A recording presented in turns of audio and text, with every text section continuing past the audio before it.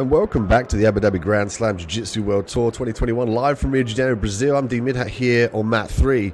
Thank you for joining us again. We've had some emphatic fights over the last 2 days. And today we welcome the professionals onto the mats to see who can take the gold and walk away and share the $200,000 prize money that's up for grabs during this competition. See the athletes backstage warming up.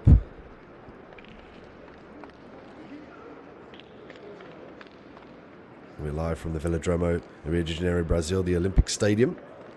Beautiful venue.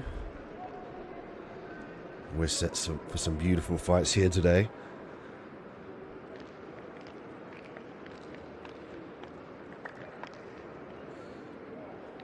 If you want to see the upcoming matchups today and the relevant matches on the relevant mats, you can go to ajptour.com, click on schedule, and you'll see all the relevant mats there. We're mat 3 on the TV channel. And we get set for the first match today. Luis Paulo Medeiros with the red belt. Rodrigo Ferreira with the black belt and the white gi.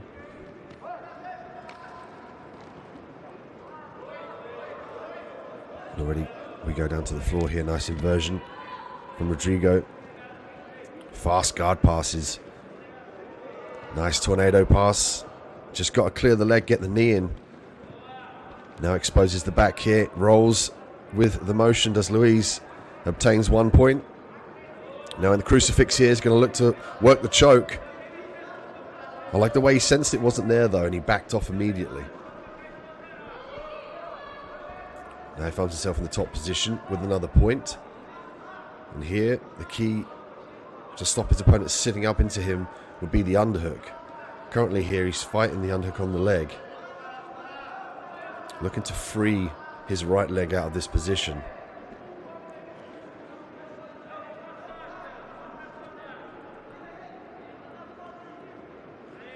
Nice knee slice here, just got to clear the heel.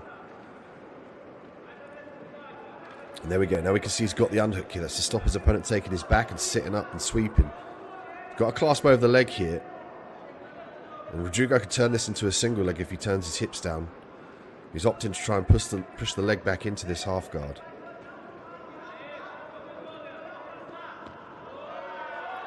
Nice pass here, the crowd respond. He's just got to make sure he controls this position now. And there we go, receives another point. Back into the half guard though. Rodrigo did a good job of firing back to that half guard, but he can't sit here off of his back too long, as the pass would be inevitable from Luis, who's now 6 points up. Luis potentially looking to attack that left arm. He's got a grip on the lapel here. It looks like he's working the choke in this position here. And that looked like it was pretty tight. He looked up at the referee. And he's going to score an advantage for that. 2 points. Now 8-0 to Luis. And Rodrigo's got a nice clasp on that half guard. Does a good job of marrying that half guard with the Denisho. Now to the De La Hiva. Dives the hooks nice and deep. He's looking to play the lapel guard here now. Now we've seen this. This has been the fruit of the competition so far. Had a nice X on the leg here. It's looking like he might try and stand up. Gets his back taken in the process. One hook now. Look for Luis to walk to the mount. Oh, he's going to work the collar choke here. Another bread and butter choke. Going to turn it onto a nice bit of leverage with the legs as well. And he's married that bow and arrow with that bottom. And there's the tap. Beautiful work from Luis with 9 points up. And he finishes by collar choke with just 1 minute and 40 seconds left in the fight. But the scorecards were not needed for Luis as he comes out victorious and moves on to the next round.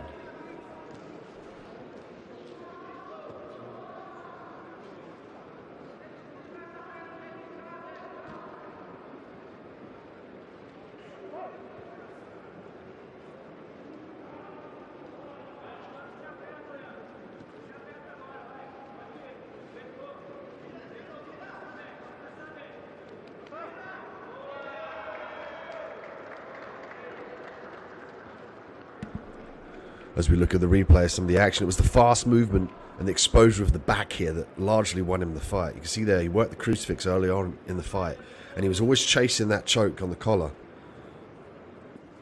He didn't get enough leverage at that point.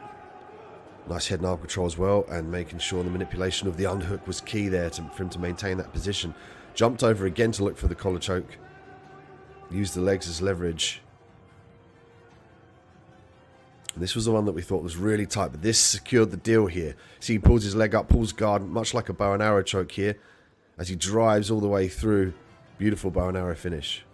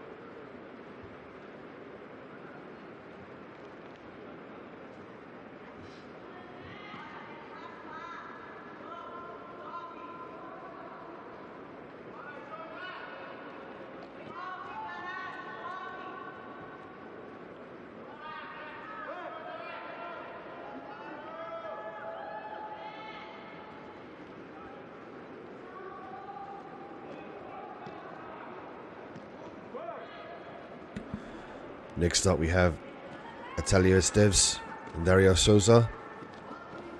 Italio with the red belt and the white gi. Souza with the black belt and the black gi as they go out of bounds.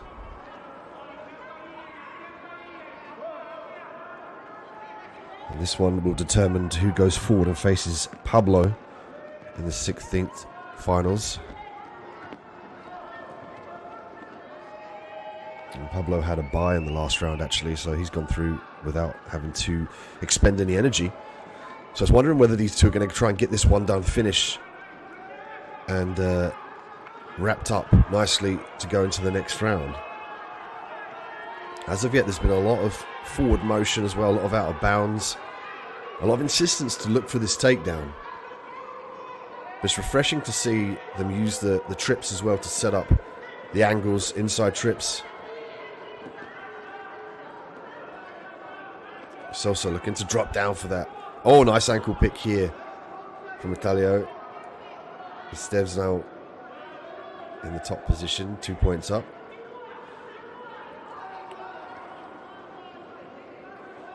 Sosa looking for the lasso. He obtains it here. Can work sweeps, he can work submissions as well. Mainly to off-balance your opponent on top to stop the advancement of the pass.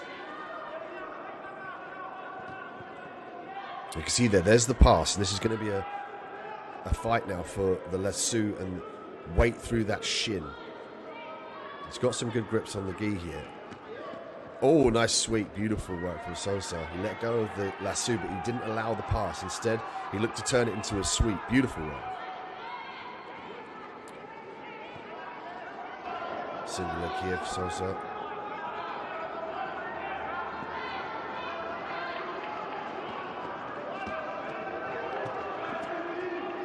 Staying very heavy on that leg as well as the grip on the lapel. Let's see if they get restarted in that position, because that was a good position for Sosa to have.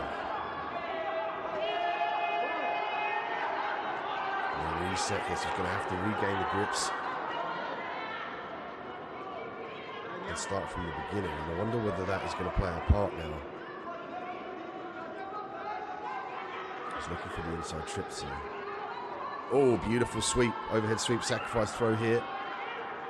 Esteves did a great job of getting back to his feet though. Earned Sosa 1 point. Inside trips again, which matters. Very active with the takedowns, these two. And male gi black professionals at welterweight here, under 77 kilograms. And it's one of the things with the lower weights at least, and the welterweights are kind of really married with power and speed still, where we see the super heavyweights a little bit more with power and less with speed. It's an excellent division to get behind actually. And these welterweights are looking to dethrone Lucas the champion, current 2020 champion actually, Namasito. Lucas Namasito's coming in.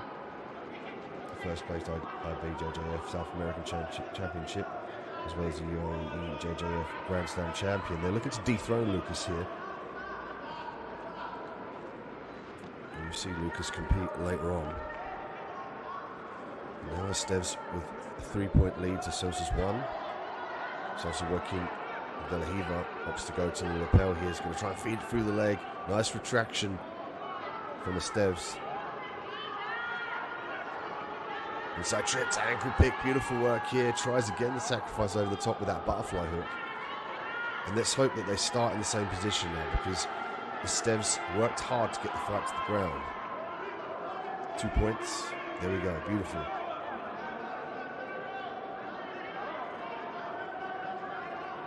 Oh, straight back to his feet. It's Esteves' beautiful trip here, straight to side control.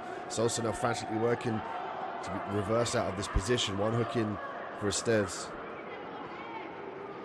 Another 2 points for Esteves here. 5-3 now. Such a fast-paced fight, an exciting fight here. On that 3 at the Abu Dhabi Grand Slam Jiu-Jitsu World Tour 2021. And we're live from Rio de Janeiro in Brazil. Beautiful country. Another 3 points here for Esteves. 9-3.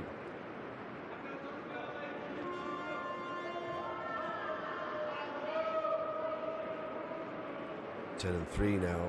Esteves with a definitive lead with just over 40 seconds left on the clock. You could argue Sosa has to do something drastic now. Potentially look for the submission finish as well if he wants to take this one away.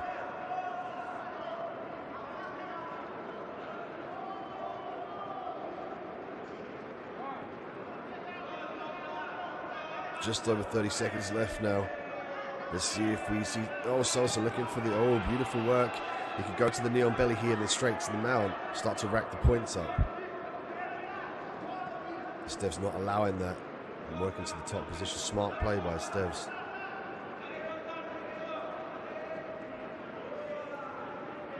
Ten 4 now. 15 seconds left on the clock. 10 seconds now. Sosa off of his back.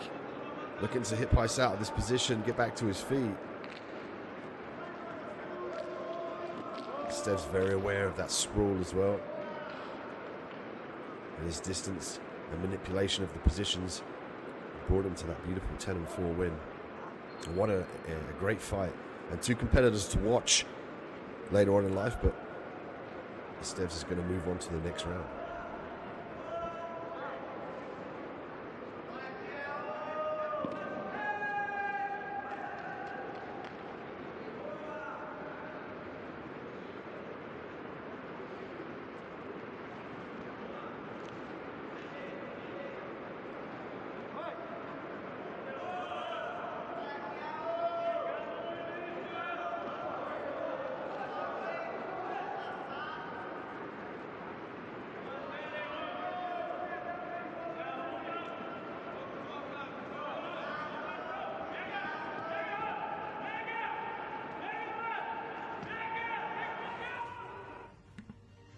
As we look back at some of the replay, we see a very frenetic pace. Double underpass as well.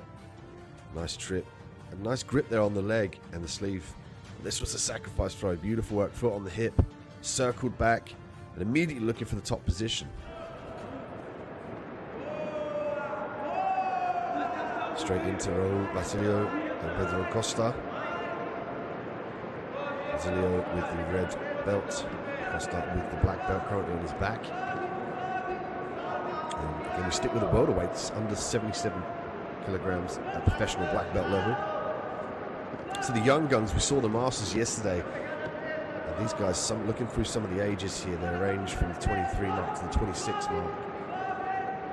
And what a prime age as well. They recover well, they're very fast, very explosive. So we're seeing a lot of motion from these welterweights, a lot of lateral movement, a lot of insistent takedowns with explosiveness attached to that.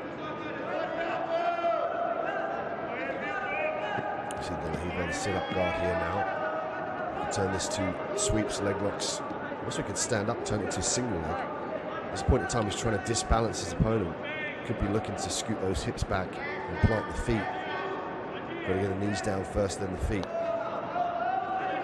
Now he's going to switch to a leg lock there. You can see the left leg skipping around to the outside. Back into the middle. Now he's going to try and gain some leverage and lift his opponent up in the air with that foot. So he's trying to get both feet underneath that hip now. And he's a decent grip on a base arm as well. There we go, he's got the left. He's starting to work these positions. Costa did a good job of trying to skip around the guard. Basilio did a great job though of switching between the leg lock threat and the sit-up threat onto the single leg. Also the sweep on the inside of the thigh. Look at the video assistance replay here as the time gets paused at 3 minutes and 18 seconds. A great option for our referees, mat side, to use.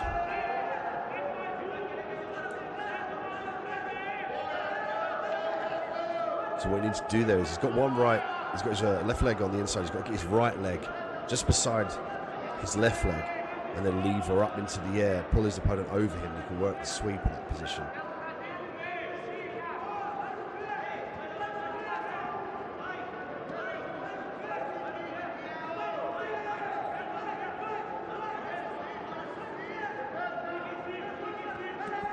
See there, Falcon Eye lending a helping hand.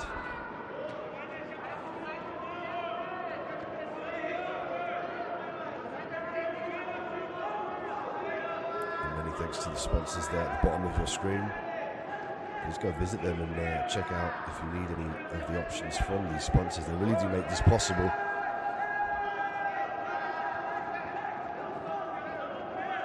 Jumping guard pass here. He's got to be careful of the leg, however. Basilio now looking to attack the leg. Potentially looking for the K guard here. He's got to be careful to maintain the rule set here.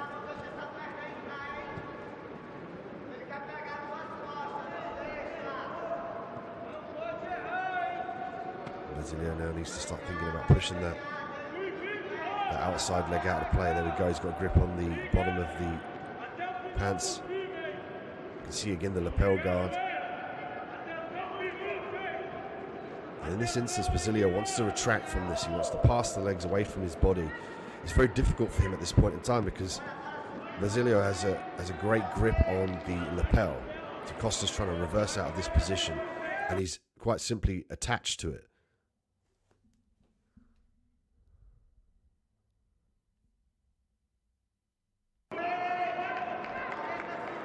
And he's unable to retract out of that position due to that lapel guard. He's got to try and strip the grip here. You can also look to stack past the guard as well and kind of buy into what Basilio is looking for is to gain the close contact. Again here, this is where you see him reverse out. He doesn't want to allow Basilio to load him onto the hips for sweeps. He wants to maintain his base as well. That's where you see Costa retract the hips. There we go. That's what he was trying to avoid. Basilio was trying to accomplish is to pull his weight on top of him to allow the sweep. Costa did a good job of getting back to his feet. Basilio working for the single leg now. Sits back down, might give the pass away again using the lapel guard. Choke set up here from Costa on the top, forcing Basilio to abandon the guard momentarily.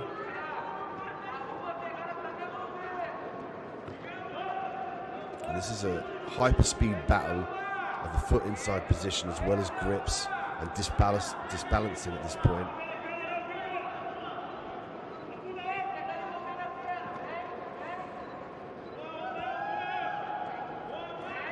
And again we see Basilio look to disbalance his opponent.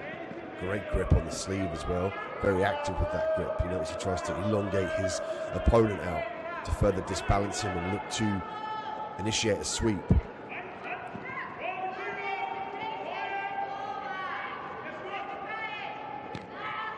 Costa did a great job of buying into the pressure now. You can see Basilio trying to frantically create space. Costa with a brilliant pass into side control. Maintains the position to obtain the points now. 5-1 for Costa, 20 seconds left. We get a recenter.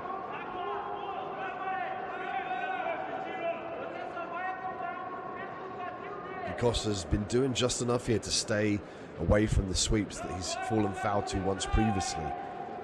And he understands as well, once he reverses, he has to maintain that top pressure. So he'll pick the right time to come in and pass the gun. And that's exactly what we're seeing, the fruits of his labour now in side control. And if he can stay active here and control Basilio, he's going to come away with the points win here. With just 10 seconds left on the clock in the male professional welterweight black belts. Leon Belly as well, just for good measure. And the time here, when we finish at 6-1 in favour of Pedro Costa.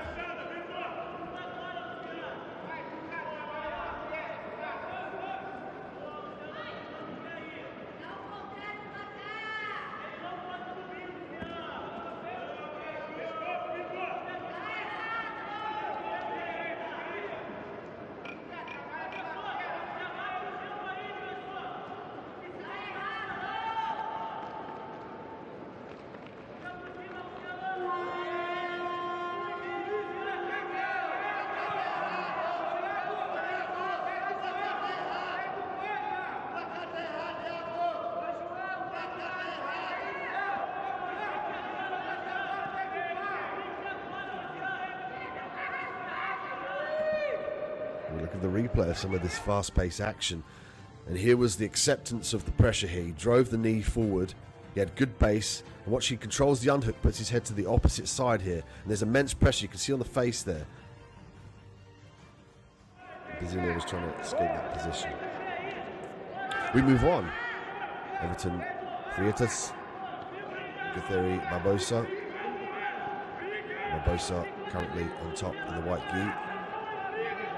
Everton off of his back now with the red belt. Everton Freitas now looking to establish the inside foot position. Nice sweep. He's going to have to be careful about the leg lock counter here then. Goes for the straight foot lock himself. Switch to the knee bar here.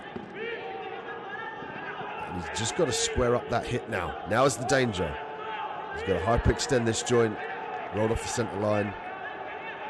Now he's missing the knee bar here. Everton following again, just a little bit short of the knee line. You see, that's why the left leg of his counterpart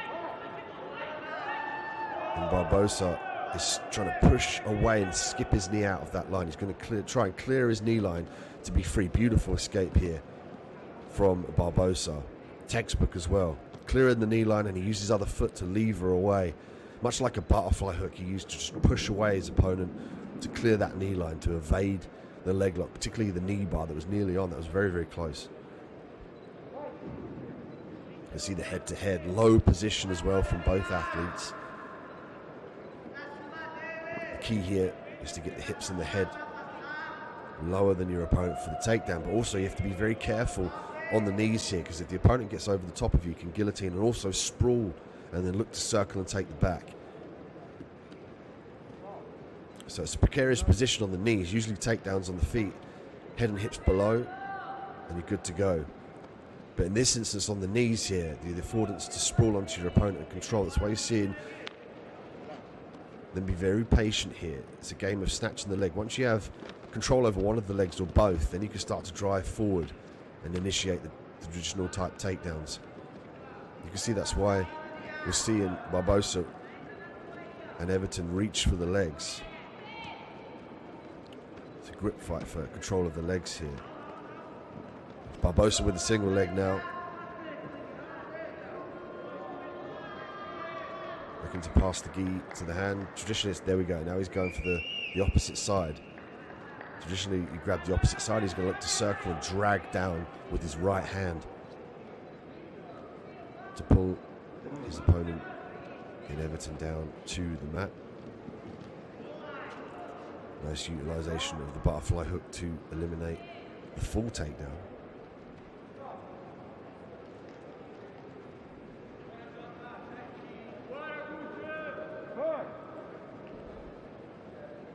Time back in. 1 point for Barbosa. And the point system here with regards to the advantage now turned into a point. So if your opponent gains an advantage, they get a point.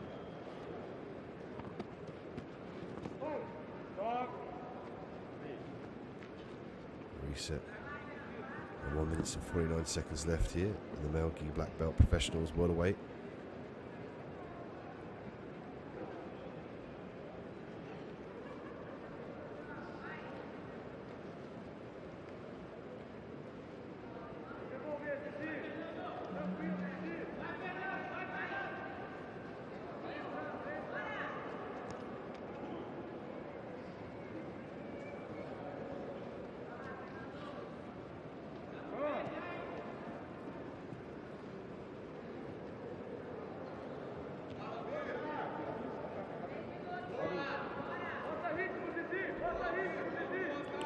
Looking for the underhook here.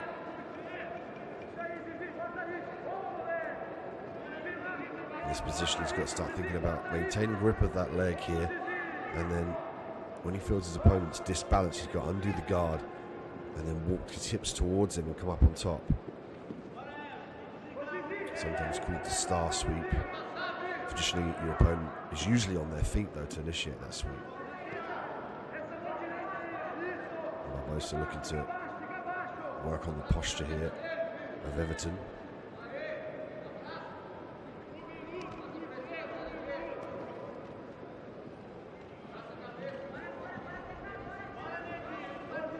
Everton looking to control the pants of the leg here. It might drop down for the traditional star sweep.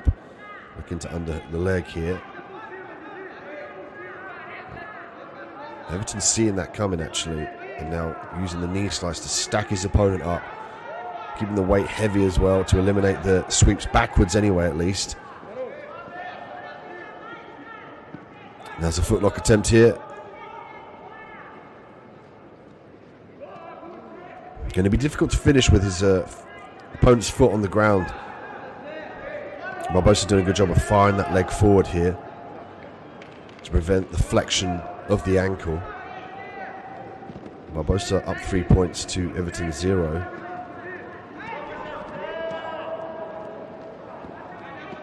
He's got to be careful in this position. He's got to look to clear the knee.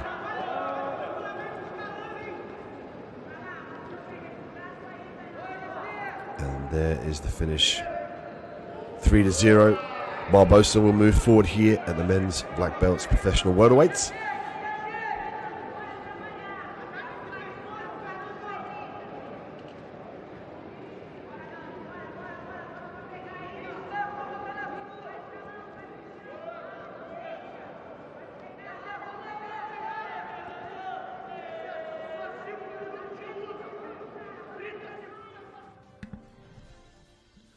As we look at the replay here, some nice back and forth action on the feet. Looking for the channeling of the single leg. Again, using the lapel to try and lever his opponent down.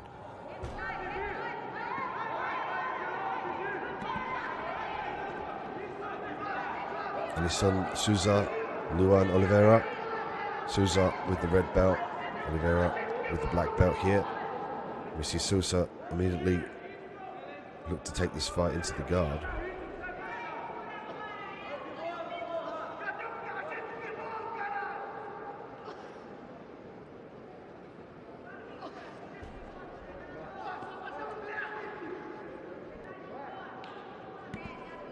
Again, nice control of the pants leg. Looking to disbalance. Looking to gain leverage as well over the top half of the body, even with the lapel or the sleeves, to pull his opponent's posture forward to enable the disbalance for the sweeps. It's a key point in gi jiu-jitsu to get grips. We're seeing that here. And the counter to that is, of course, is to strip the grips. And butterfly lasso being initiated here. Still got the lasso. There's the sweep. Now exposing the leg lock here. That's high-level jiu-jitsu, to use a sweep to initiate and expose a submission. That's the game.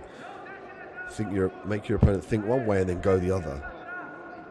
And there's a difference here between such high-level athletes in Jiu-Jitsu is to capitalize on the mistakes. But sometimes you need to make those mistakes. You need to invite your opponent to think they're going one way and then go the other with one thing in mind, but distract. That's what we're seeing here with the lasso.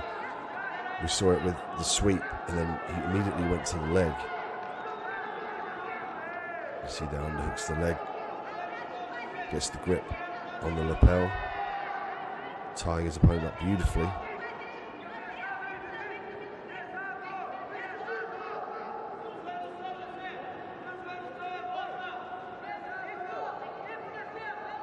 We've seen the lapel being used consistently over the last few years. The development of the worm guard, for instance, the lapel guard, the lasso. And this is the perfect proving ground as well, as he switches over to the top position. Nice inversion.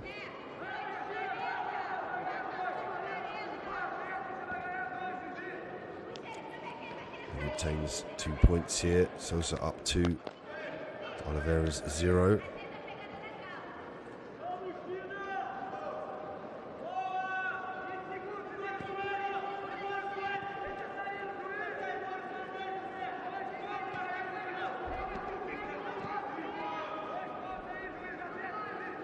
Threat of the foot here, but needs to be able to control the limb with both legs. Traditionally, you need one leg in, one leg out, and we see that with the Ashigami setups. It's not always guaranteed, though. You can finish with the outside Ashi. This is a game here of the outside position. Both legs on the outside, but he has to make sure the knee line isn't cleared by his hips. He wants his knee line nice and deep to finish those leg locks. 1 minute and 30 seconds left on the clock as we see 2-2 on the scorecards.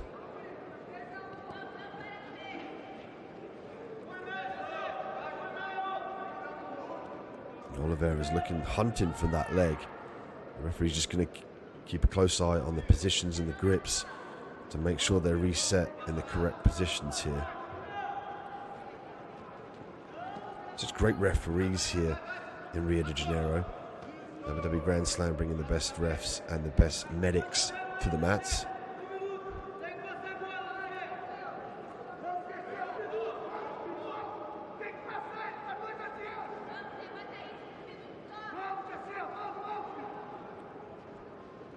And this competition brought to you by our wonderful sponsors: UAE Jiu-Jitsu Fitness, International Vision Travel, Ivy Sports Management, International Vision Investments, and 24/7 Management. Thank you so much for making this possible. Please check them out.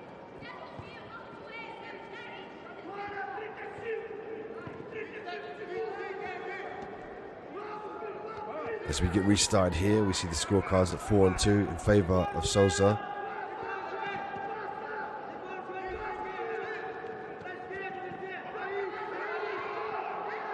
Sosa in the top position here, currently fighting the outside leg here. He's got the arm tucked in. Traditionally, you want to push that outside leg off, but it's being negated at the moment. Oh, beautiful lumberjack sweep. Don't often see that at such high level, but it was the threat of the lasso and coupled with the leg lock attempt from the Ashi that enabled that sweep. Now's the back take here. Threatened with a foot lock as well. Doesn't look exceptionally deep. He's got a little bit of leverage there. And you'll know when it's tight because Sosa will sit up and try to actively defend this. There we go. He's trying to fight the hands now. That says to me that it's starting to get tight. There's some leverage going through that foot now. He's got just under 30 seconds to work. Can Oliveira secure the submission? He cannot. Sousa did a good job keeping the foot nice and heavy as he looks up to the scorecards and sees 6-5 in the favor of Sousa. Now looking to Berimbolo to the back here. Again, he's leaving the leg in. The classic counter to the Berimbolo is that leg. When it shoots in the middle, if you drop your hips downward and pull the leg upward. Great fight. 6-5 in favor of Sosa. Alisson Sosa is now going to move on to the next round here at the professional welterweights.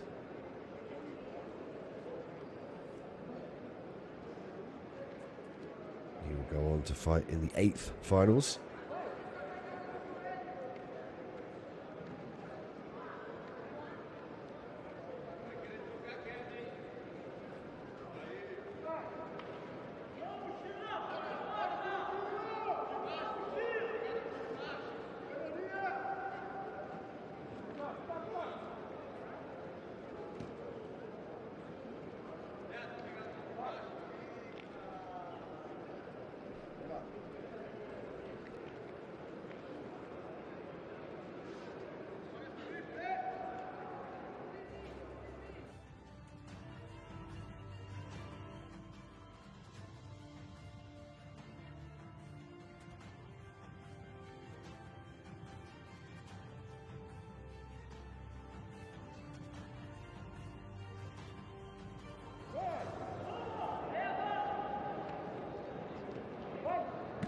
And we get straight back into the action with Luis Santos and Luis Ribas. Santos with the red belt, black gi. Ribas with the black belt and the lighter blue gi. Straight to the floor. Ribas looking to lever the leg upward and pass round to his left side. We're looking at the video assistance replay here.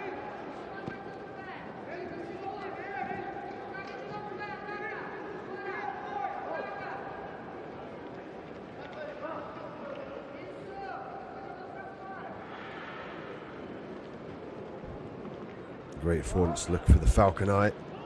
Again, Abu Dhabi Grand Slam leading the way in combat sports with the immediate replay. See the toes tucked in the gi there.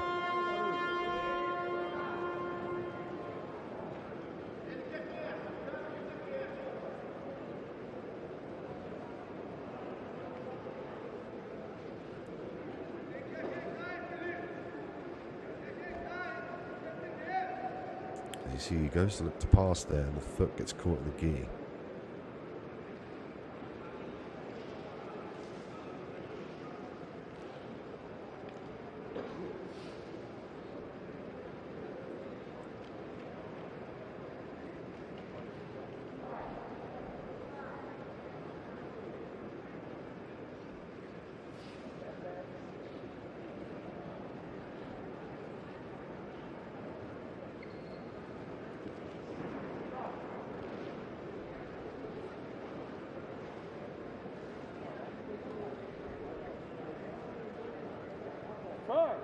The referee's happy, restarts the action.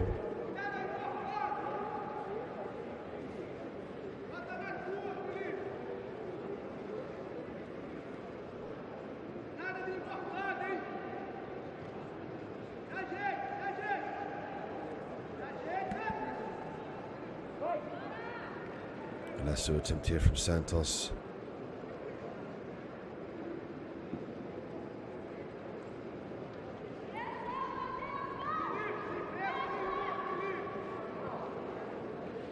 Grand Slam brought to you by the UAE Warriors, Ranch Communications, IBSM, UAE Jiu-Jitsu, UAE Warriors as well, an excellent organisation.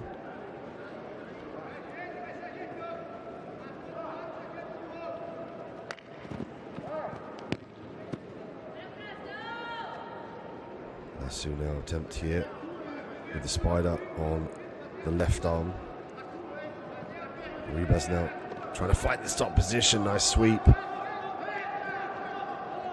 Use the shin beautifully there. Santos is going to gain the advantage in that instance, which gives him 1 point. Great utilisation of the lasso here. And he'll fire that right leg up as well, in the inside of the bicep.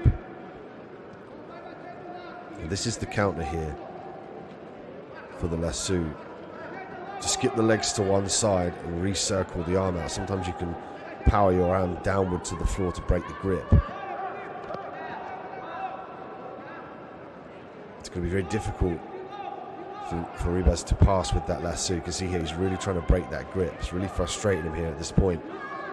And Santos is frantically trying to maintain the grip on the sleeve. Now Ribas is making the adjustment to block that leg coming on the inside. Santos will look to circle it to the outside. There we go. Now watch Ribas. There we go. So he pushes it away. Makes it very difficult now for Santos to put that lasso in.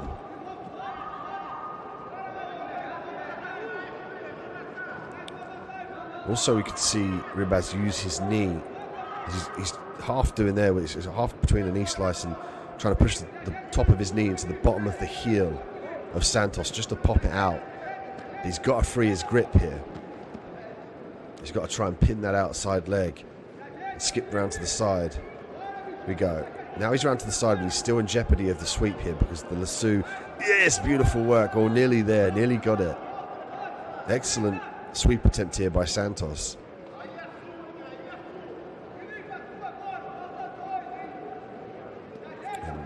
to initiate that further as well. Once he feels the disbalance, he could look to dive his right arm underneath the left leg and lift and sweep at the same time as holding the lasso.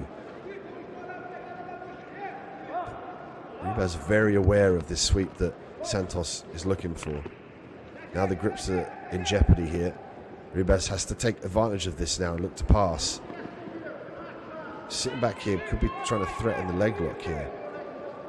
Lasso's nice and deep, just the toe caught in the lapel area, and readjustment from the referee. And this is a battle here to negate the lasso. Once that leg is weaved in as well, it's very difficult to secure it out of that position. So a lot of times sideways motion as well as pinning the leg to the mat and circling out, as well as prevention as well, as what we're seeing Ribas do here. He's trying to prevent that lasso by being very active with his guard passes, and he's pinning the legs here, as you see from the camera angle. He's doing the right thing, but Santos very fast, very apt to get to his feet here.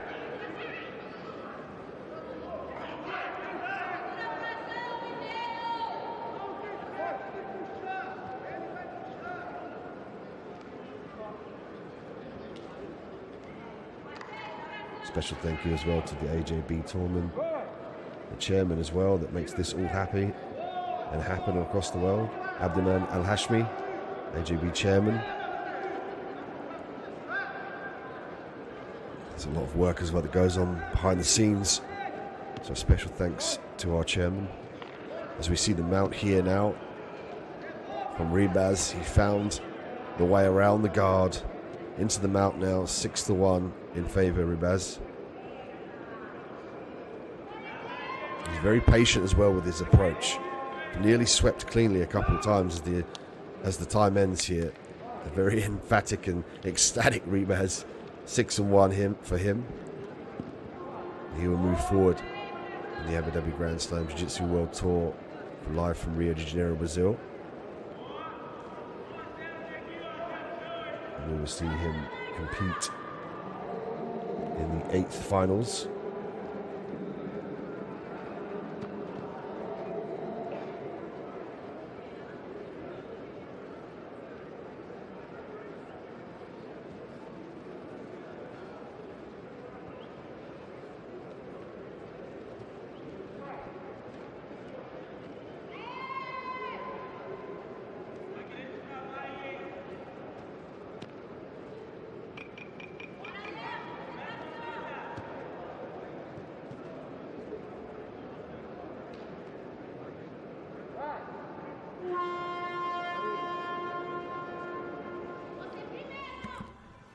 Check out the replay here as well, the disbalance.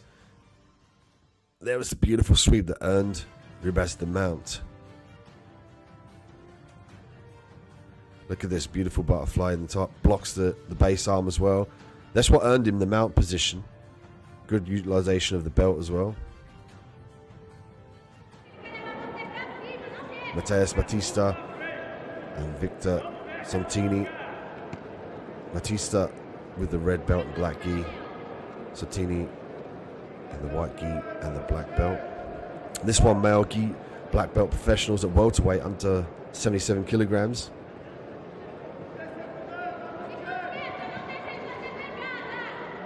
Everyone looking to dethrone the current champion, Lucas Namacinto.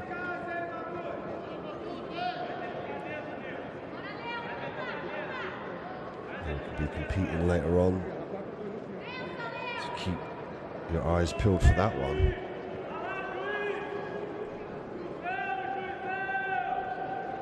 Full guard here for Santini,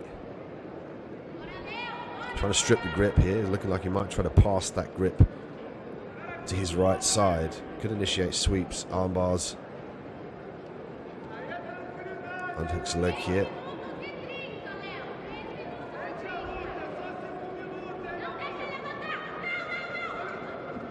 Santini with a great grip on that arm. Batista standing nice and tall, trying to make it difficult for Santini to hold that guard position. Down to the De La Riva, looking for the lasso.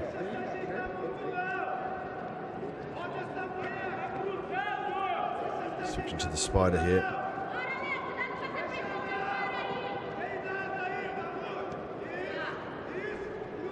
De La Riva.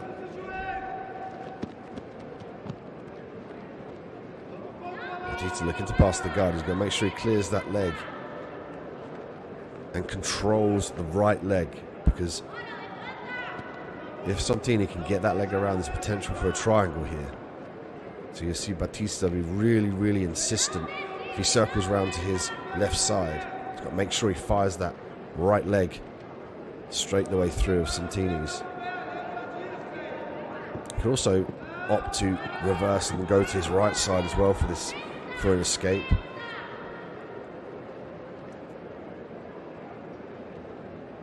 As long as he keeps his head low and the leg onto that left side of his body and underneath his body, he's going to be clear of the triangle.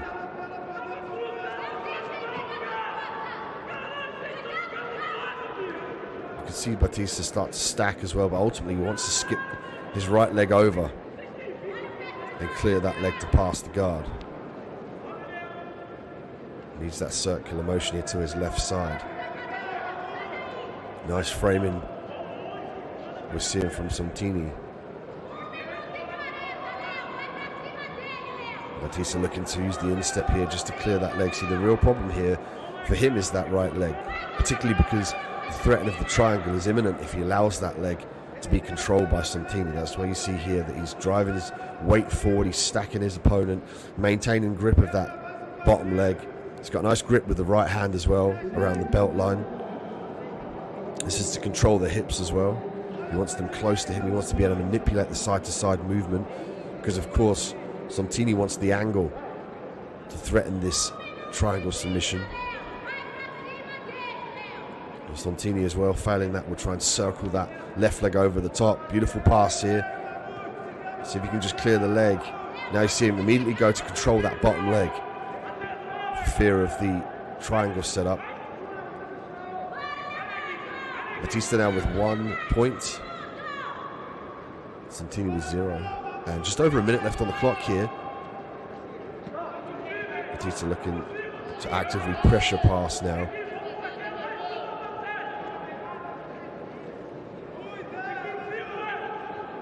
And it comes down to the game of inches again. That 1 point when he can clear the leg, or the point where Santini can clear his own leg and look for the triangle.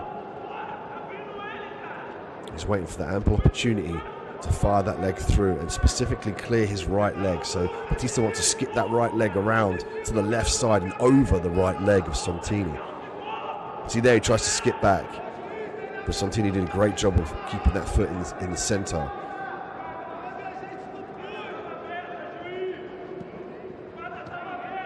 And Santini, I think he just looked back at the scorecards here. He's just got over 10 seconds to work. And Batista was still trying to actively pass the guard. He could come around to the left side as well. If he can clear that left leg, he can go around to the right or the left side here. But he's done enough. Did a good job of stifling Santini, avoiding the triangle. It's enough to get the job done and allow him to go through to the next round.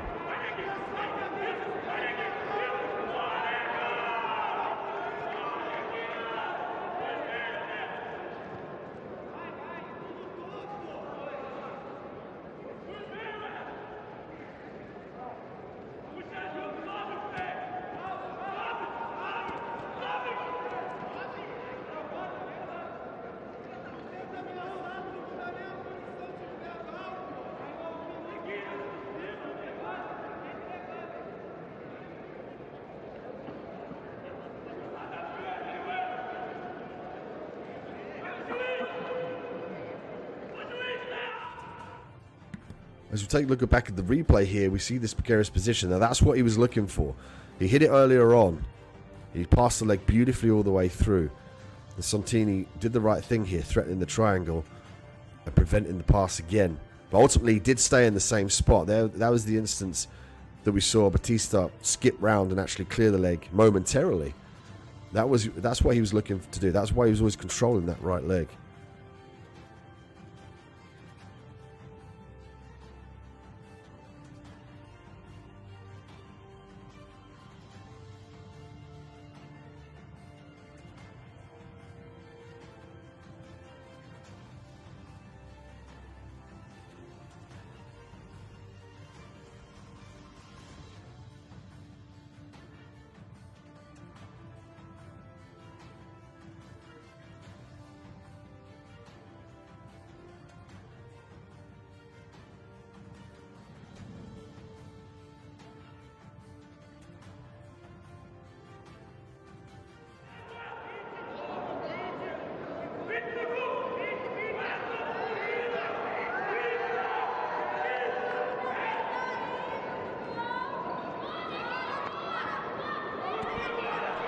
Murillo Amaral and Giovan Carmo.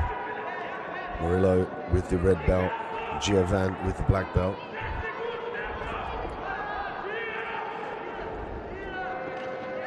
Murillo looking to pull guard early on. Straight into full guard here. Look for him to break posture and obtain grips as well as key. He's opening out the lapel there, looking to circle around the arm.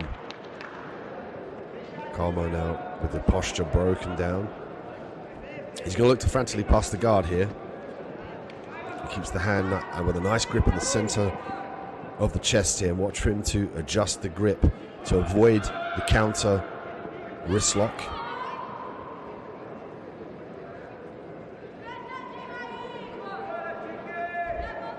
We're looking to circle that lapel over the top of the right arm of Carmo.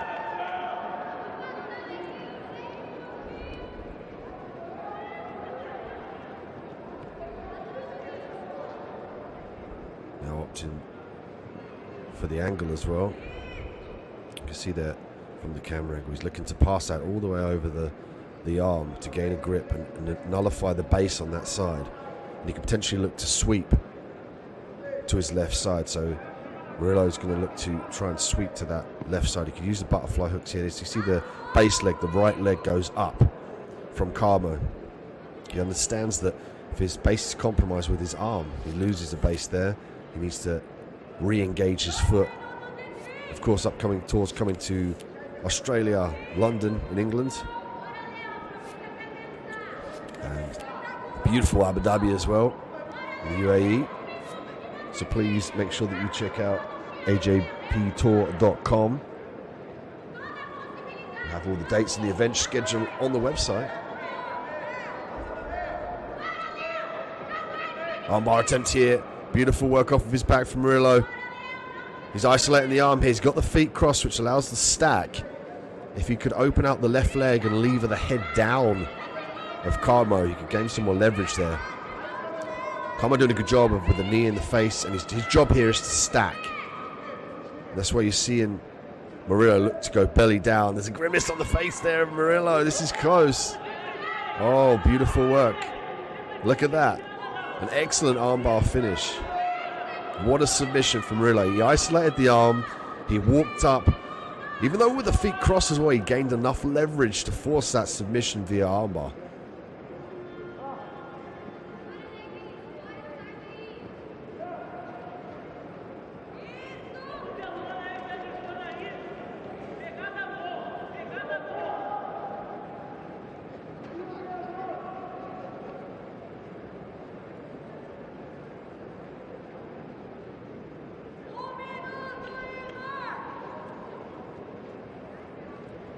Great submission finish. We're going to check out the replay here.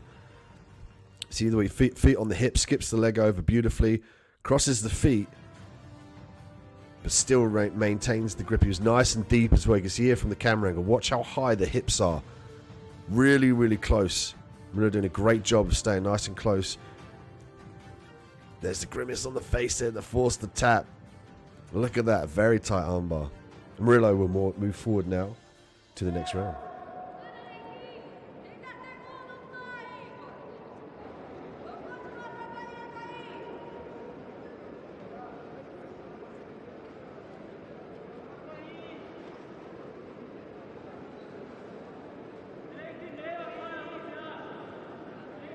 Mateus Cardoso and Lucas Nascimento, and Lucas, one of the forefronts here, favourites, and everyone's looking to dethrone this man. Lucas also goes by the name of Simba due to his family, and particularly his mother being very fond of the Lion King.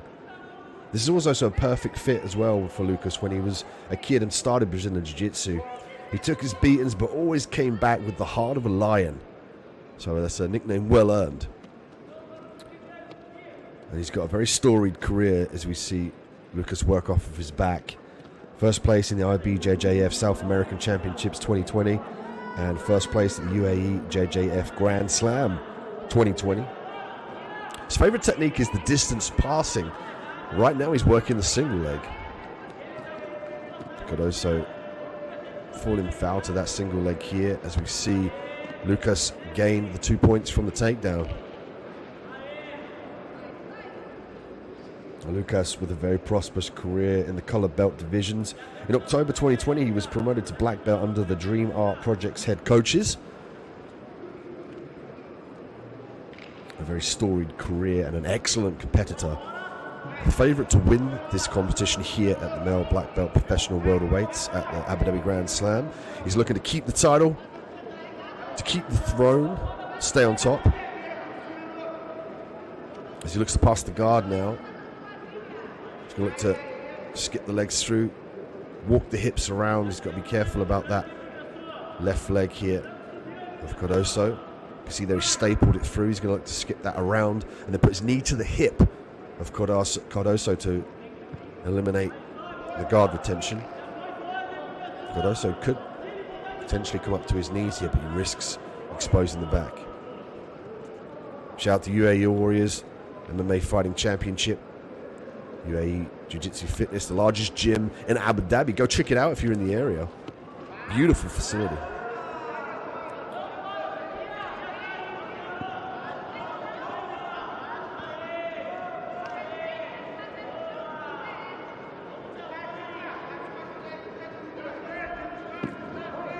Back exposure here is predicted. Lucas now 3 points to 0. Cardoso defending the back. Lucas now looking to obtain back control here. Both hooks. Looking for the choke. Watch for him to pull across with the top hand and pull down with the bottom hand on the lapel to create a noose. To choke his opponent. 7 points here. And Lucas.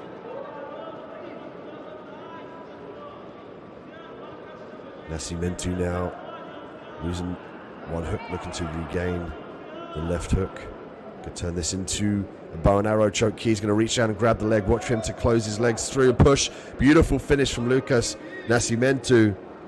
7-0 on the scorecards, but the submission finished it with a 1 minute and 52 seconds left of the round. And again, Lucas moving forward. The favourite in this competition, winning by submission. He will go through to compete at the 8th finals.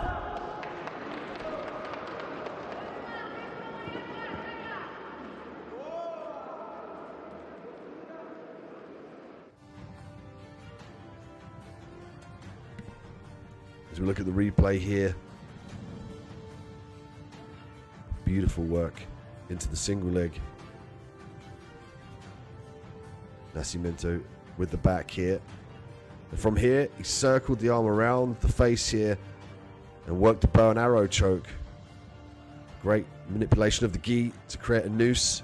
You can see he's forcing his arm round. He's holding the leg to prevent the turn in and forcing his legs away from his body to gain more pressure to finish that choke. Check out this replay here. The leg over the top of the shoulder and the one across the midsection of his opponent allows a greater leverage for the choke.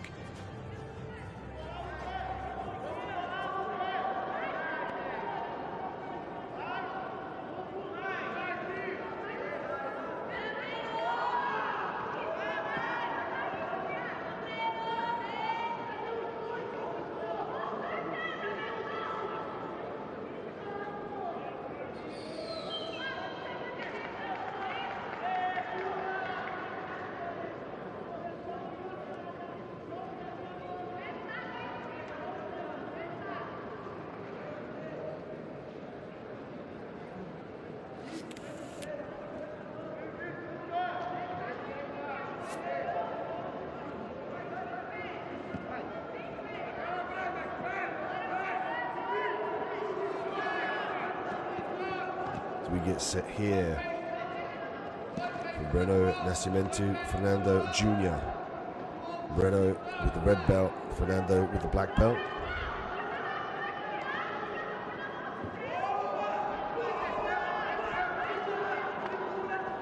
A single leg entry here, top position for Breno as they get reset.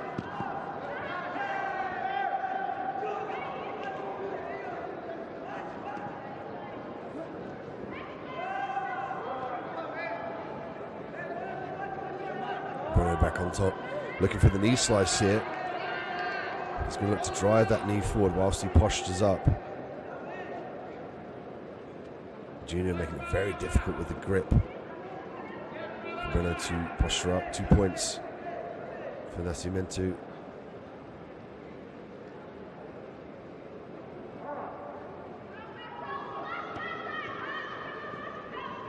Nascimento now looking to keep that posture up with the grip.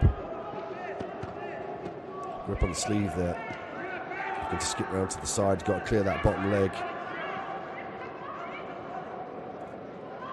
There's a few options here. He could go to the left or the right. If he's going to go to his left side, he needs to pass that right leg through of his opponent to avoid the triangle. He can also reverse out like this and go to the opposite side. Nice guard retention. He's got to be careful with the armbar. He had the right idea there. He's just got to be more insistent with blocking the relevant leg as you pass the opposite side. And it becomes more precarious and more difficult when you have somebody that's as flexible as Fernando Jr. He's able to circle those legs around a little bit easier. So you have to really make sure that you go fast, block the leg, and potentially stack to avoid the guard retention. And there's a sweep attempt again. Fernando back to his feet.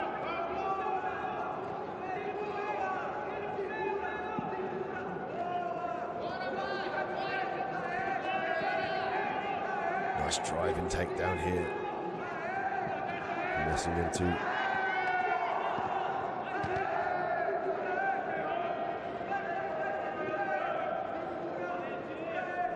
We'll get a reset in the middle of the mat here.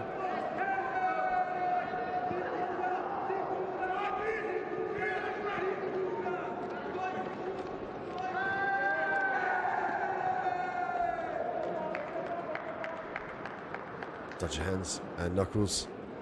And we go back to it. Breno Nascimento with 2 points to Fernando Jr.'s 0. 2 minutes and 50 seconds left on the clock. Male gi black belt professionals at welterweights.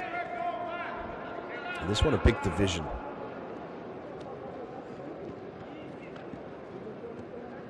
Today at the welterweights, under 77 kilograms, we have 36 matches in total. Later on, we're going to see the female brown and black belt professionals, roosterweights, light featherweights, roosterweights. It's going to be a great day on the mat, a mixture of male and female competitors.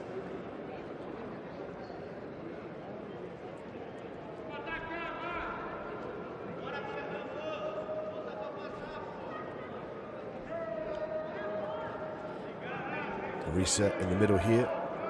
The Grand Slam Rio de Janeiro Tour 2021. We're live from Rio de Janeiro in Brazil. This is Mat 3. Thank you very much for joining me, D Midhat. It's been a great event so far. Lots of submissions, lots of positional awareness, and I love the evolution of Jiu-Jitsu happens before us, and it's tried and tested and broadcasted to the world here via the Abu Dhabi Grand Slam Jiu-Jitsu World Tour. Here we see the techniques that work, the newer techniques that are tried and tested. Star sweep attempt here from Nascimento. And a call from the video assistance replay here.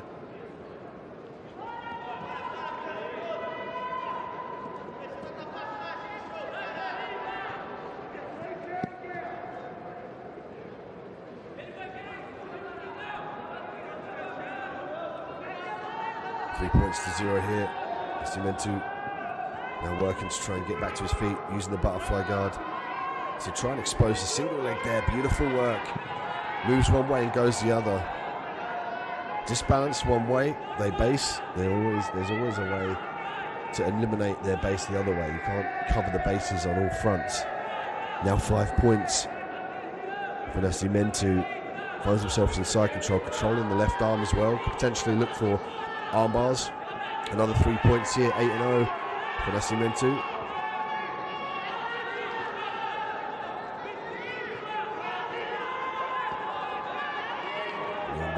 Nascimento switching around. Fast work from Nascimento, but equally Junior, very flexible and has amazing dexterity in his legs. So when you think you've passed his guard, he immediately swings around and tries to re-guard.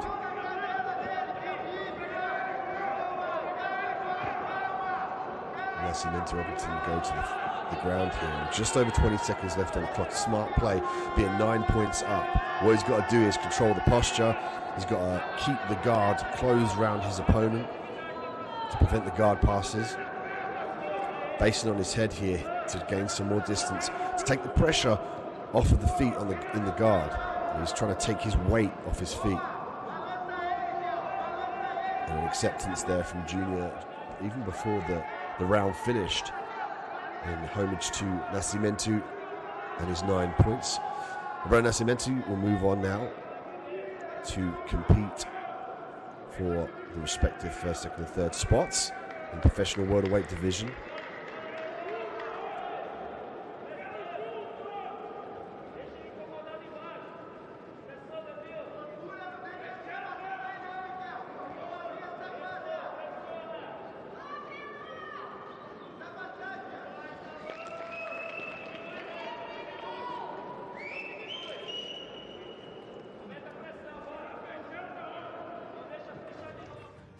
And here's the replay as well. Nascimento and Junior's ability to re-guard off of his back. He's very flexible and aware of where his feet are in space. Nascimento did a good job of stepping out of the guard with the belt. Traditionally we see people use the lapel for that, and the lapel guard. Nascimento sensing that earlier on, securing the side control position as well.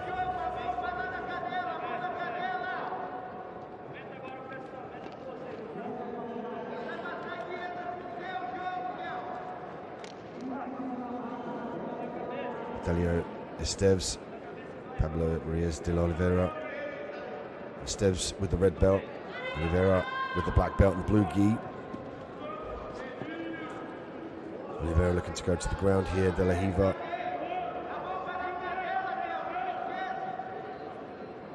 And Esteves looking to clear that leg on the outside here.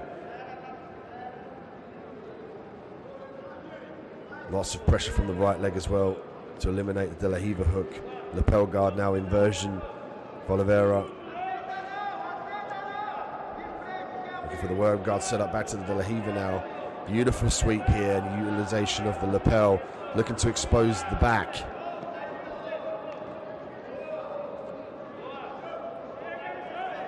You watch for him to reach around and grab the back of the pants, sometimes called the diaper guard or the diaper initiation. Grab the back of the pants and try and expose the back.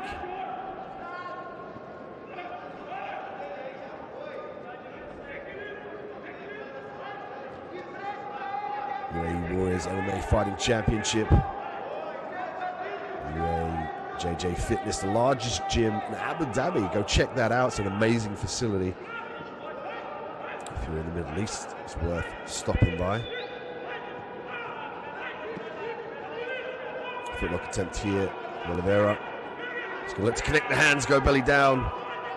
Put some pressure through the ankle on Esteves. That lapel guard again.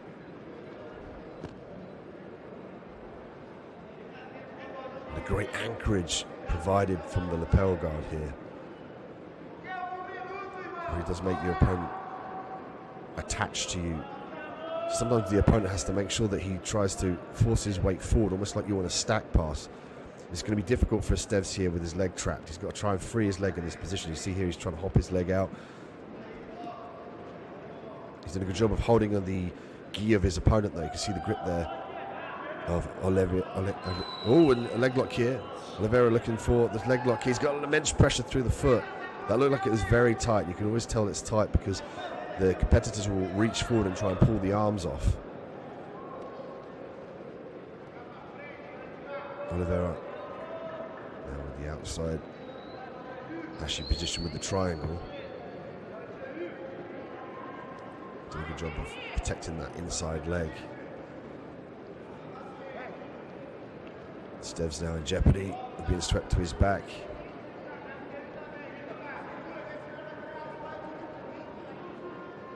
Oliveira using the pendulum of the hips there, even a grip on the back of the left leg to disbalance Esteves.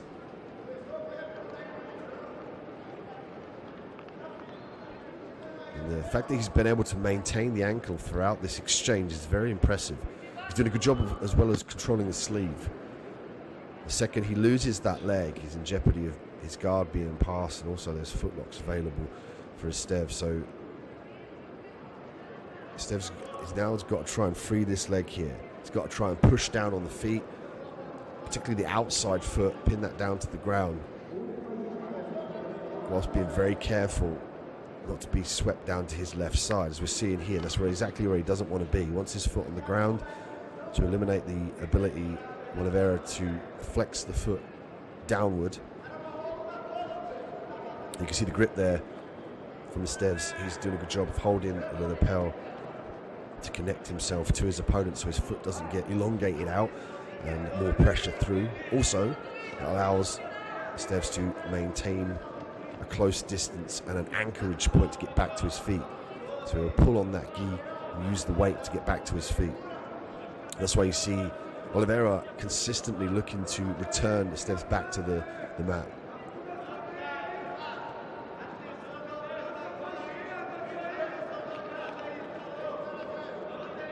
Foot in jeopardy here from Estev's.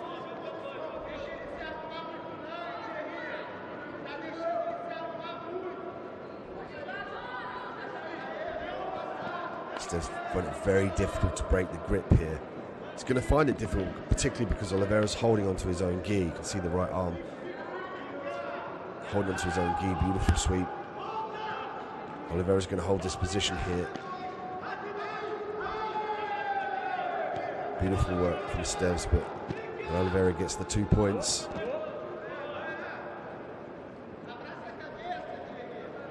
Now he's looked back at the scorecards here. Again, a massive affordance in professional jiu-jitsu. Don't see this in other combat sports. The athletes cannot see the scorecards as the fight goes on, so they can see that in the Abu Dhabi Grand Slam, particularly by looking at the monitor. So then they can formulate a plan to score more, to maintain, and to edge the win out, as we saw a perfect example of that here. Looking for the video assistance replay here. Time's run out. But the referee's going to look at the past action here. He's going to look at this sweep and the positional change.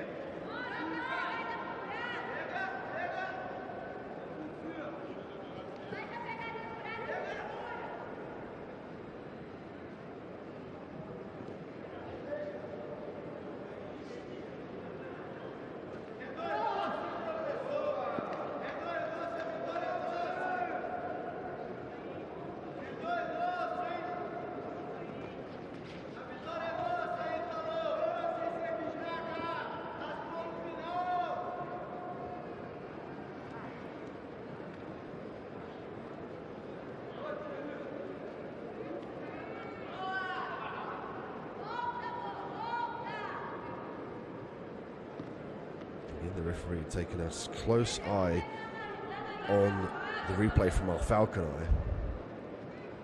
Again, such a brilliant piece of kit to be able to watch back the fight during and after, just to make sure that the correct decisions and the correct points were awarded. Eliminates any sort of argument after the fight, as we often see in other combat sports that don't allow the instant replays, particularly during the fight. It's a great affordance for the athletes to see the scorecards and to be able to make sure that they're awarded the correct points here.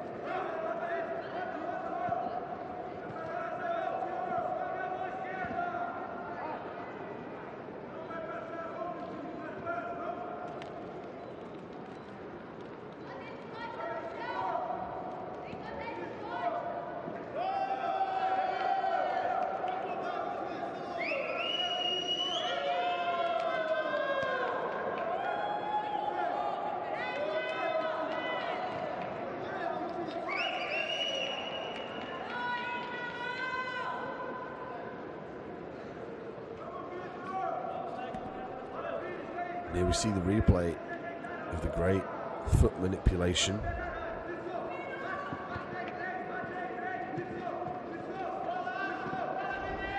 They're able to manipulate the feet and the bottom position. Ultimately, it was Esteves that walked away with the victory.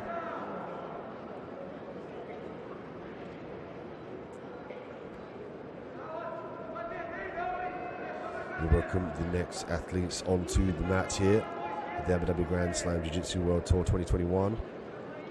Leonardo Domingos with the red belt, Darlin Jr. with the black belt now in the top position.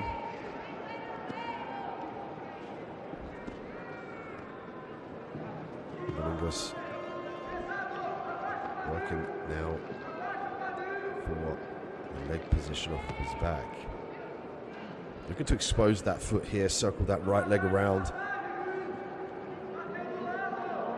Wants to push the balance to his left side of his opponent.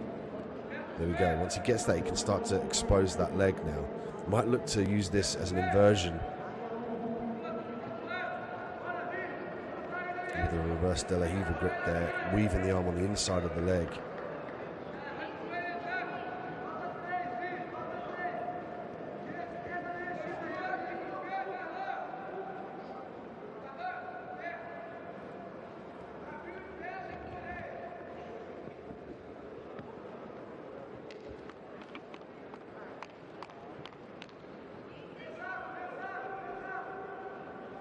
Touch your hands before they get underway. In the guard position here, Domingos off of his back, looking to expose the lapel again, potentially to wrap it around the left arm of Junior.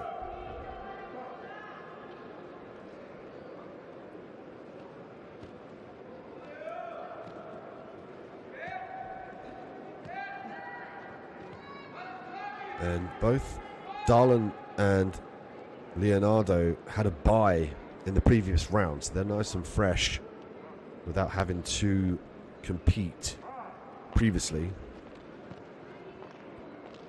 It's always good to be able to manage the cardio as well as injuries as well. You can pick up some injuries during fights that could potentially inhibit your performance later on. But we're seeing Leonardo already 6 points up to 0.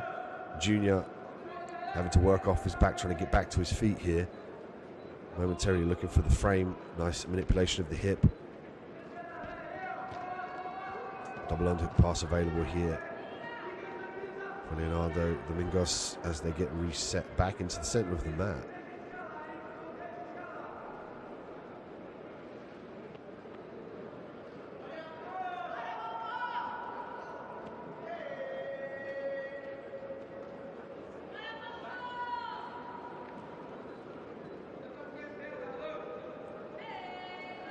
Now the double underhook pass here could be initiated. He's going to try and pull and stack his opponent.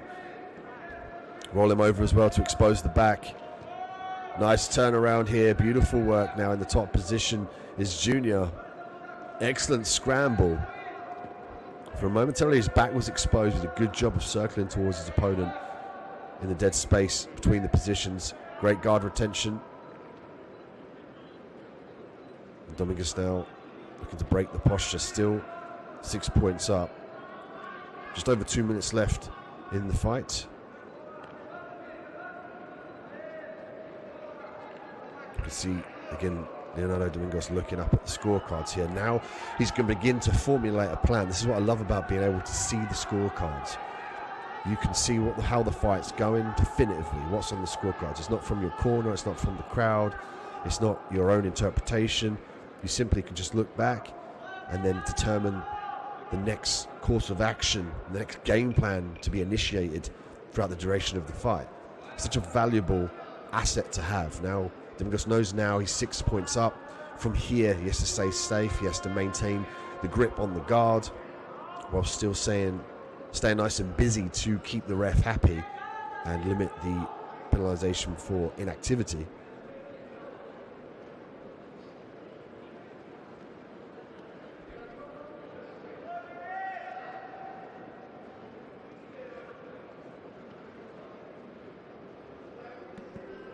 Also, a thank you to our sponsors and His Highness Sheikh Mohammed bin Zayed Al Nahyan for making this possible, bringing Jiu-Jitsu to the world on a world stage. We really do benefit from seeing these athletes compete here at the Abu Dhabi Grand Slam. Watch worldwide. It's a pleasure to be here, live from Rio de Janeiro, Brazil. Beautiful country, beautiful people, and we're being treated to some beautiful jiu-jitsu here as well. We're seeing the grips be paramount, lots of lapel guard here, as you see at the perfect prompt in time. Domingos looks to grab the lapel. Nice sweep attempt here from Domingos, looking to establish the grip on the right leg of Junior. And he's going to look for sweeps here that limit him from opening his guard. When he opens his guard, he's at risk of Junior's passing. Junior's going to reach back now, try and push that left leg down of Domingos.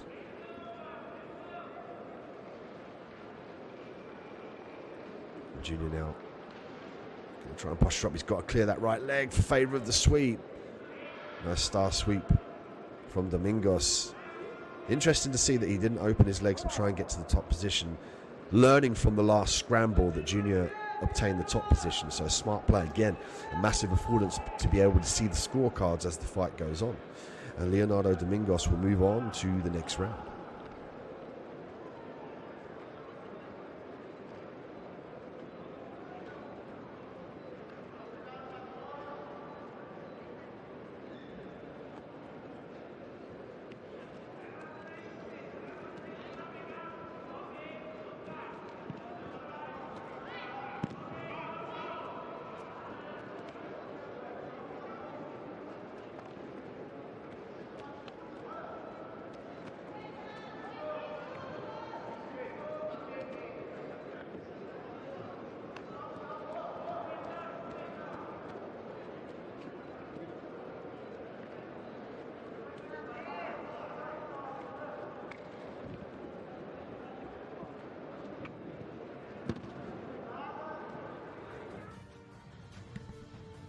As we look at the replay here, the beautiful sweep.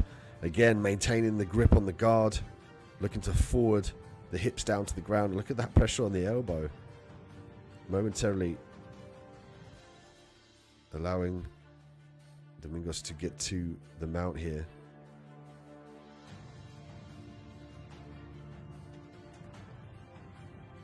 Junior postures up here. Here was the beautiful sweep. Watch this. He's got a grip. Forces his hips backwards while trapping the leg. And he didn't try and get to the mount here, understanding that he was already up 6 points on the scorecards. And we see Leonardo Domingos move forward. Wallison Souza and Nathan Chung. Souza with the red belt, Chung with the black belt.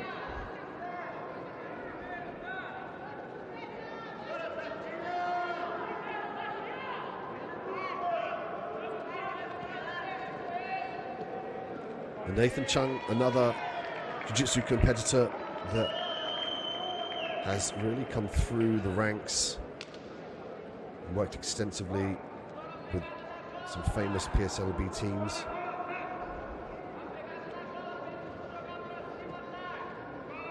He gained traction while competing in the lower belt divisions of the sport, where he conquered the European and Brazilian titles on the International Brazilian Jiu-Jitsu Federation circuit.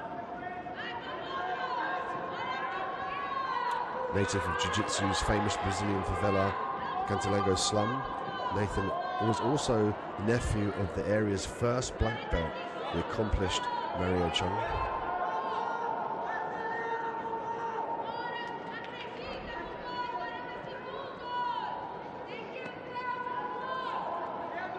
Get medical assistance here.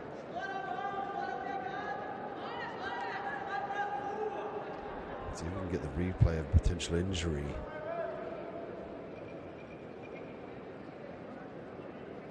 can see the hands heavily taped up as well. This gives the affordance to maintain some integrity of those valuable ligaments. We're back underway here. Souza in the top position, Chung off his back.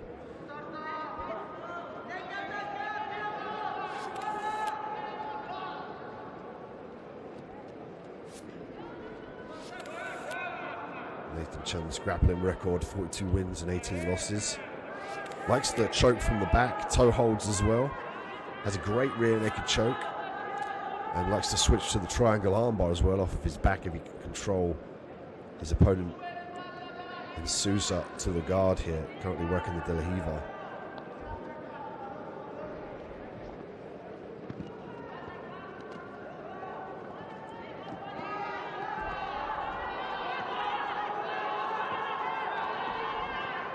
Some frantic guard passing here from Sousa. We've seen his ability to skip from side to side here. He just got to make sure he tries to clear the relevant leg to the side he wants to pass. If he wants to go to his left side, he's got to clear the right leg. If he wants to go to his right side, he's got to clear that left leg. And by clear, I mean get completely past of it and then create a blockade either with his hips, his legs, or his body to enable him to pass round. Chung now did a great job of utilising the De La Riva here. I love the way he's following in his hand all the way through and grabbing his own leg. He's not gripping the gi actually, he's just cupping the inside of his leg for more traction.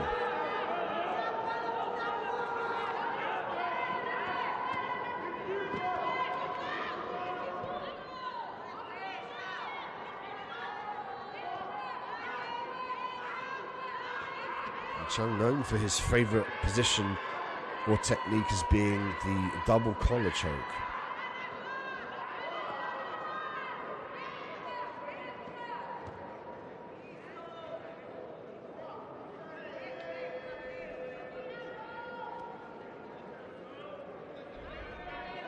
Again, Chung working with De La Riva here.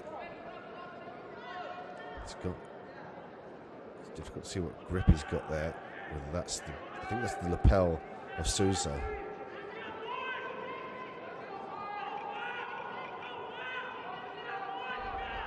Could be his own gi. It's difficult to see. You can see the gi there pass through.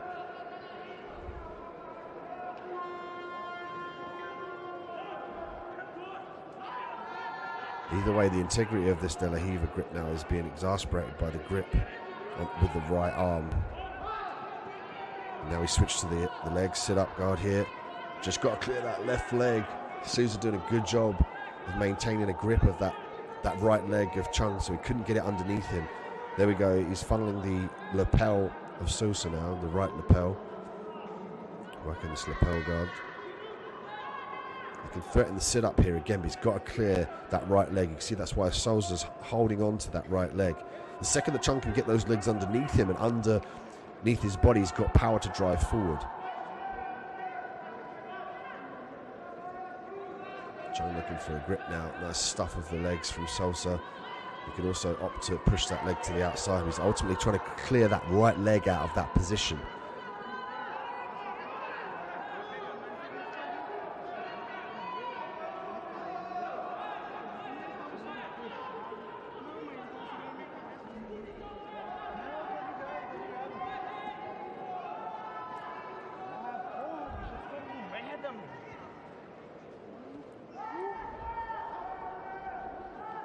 Sousa again looking to control the grip.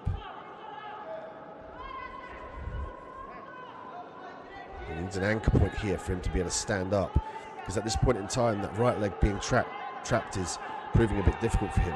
Oh, he did a nice job of trying to switch through there, exposes the back however, largely due to Chung's grips. He might get a restart in the middle of the mat here. Sousa looking for the counter. Hip throw. See if they get restart in the same position. It would prove in Chung's benefit if they did.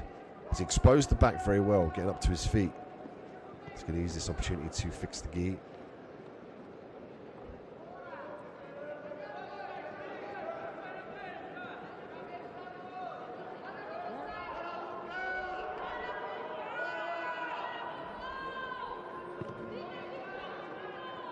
Rest period.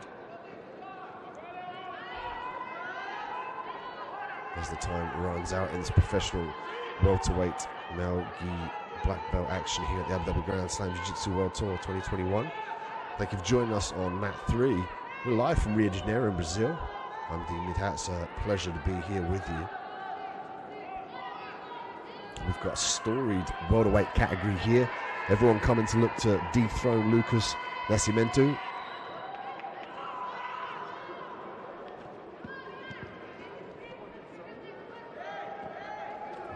Excellent competitive black belt division here with 38 athletes in total. Big names like Nathan Chung, Michael Gavello, Yair Rodriguez, Jan Pava, among many others looking to take the top spot at the welterweights. We go here to the sudden death round here. First person to score will win. Just over 30 seconds left here. Chung off of his back now. Souza trying to pass the guard again. Falls foul to the De La Riva hook. Could see a sweep here. If Chung can finish it. He's going to sit up here now. He's got to clear that leg again. He's having the same problem trying to clear that right leg for foul of the grip. He's going to drive forward now. Rolls back to his leg, looking to invert. Back to his feet, 10 seconds left on the clock here. Can Chung do it? It's also a very tough and formidable force from the top position. Driving that knee forward. Trying to evade, capture into the sweep here. And the overtime runs out. We now look to the referee.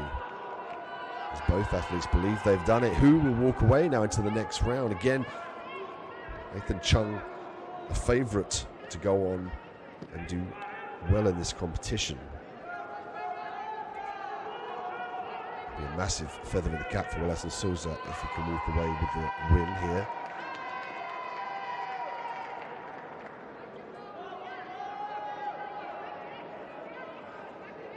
And there we have it. The winner by referee decision, Nathan Chung. Great work from Souza. Chung will move on to the next round.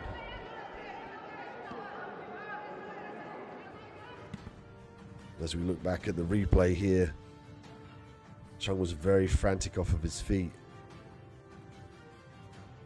He was charging to get to sit up and try and take that single leg. Souza did a great job of controlling the leg that Chung needed to base out with. He had a great grip on that right leg. Ultimately, it was Nathan Chung that went through.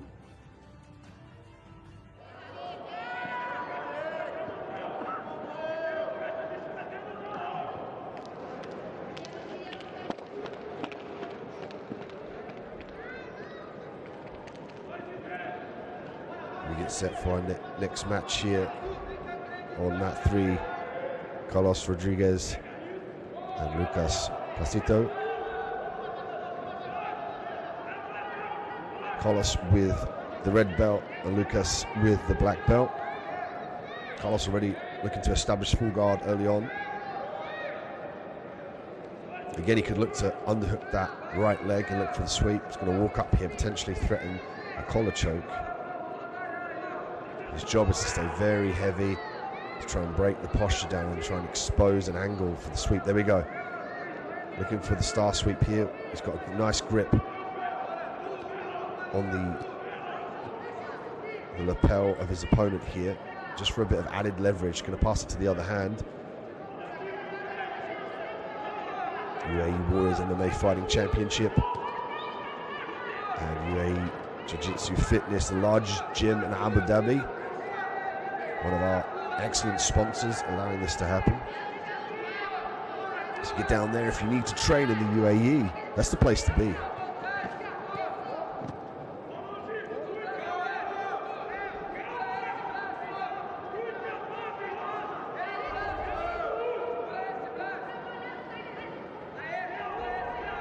Carlos now still with the underhook of the leg there and the lapel.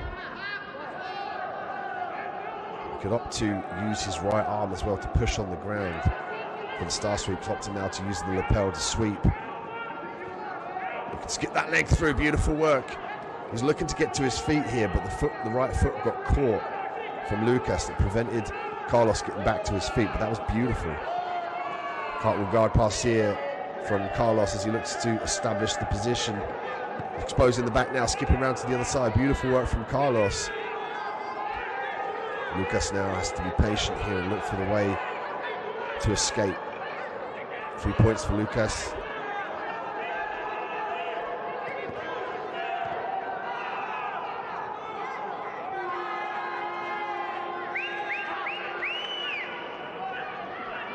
Again with the lapel. Carlos really utilising that lapel on the outside to establish control on the right side of his counterpart in Carlos. Offering him now the opportunity to manipulate the leg. Might look to circle around to his left side. Carlos breaks the grip.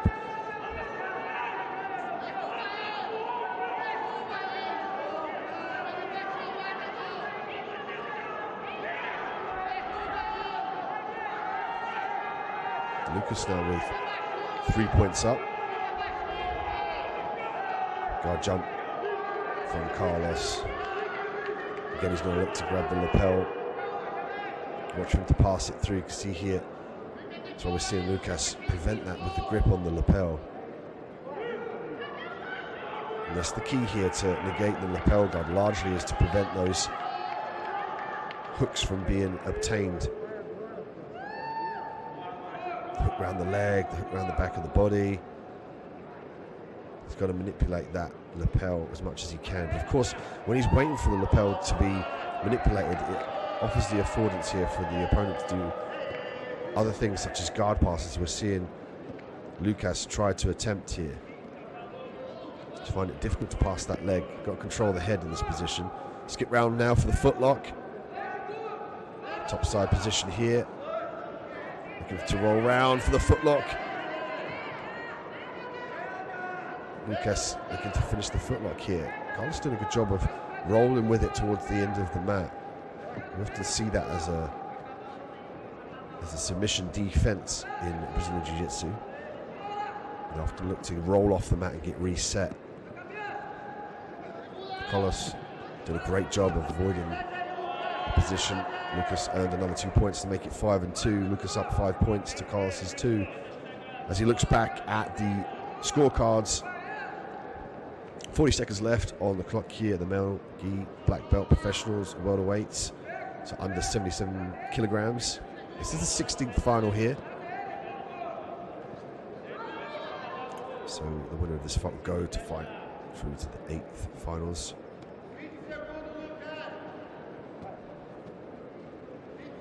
Two points for Lucas. Sweep attempt here, potential footlock from Carlos. 10 seconds left here. Can he finish it? It's going to roll down for some more leverage. Connected the hands with his own lapel. If he can go belly down, he's going to have some more leverage here. You can see the foot's not completely flexed though. The angle is slightly different. The top of the toes needed to be flush into the back of the armpit to finish, but it's Lucas that goes through with the win. 7-5. Great attempt there from Carlos, but Lucas is going to go through to the next round.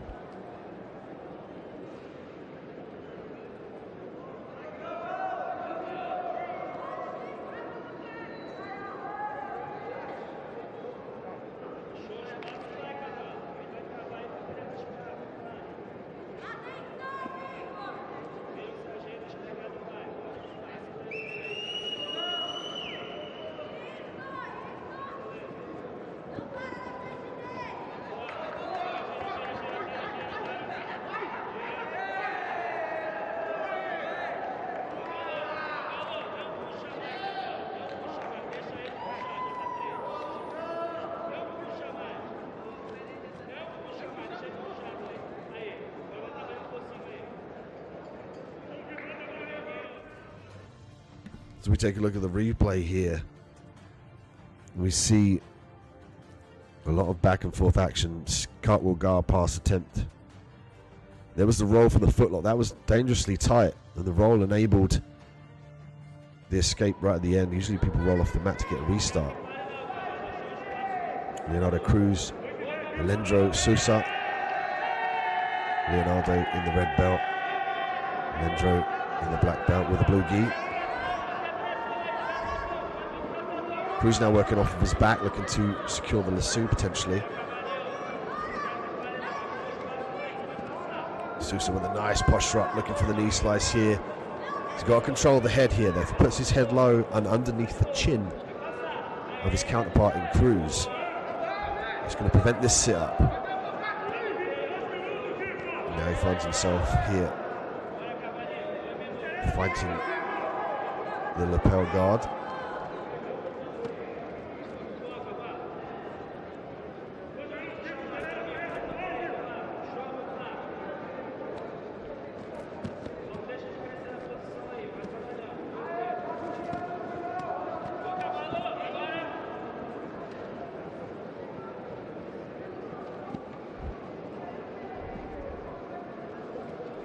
Cruz did a good job of disbalancing Sousa. Sousa potentially looking to regain this top position.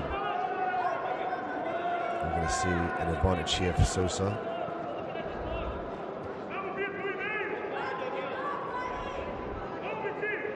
Sousa looking to skip that leg across here. Now he can look to stack these legs in a crossed fashion and then walk around to the side. He's got to clear that right grip. See his right arm's trapped there.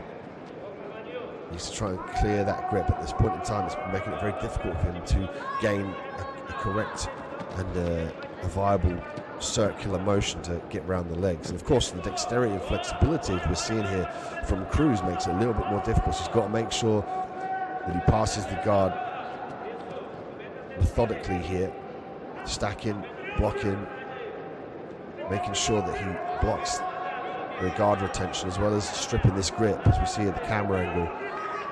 Just find it difficult to maintain the top position. The right arm actually is heavily taped up. Could be a wrist injury for Sousa.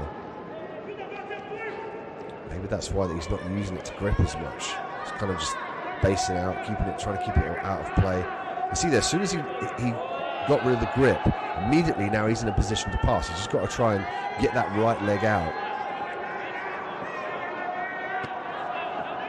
Hand arm control here from Sousa. Cruz off of his back now. Cruz is faced with the predicament to wait for the opportunity to escape this position here.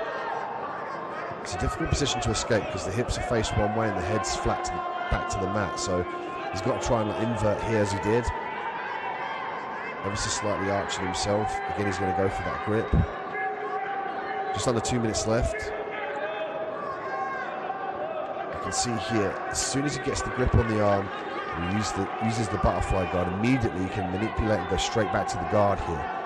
And that was purely down to that grip. So he has to be wary of that and try to strip these grips.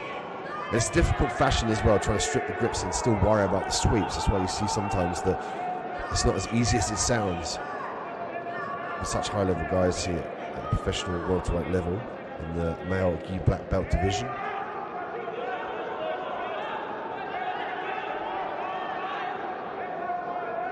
Who's now looking to the referee because the referee's calling for a video assistance replay. Lasso from Cruz. Sousa still 2 points up. So Cruz has got now just over a minute to work. He's manipulating the lapel of Sousa. Sousa finding it inherently hard to pass the guard with that right arm trapped.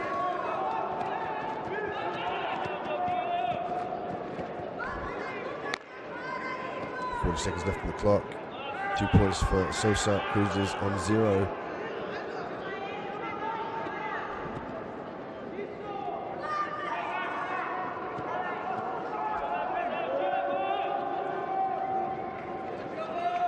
Thanks to our sponsors, UAE Warriors, UAE Jiu-Jitsu Fitness, Ratch Communications, makes the AJB tour really, really possible.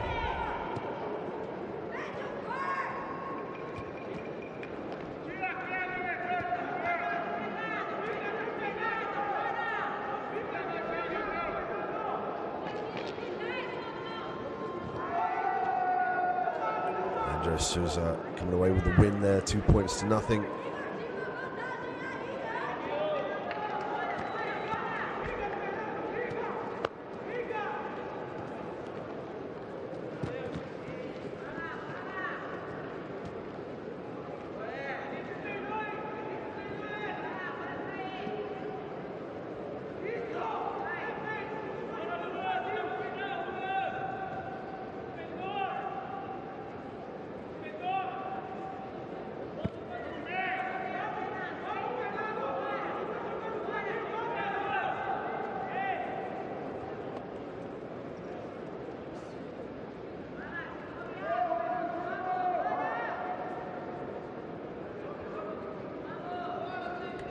As we check out the replay here, see a lot of top pressure. In this instance, we saw the legs being disbanded to the left side, making it very difficult to turn into the opponent. But you can see here, he slightly inverts to his outside.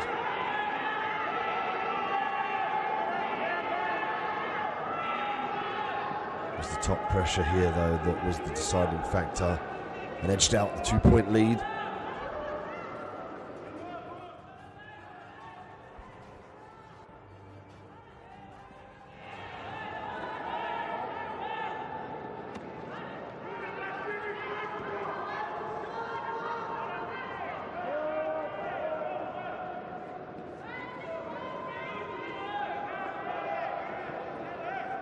We're live from the Velodromo at Rio de Janeiro, Brazil, the Olympic facility.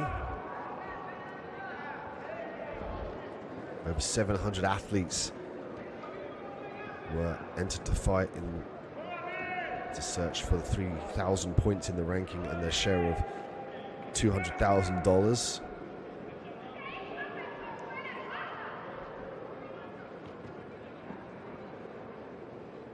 Of course, at the Velodromo Olympic Park, the Abu Dhabi Grand Slam, Rio de Janeiro, Brazil. There's been a great fight week so far as we see Mikel Galvão and Daniel Quintas. Galvão with the red belt, Quintas with the black belt here. Galvão off of his back.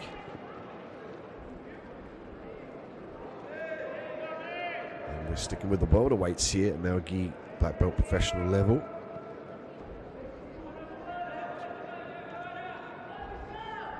Galvão as well, a big name in the Jiu-Jitsu circuit. Another person that's coming to look to dethrone Lucas.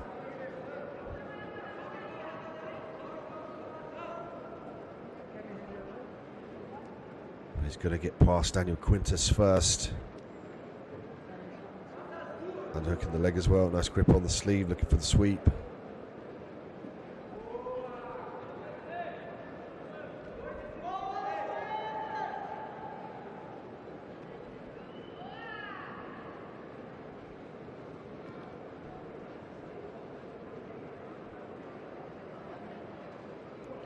Galvão. He'll still work a close guard off of his back here. Fingers heavily taped as well.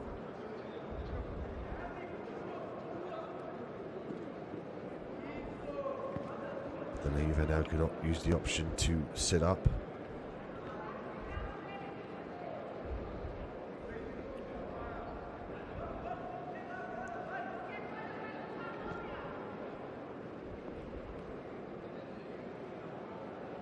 Quintas doing a good job of trying to keep his base about. You can see there he postures out just to readjust his base. Might give up the single leg here though. Galvão looking to trip. Beautiful work straight into side control. He's going to maintain the position here to secure the points. 2 points. Galvão now finds himself looking for the back. Is he going to get the points? Beautiful work. Another 4, which makes it 6.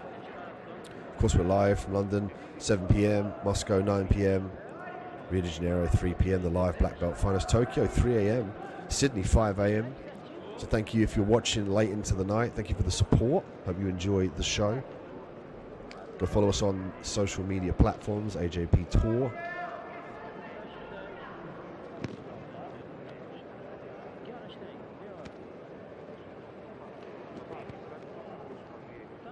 Resetting back control here. Galvão with the back.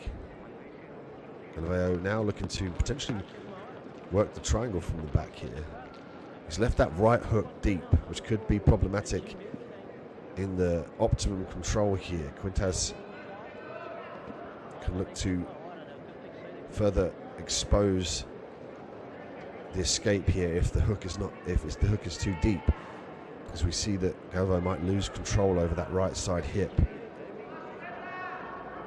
You might see Quintas turn to his right side. You can see there he's trying to manipulate that hook off, and there we go. The hook came off, but that was a readjustment there from Galvão. He did a good job of utilising back control and switching between the back triangle here.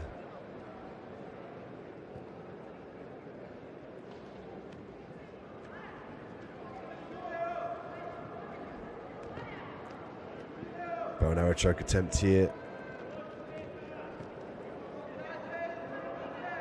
Galvão looking for the bow and arrow here. This looks very tight. He's got the feet fully crossed.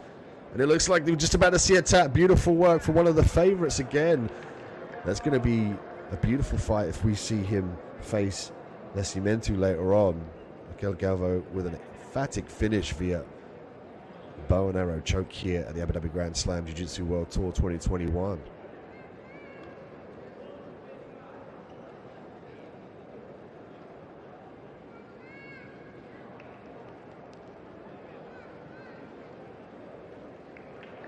Winner by submission. Crowd responds. Miguel Galvo will advance forward in the competition. We see the replay here, that beautiful trip from the single leg. Look at that. Excellent work. He had a nice low grip on the pants as well. Beautiful timing to execute that takedown straight into the side control as well. Follows it all the way around, and the grip on the pants allowed him to go straight into side control. But here was the back mount that allowed the beginning of the end. He spelled the beginning of the end here from Quintes. Such a tight bow and arrow choke, using the feet as well to force his opponent as well away, as well as the retraction of the lapel. We move on here at mat 3. Fabricio Jr. and Wesley Santos. Jr. with the red belt, Santos with the black belt. Santos looking for the pass early on. Retention of guard here. We see Junior now utilising the lasso there on the right arm of Santos.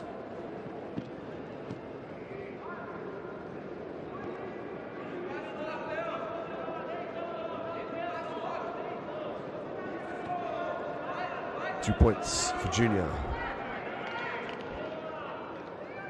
as he looks for the sweep. 2 points for Santos.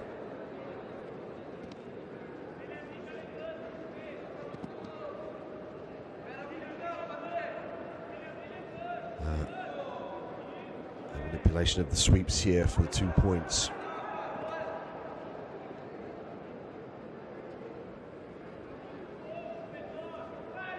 Santos and Junior exchanging sweeps here. Beautiful work. Uses the elevator. It's going to now expose the knee bar.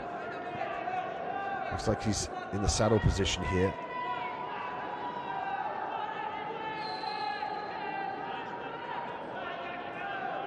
He's trying to lever that. The left leg up. Santos. And that's why you see in grip. Junior's looking to triangle his legs here in this position, sometimes called the saddle. This exposes a tremendous position to work the leg locks. Junior might use this opportunity to get back to his feet if he can free the legs. There's Santos who gets back to the knees, now to the feet, trying to step the leg out of danger here. Looking for the guard pass, very active on his feet on the outside.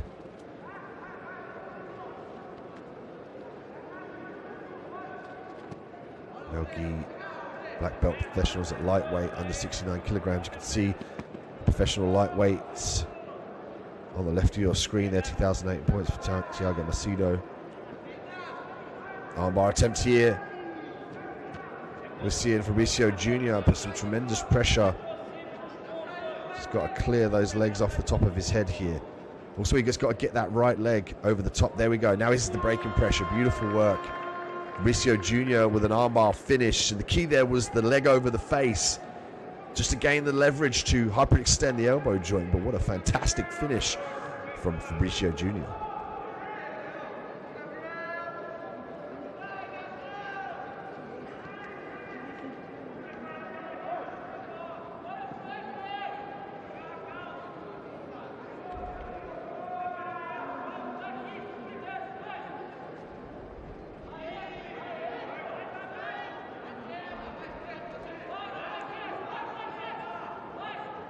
The winner by submission, Fabricio Jr. due to an armbar.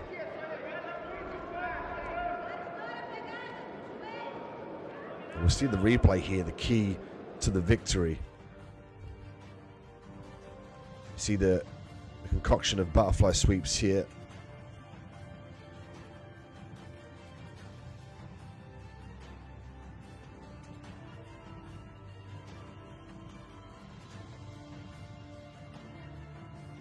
There was the sweep again, looking for the triangle initially, and then switch this position to the armbar. Look at this elevation of the hip, catches the top of the head. This was the key here. He tries to pass the leg over, but it was his right leg over the top of the head that forced the tap. Look, he's trying to pass that outside leg over, but as soon as he gets his right leg over the head, straight away then he gets more braking pressure through that elbow joint and forces the tap.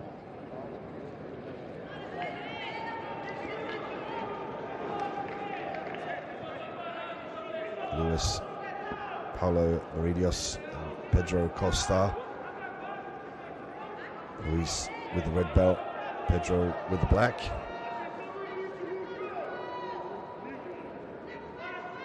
Luis currently working off of his back here, looking to establish a grip. Looking for the single leg here as he sits up. This one back to the welterweights, professional men's gi black belt. So this is under 77 kilograms.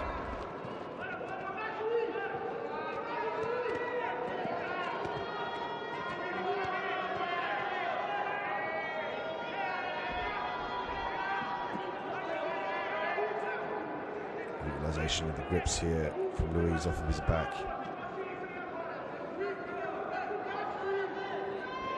Doing a good job of isolating that right leg. You can see he's using the De La Riva now to manipulate the position to disallow Pedro from skipping round to the relevant side. Can use it to stand up as well. Works the single leg now, nice grip. Looks to put his hand on the inside and the crook of his elbow for added pressure. He's going to look to circle around to his opponent's right side.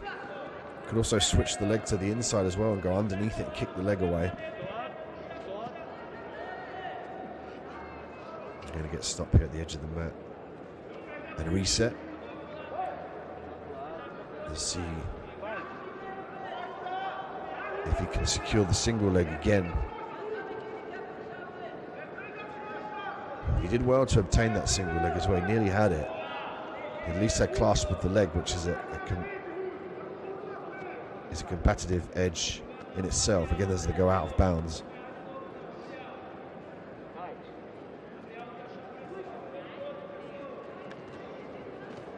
Shoots in for the single. Ruiz now back in the same position to the edge of the mat. Let's see if he tries to retract his opponent backwards. Whoops. We'll get a drive onto the mat beside them.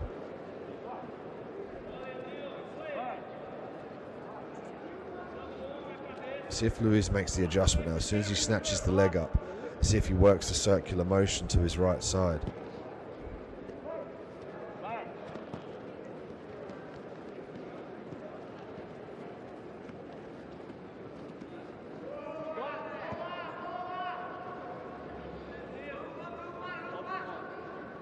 A lot of out of bounds restarts here. I need to get penalization point each. That brings it to 1-1 here on the scorecards.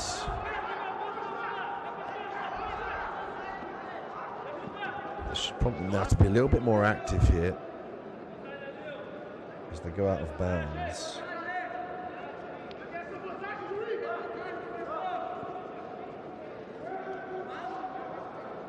This is the 8th finals. This would determine who goes on to the quarterfinals of this Abu Dhabi Grand Slam Jiu-Jitsu World Tour competition in Rio de Janeiro, Brazil. And of course, everyone looking to dethrone Lucas Nascimento, current champion.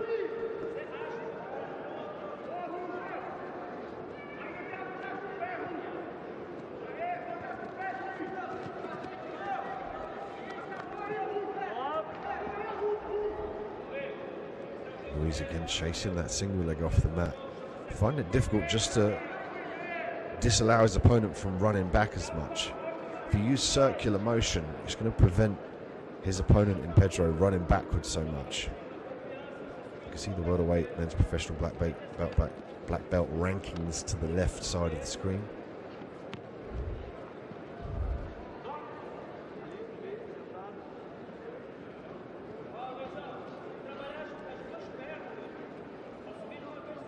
Just under 2 minutes left on the clock here for the welterweight professionals at black belt.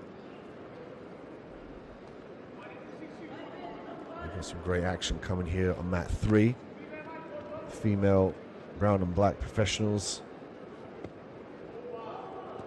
And of course, the male black professionals. A total of 37 matches here at welterweight.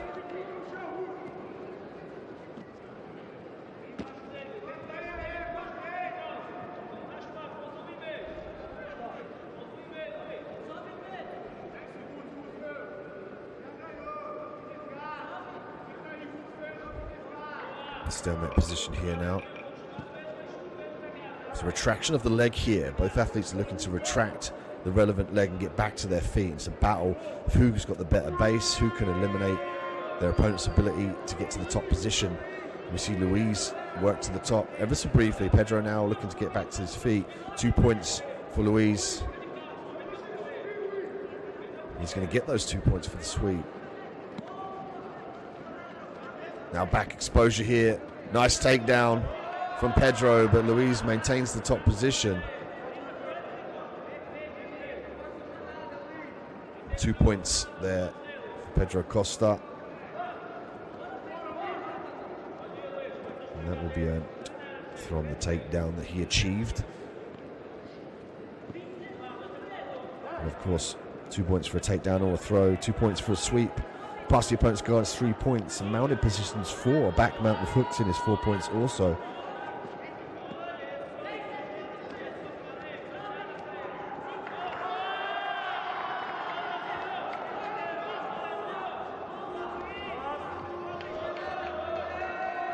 Nice work from Luis. Just avoiding the back there towards the end of the round. That's going to push him through to the next round here at the men's professional black belt gi welterweights at the Abu Dhabi Grand Slam Jiu-Jitsu World Tour 2021. Stay tuned for some more action here on mat 3.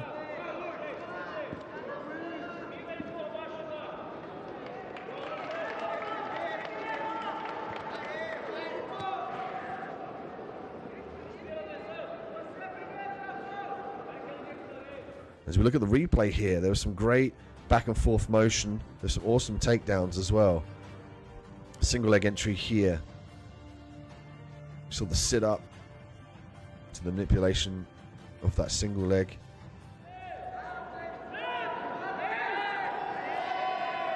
We get set again with the welterweights. Alisson Sosa, Katheri Barbosa. Sosa with the red belt, Barbosa with the black belt.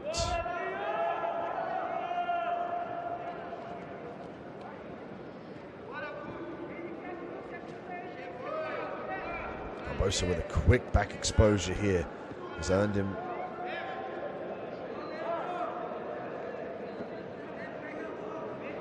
momentarily to look for the control of the back here, looking to crank the neck, looking for that extra hook. Barbosa now with a point. Oh, rear naked choke. That was a quick finish here from Barbosa. A submission finish in the first minute of the competitive fight here at the male gi black belt professional level at welterweight. What a quick finish. Taken out Alisson Souza in a dramatic fashion early on.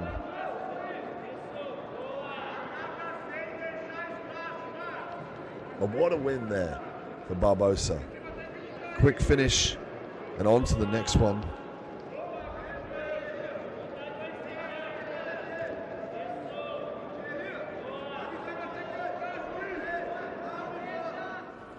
Let's take a look at the replay. He had some good back exposure in the scramble. He rolled very well, got one hook in. And he was searching for that second hook whilst maintaining control on the chin. And he put a lot of pressure through that chin here. You see he turned to the side. He rolled with it, maintained that left hook. Looking for the second one. Still chasing the choke here. And it was largely due to the pressure on the chin that allowed him to just sneak that left arm underneath the chin and look for the rear naked choke. You can see here, look at that dramatic from the short choke as he tries to lever the arm underneath the neck, regains the hook, straight to the rear naked choke position, and that's all she wrote.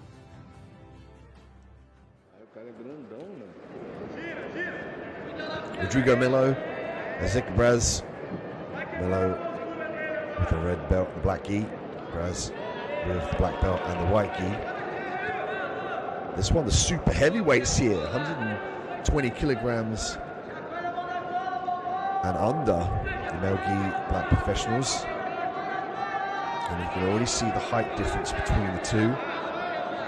Melo with an exceptional height advantage. This one, the quarterfinals here at super heavyweights. So Braz has got to start to use his footwork, his gift of speed. If he wants the takedowns, he's got to make sure that he connects his hips.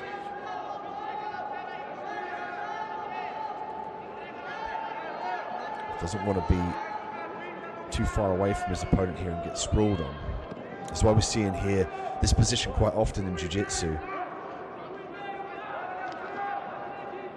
It's all about pulling the trigger. It's all about disbalancing your opponent, circular motion, grips. You're going to get one penalization point each for stalling.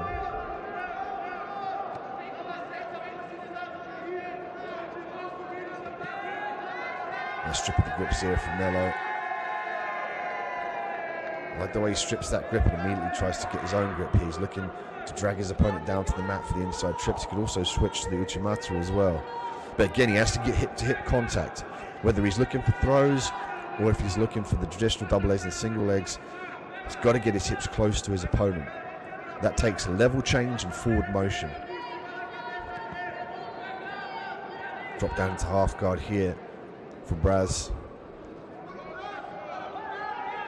Heavy knee sliced through.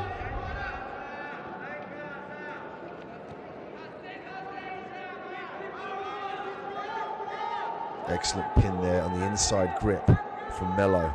I like that, the way he's holding that grip there. Traditionally, people will hold the gi, they will hold the outside grip, which allows their opponent to get on the inside quicker. But if you turn that grip around, made famous for me by Gordon Ryan, you turn that inside grip, hold on the inside. When you go for the underhook, you can get your hand quicker. But look at this back take here by Braz. He's pulled it out of the bag. He's looking for the collar choke here. Could change it into a bow and arrow choke. Braz now with 2 points up. Melo to 1. This is getting tighter by the second, ladies and gentlemen. Here can Braz finish this. This would be a massive feat here from Braz if he can finish this choke. Melo now switching his position to the top here. Great grit and determination being displayed by Melo to avoid the submission. Going to get reset here as we see 3 points go. It brings the scorecard to 4-1. 2 minutes 21 seconds left on the clock here. Male gi black professional super heavyweights. Melo with the red belt, Braz with the black belt here. Melo on top. Now will Melo be able to taste the back here, as we saw Braz try and finish with the bow and arrow choke? Melo escaped that position. See if he can try and get his own back.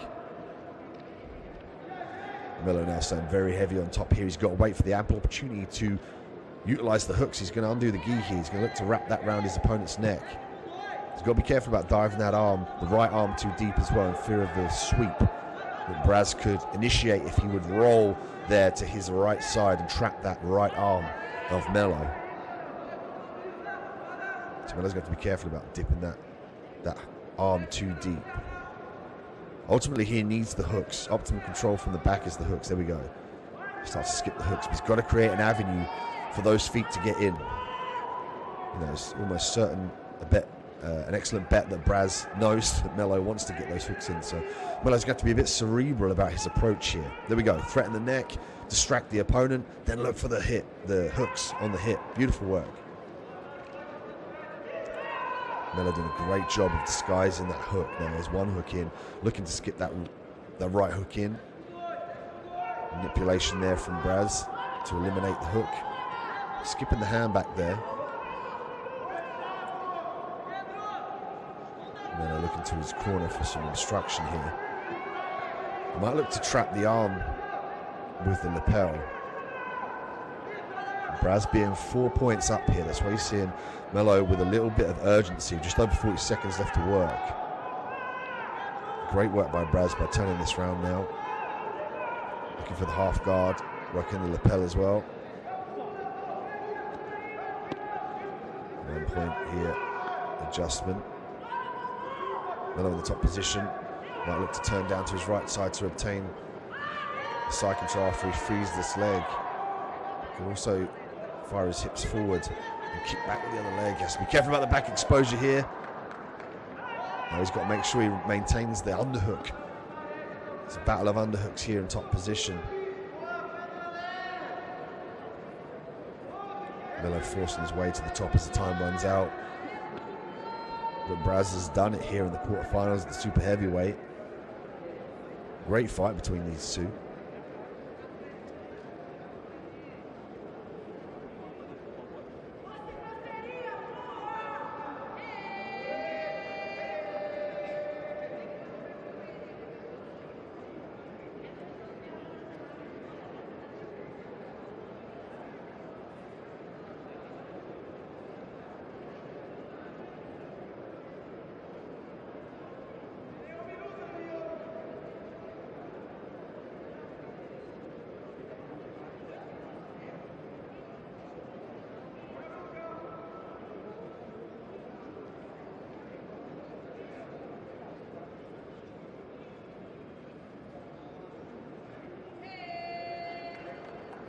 Braz moves on, the winner by points. Winning against the much larger man. Here we look at the replay. Melo is in the top position. Braz now working for the takedown. Exposing the back here. And he briefly saw the back again as he looked to secure the position, but the points were the advance for him to move on to the next round.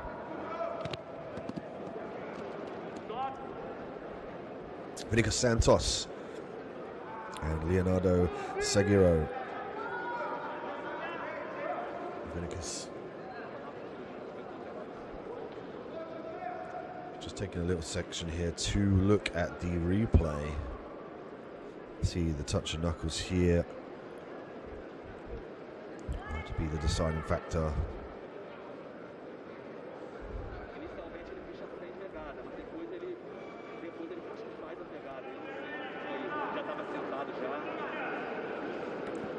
Again, much thanks to the Falcon Eye.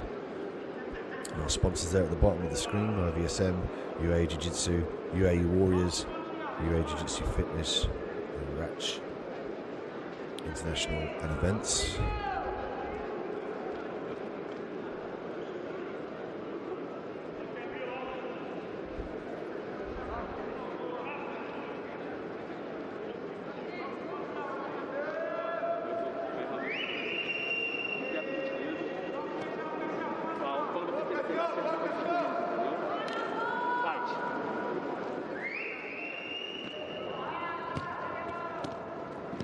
We're back underway here, and Leonardo is awarded the 1 point.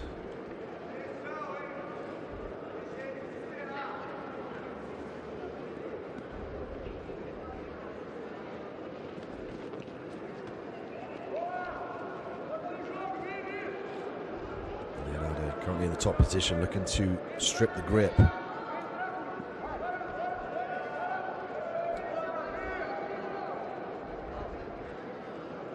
Pressure here with the De La Riva hook and the grip of the leg. Knee shield as well, being used by Santos to try and sweep round to his right side. Good grip on the gi pants also.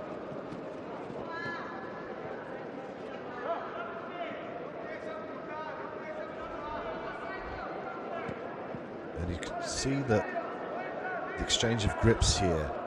Leonardo might look to circle round to that side here. Santos looking for the sweep, looking for the top position, working hard, skips back, beautiful work now. 2 points for Santos.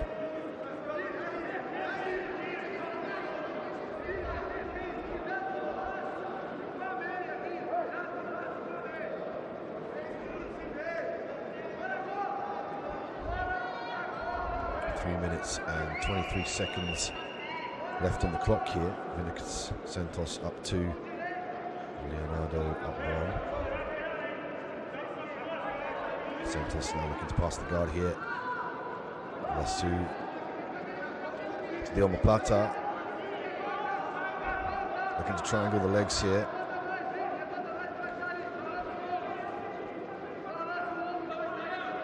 And if we see the omoplata be initiated, watch for Santos to try and retain the bend in the arm here. He's currently holding on to the gi of Leonardo. He's got to be careful about putting his face down to the floor. That's what Leonardo wants. He wants Santos to eat the mat and be forced in downward direction. And there's pressure on the back of the elbow and the top of the shoulder here, which is allowing the motion, much like a Kimura motion, of the arm of Santos. Leonardo now could look to secure a triangle if Santos comes up the middle. Back to the omoplata here. See the hand now on the mat. The key here is for Leonardo to look to break the posture and make Santos eat the mat, so the forehead down to the mat. It's going to allow him to scoot out to his right side and manipulate. He might look to guillotine. Can switch to the triangle, back to the omoplata. Again, textbook stuff. The omoplata married with the armbar and the triangle off the back here. This is a triage of viable attacks that we've seen consistently throughout the life of Brazilian Jiu-Jitsu. And again, even with all the new techniques being employed, we still see these high percentage techniques translate in a fight at the highest level here at the Abu Dhabi Grand Slam Jiu-Jitsu World Tour. Thank you for joining us here, Mat 3. I'm Dean Midhat. I'll be here with you all day on Mat 3. We've got some excellent matches coming up.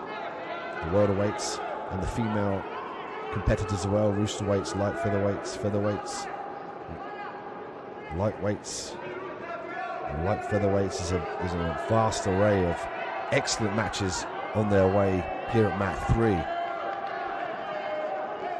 Santos find it very difficult to escape out of this position here.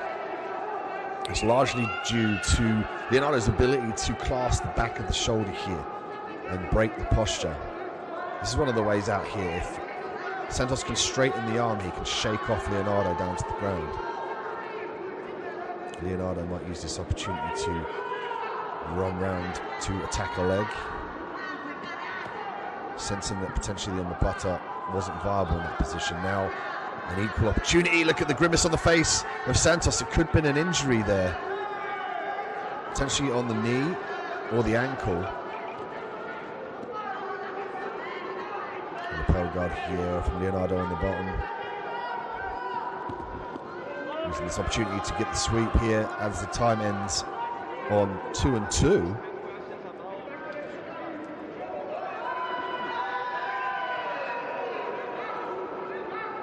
And see if there's a limp there from Santos. Could have been an injury in the transition between those two leg locks.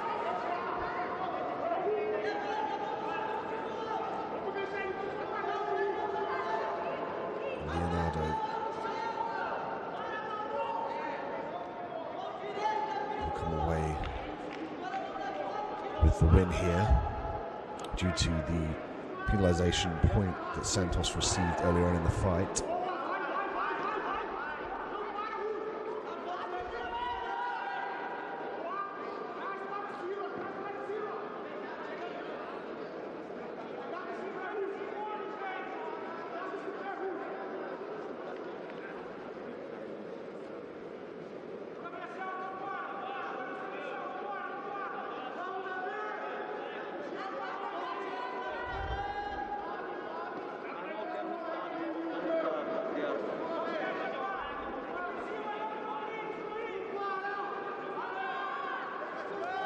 The winner by points, Leonardo Janeiro.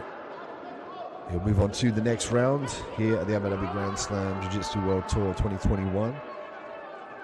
We're live from Rio de Janeiro in Brazil. If you look at the replay here, there was the penalization point that Santos received from the early guard drop. It was the inversion.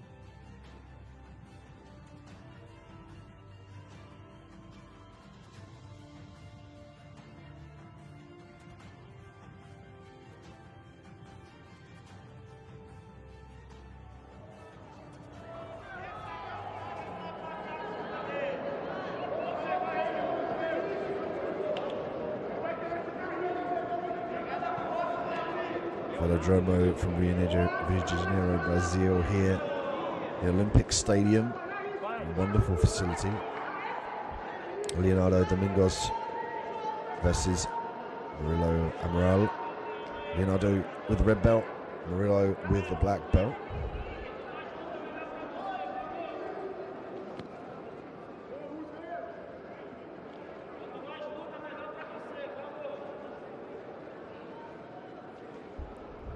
Already a fight for the grips early on.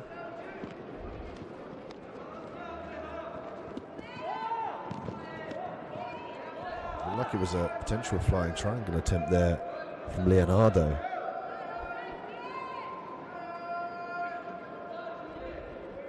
Looking to expose the lapel here, might look to pass it across the back and re-engage with his left hand here.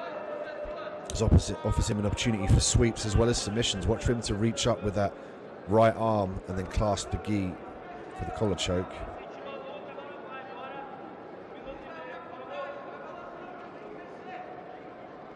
Again, he's going to look to pass that around the arm here this time.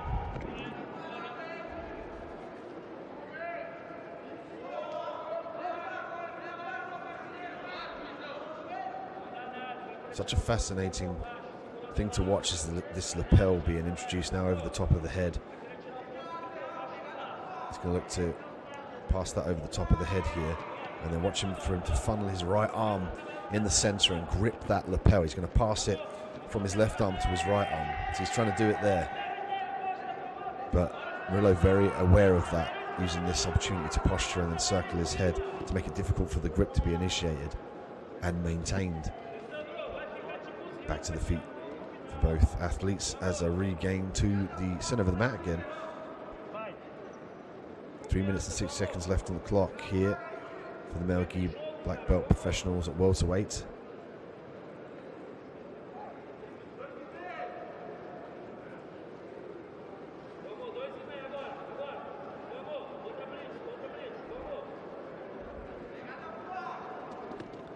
Level change here, guard pull again. Beautiful work from Murillo. Now we're going to see what he has off of his back. Let's see if he starts to implore the lapel. Immediately he's looking to pull the lapel out of the gi, to undo the gi, to allow him for those two levers to grasp onto. Interesting to see Leonardo work from the top. He established a grip here earlier on in the chest. And he's going to keep the arm flat to his opponent's body to evade the wrist lock. Yes, be careful about the arm lock here, the arm bar attempt with his arm out like that. Just to make sure that he either stands up like this. He's got to be careful with the star sweep here now.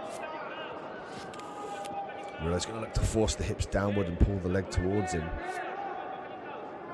Leonardo sensing that, immediately goes back down to the knees. Make sure you check out ajptour.com for our schedule. We're taking a trip to Australia, the UK. Oh, armbar attempt here from Murillo off his back. We've seen this armbar before. Very, very tight. He's going to look to roll this position over the top now. Head over the face. Got control of the leg and the gi pants as well, making it very difficult for Leonardo to turn into him.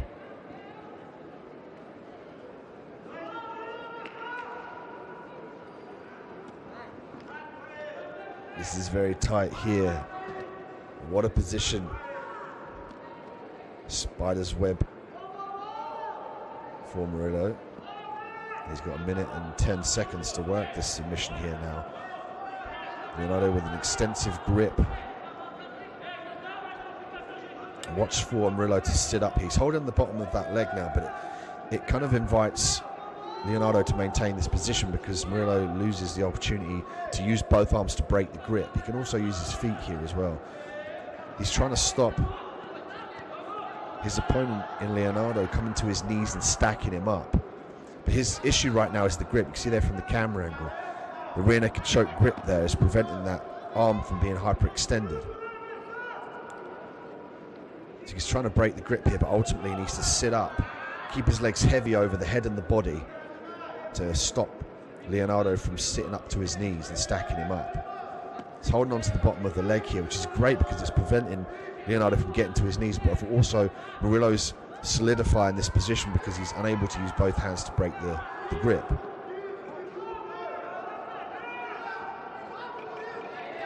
Now he sits up into the mount. Beautiful work. Again, following over as the time runs out at 0-0. Murillo obtaining a point at the last second here. The rest period has kicked in.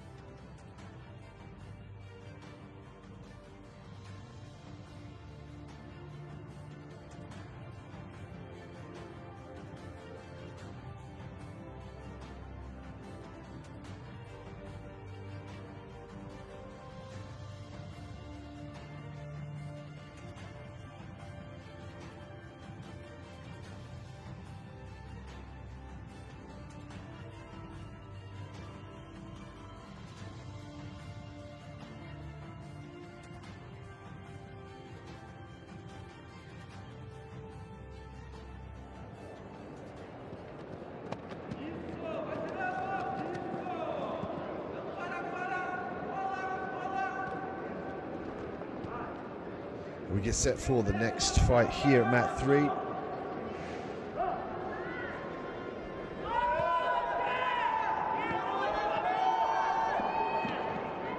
Wallace Costa Zik Braz. We saw Braz earlier on with his excellent guard pass, his ability to maintain top position as well as the back takes that he was great at. He ended up fighting Milo, who was considerably larger than him, and still came out victorious via points.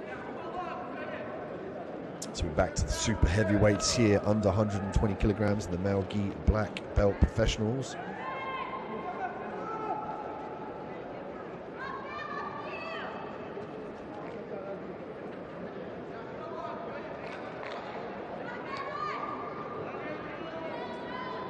Head to head here, and they're both looking to gain an advantage here. The inside position, also a disbalance of their opponent.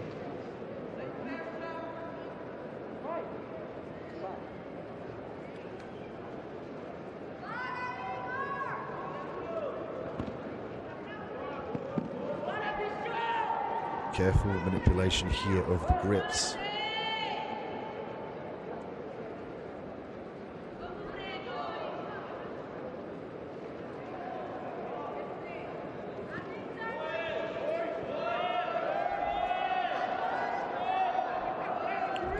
Point here for both athletes.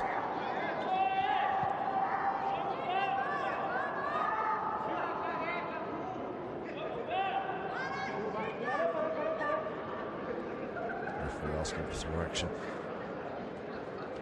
And it's difficult to pull the trigger here. It's difficult to be the one to make sure that you go, because if you mess this up, you could potentially get sprawled on. You could end up on the bottom.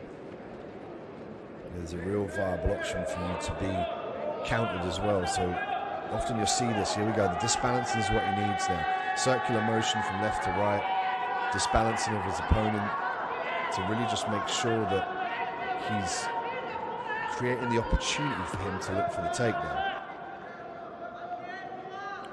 And it's a precarious position to be in as well, especially if the referee is asking for more action, but you don't want to make that mistake to allow your opponent to capitalize.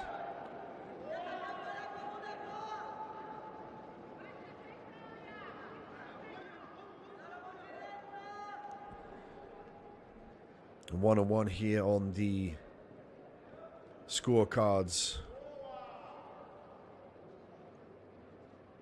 as we go to the mat here, and we see Braz in the top position. Costa off of his back.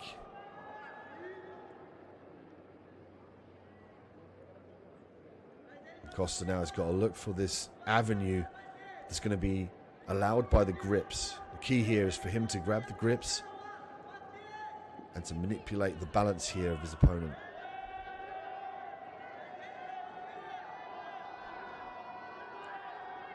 Now if you can look to circle this lasso now and unhook that leg, you see Braz frantically trying to reverse out of this position. Braz doing a great job of clearing the hips here. Costa wants to control those hips. He wants to get a foot on the hip and maybe even dive onto that left leg to try and look for the sweep there to his left side. You see the lasso. Nice circle here from Braz. Braz going to have to keep heavy here. Good control of the pants as well to prevent the inversion. Excellent guard pass here, but might get swept. And that's the power of the lasso grip we're seeing here. Perfect example of the lasso grip.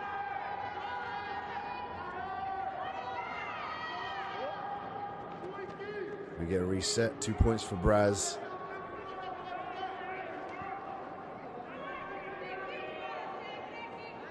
As we get a restart in the center of the mat here.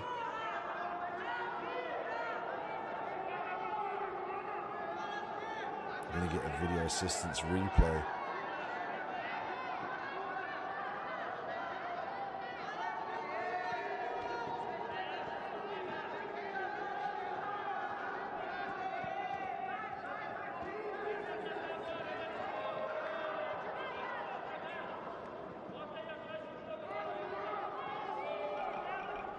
Falcon Eye making it possible as well.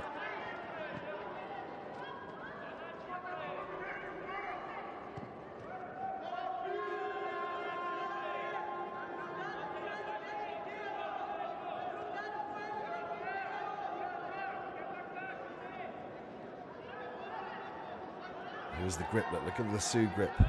The maintenance of those grips is very important. You can see as he tries to circle around to the side control, he gets lifted up, quite literally. He just uses the head as base. That was the only thing that was stopping him, because on that side, that grip on the sleeve was taken away from him. You see it here from a different angle. You can see the right arm being trapped here, and he's getting swept to the right side, puts his head as a post to eliminate the sweep.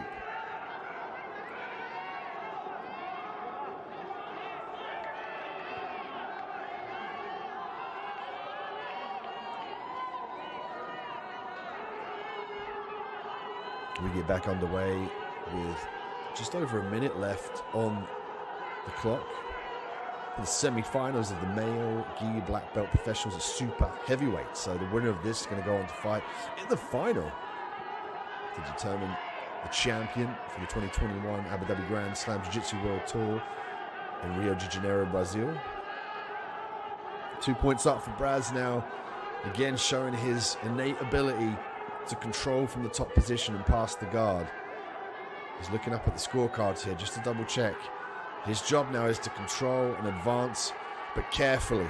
Can't afford to give up any sweeps or positions.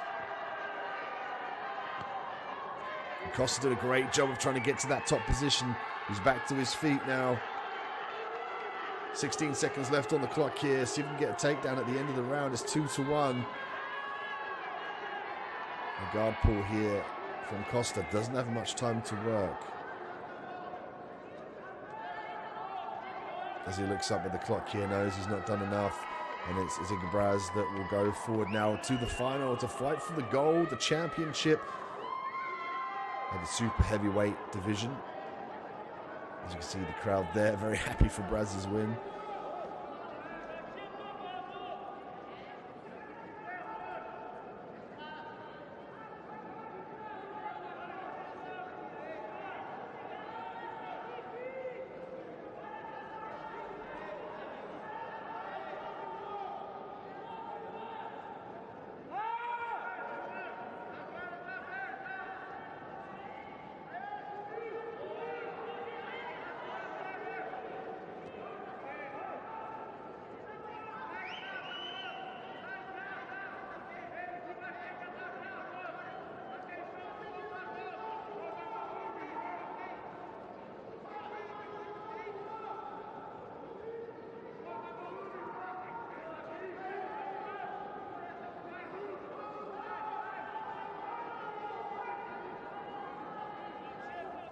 as we look at the replay here. There's a guard pull right at the end from Costa. I don't think he knew the definitive scores here. Look at the base on the head of Braz, just eliminating Costa's ability to sweep. That could have saved him the fight here. Look at that, uses his head and his shoulder to manipulate the top position. Such strength and dexterity and balance here being displayed from Braz. It's one of his strongest suits to be able to manipulate the top position and go with the flow. Great fight between Braz and Costa.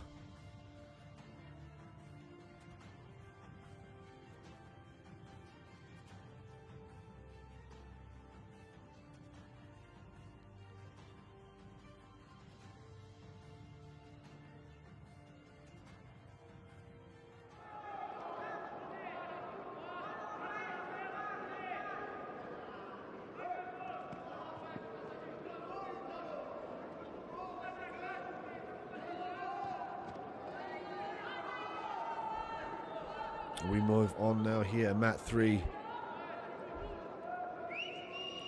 Mauricio Jr., Klaus Main. Jr. with the red belt and Main with the black belt. This one, Mel Gi black belt professionals at lightweight, under 69 kilograms. This one, the quarterfinals.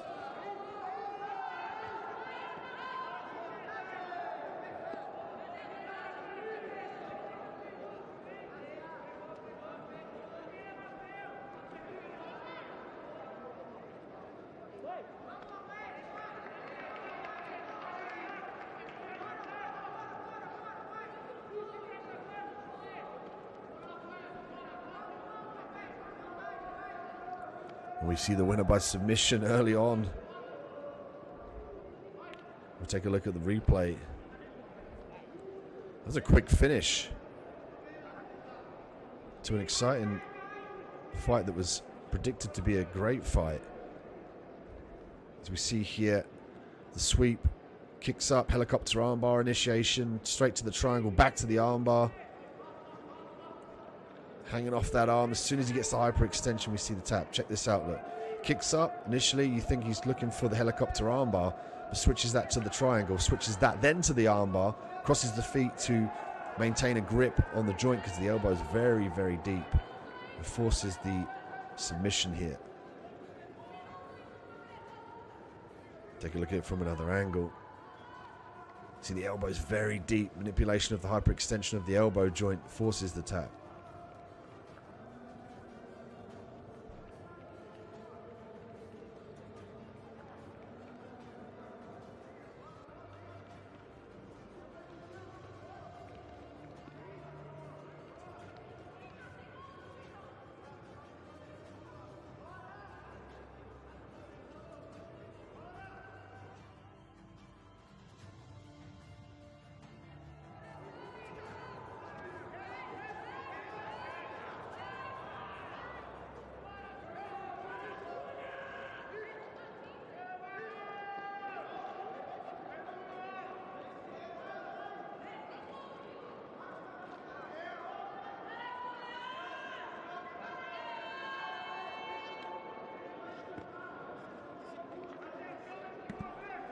Marlos Souza and Leonardo Sagrillo.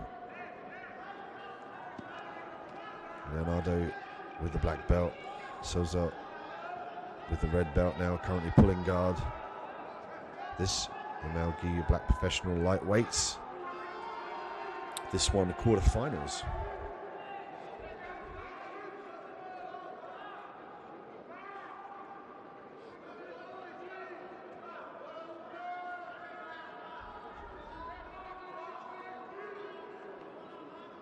Leonardo now looking to break the guard. He's got to be careful of the sweep here. He's got to clear that leg.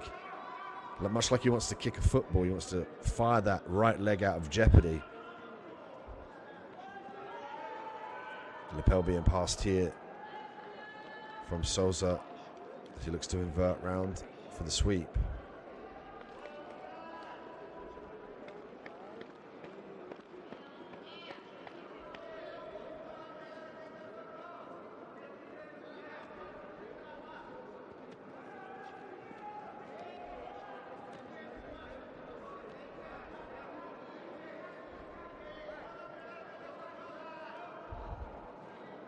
Souza now meticulously looking for his way to transition to the top position here. He's got to start thinking about getting to his feet. There we go, starts to get to his knees now. Again, he's got to clear that right leg. The same predicament that his opponent in Leonardo had. As we see the scorecards go 2-2.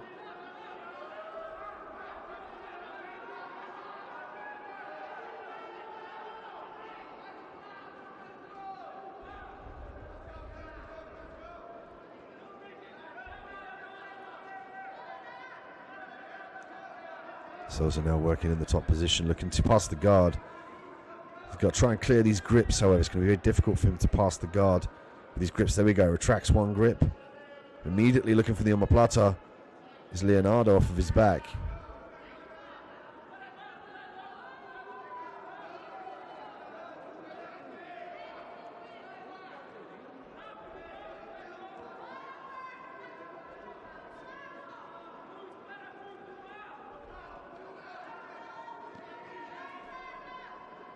Souza looking to skip around here.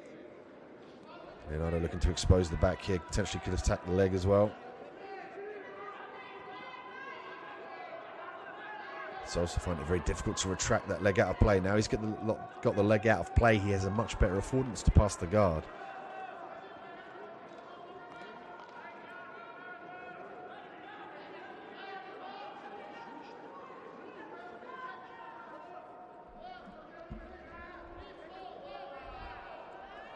Two minutes left on the clock here in the quarterfinals of the male gi black belt professional lightweights. We're seeing Souza in the top position. Leonardo off of his back with the grips, trying to work the lasso now.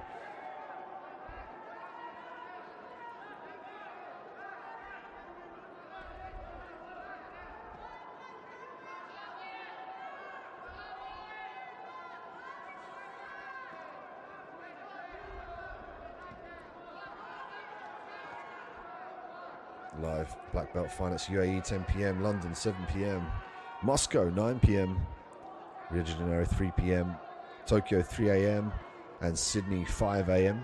So thank you very much for staying with us, particularly if it's quite late in your country. We appreciate your support.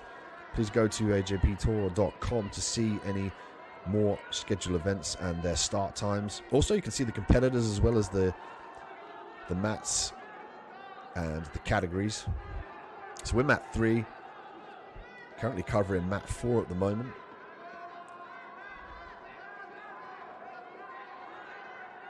This fight was meant to be on mat 4, but it's brought up to the live TV channel here. I'm D Midhat, thank you for joining us. 2-2 here. Souza now a point down as Leonardo scores an extra point. 3-2 for Leonardo. 30 seconds left on the clock here. Leonardo with the grip on the lapel.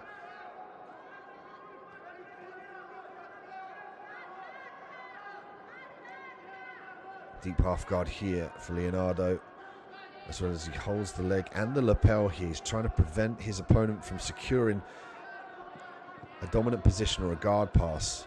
10 seconds left on the clock here. And Souza might be looking for a submission. He could potentially fire the dast under. He's got 2 seconds to work. Leonardo Sagario has done enough here. Coming up 3-2 in the quarterfinals in the lightweights. Did a great job towards the end of that match in holding that position, preventing his opponent in Souza from advancing forward.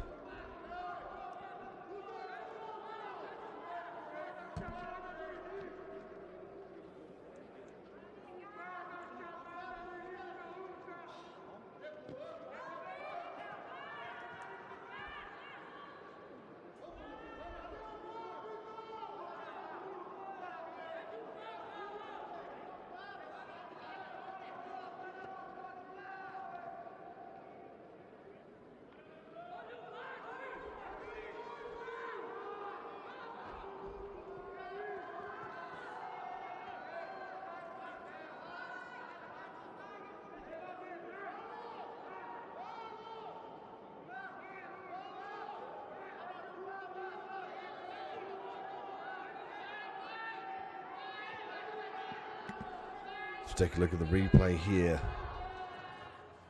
We see the omoplata attempt.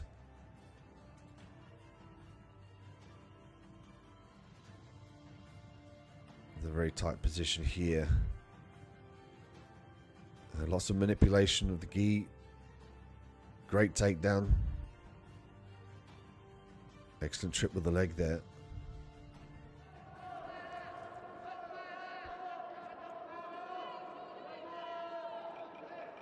Okay, we bring it on to now looking at the professional welterweights as they go fast early on.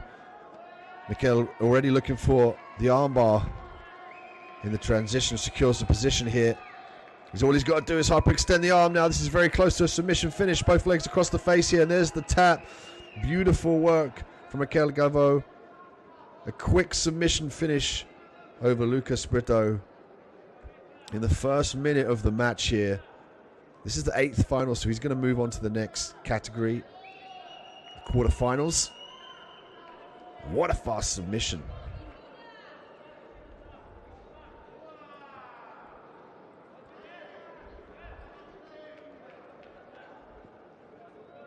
Mikhail Gavo again with the fast submission, and the surprise in his face as well as we check out the replay. This happened so fast. Quick sweep. He jumped over to the top. Looked like he was going to take the back. Circled round. Secured the spider's web position.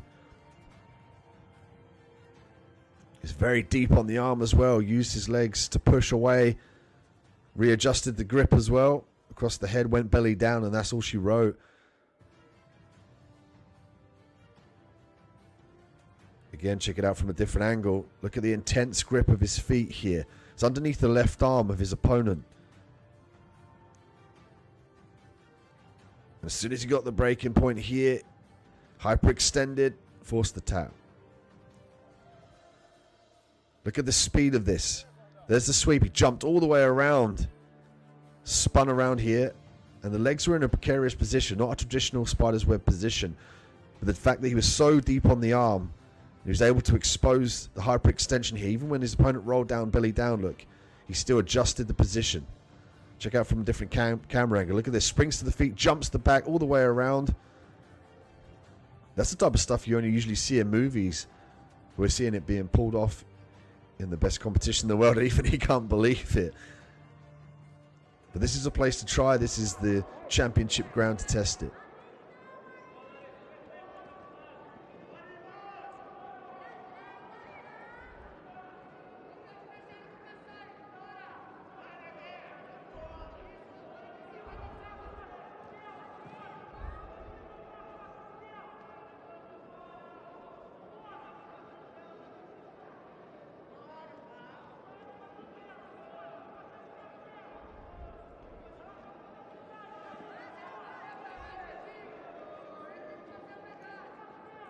We welcome the next athletes to the Abu Dhabi Grand Slam Jiu-Jitsu World Tour. Matt here, Matt 3. I'm D Midhat. Thank you for joining us. Luis Palomaridios and Gutheri Barbosa. Luis with the red belt and Barbosa with the black. Quarterfinals here for the male gi black professionals at welterweight.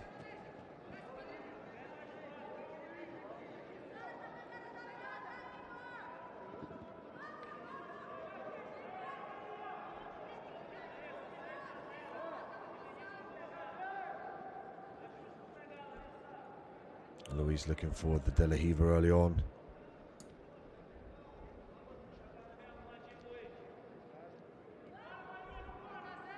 Grip on the pants as well. Looking for the grip of the arm here of Barbosa, but Barbosa able just to factor that in with a grip strip.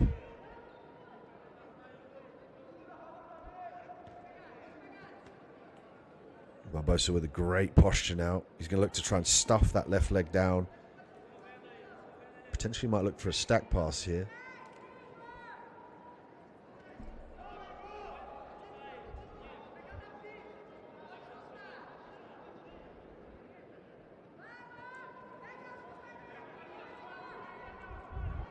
To gain the positional advantage here,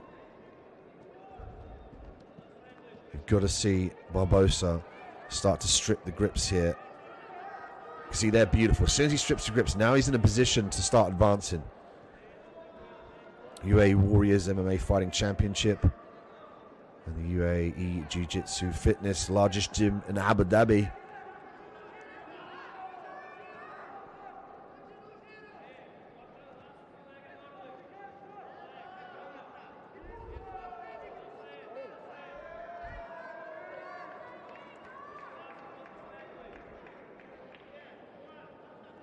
We get a reset in the center of the mat here. 3 minutes left on the clock.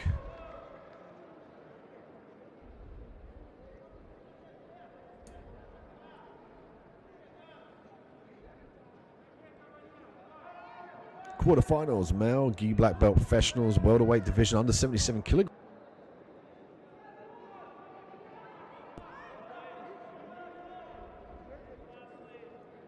Luis off of his back. Barbosa in the top position.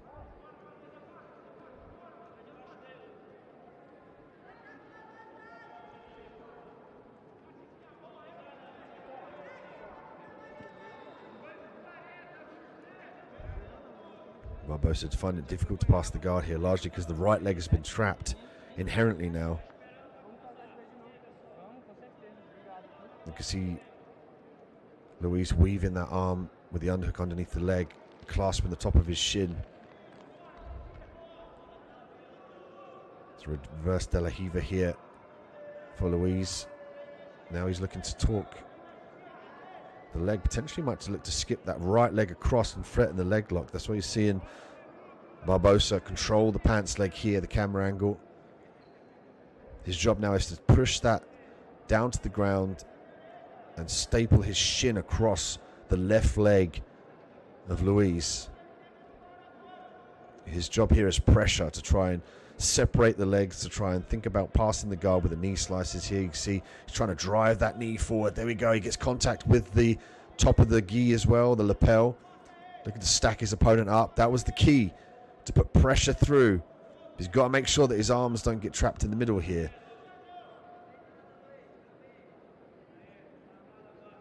Barbosa very methodical in his approach. Luis looking for the leg lock here. If he can switch around and gain control of the leg. Here we go. Knee bar attempt from Luis. Might switch to the straight foot lock here.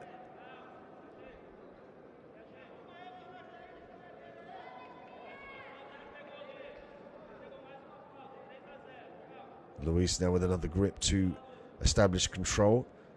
He's going to maybe look to sweep this to the floor here. Again, his leg is in jeopardy. His right leg now is in jeopardy. But he's going to get the points for the sweep. Now 5-0 for Barbosa.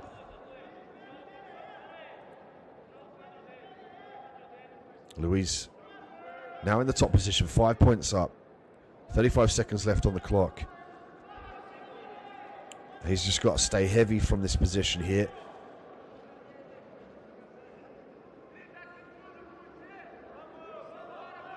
Lots of manipulation of the angle here to threaten that leg, which in turn is going to slow down the advance of Luis. Barbosa's doing a great job of isolating the leg, but he's just got over 10 seconds to work here. With 5 points down, he risks leaving it all on the mat.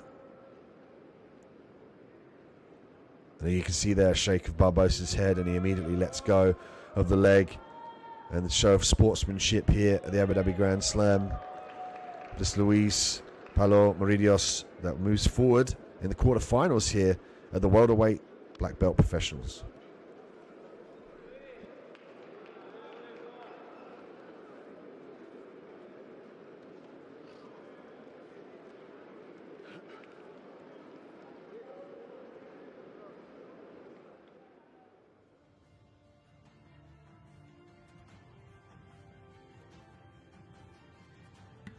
And here we see from the replay Luis's ability to switch around to threaten the leg lock here and ultimately won him the top position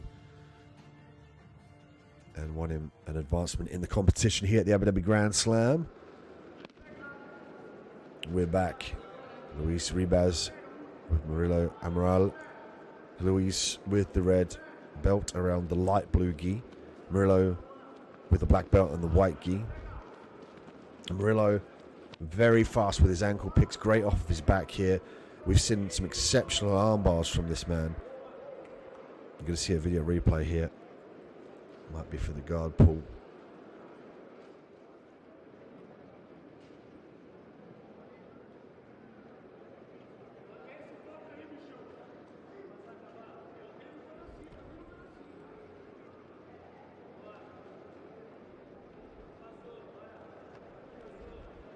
Here we see the Falcon Eye.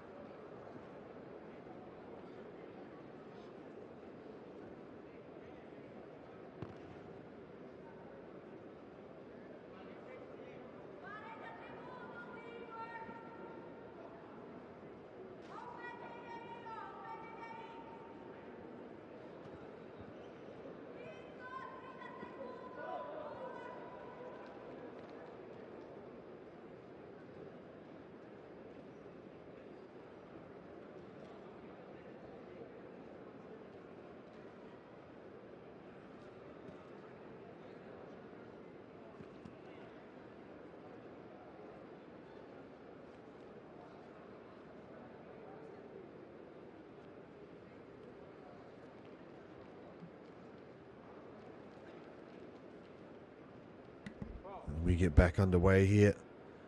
4 minutes and 32 seconds left. 1 point goes to Ribas, with Murillo being penalised.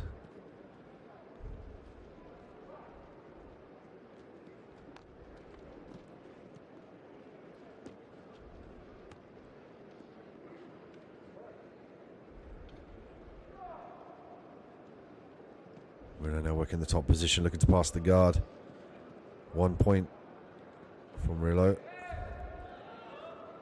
you have to be careful with Murillo to leaving those arms out. He'll snatch an arm up and work for the armbar. So Luis is going to have to be very careful about leaving those arms up when he frames to gain some distance between him and his opponent. Good utilization of the butterfly hooks here from Luis. Beautiful work, sweeps to the top position. It's going to get just a look before we reset. He's caught in the quarter half guard there. 3 points for Luis.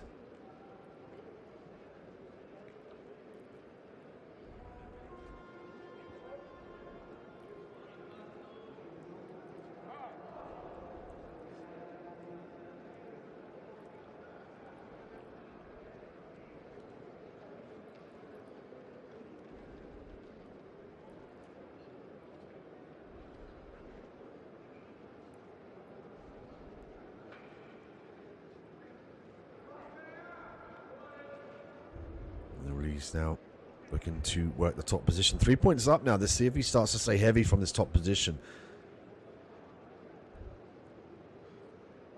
Certainly doesn't want to give away that lasso grip.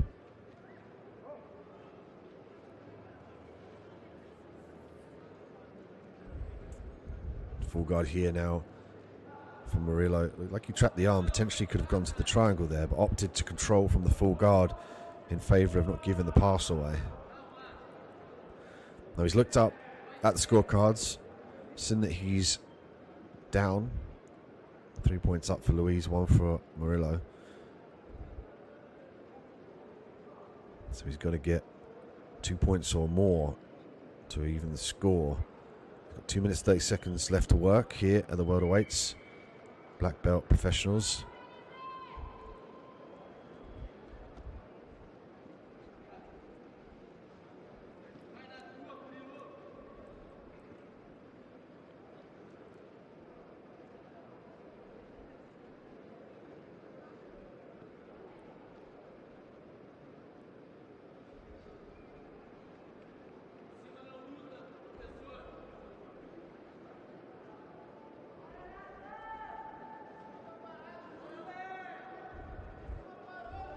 Murillo now looking for an angle off of his back here. Could potentially threaten the sit-up sweep. That's going to involve him opening his legs. Briefly looking for the angle for the armbar there. Looking for the spider guard as well. Might use this opportunity to sweep. Triangle now from Murillo, and he's very, very good from this position, particularly if he looks for the armbar. Luis now in dire problems. Murillo has just under a minute and 30 seconds to work here in this position. He's got to clear the feet and start to think about sitting up. Or he let the arm go in favour of potentially looking for a leg lock here. It's a figure 4 foot lock. If he decides to do that, he's going to opt to try and get the takedown here. Whoops, just off the mat.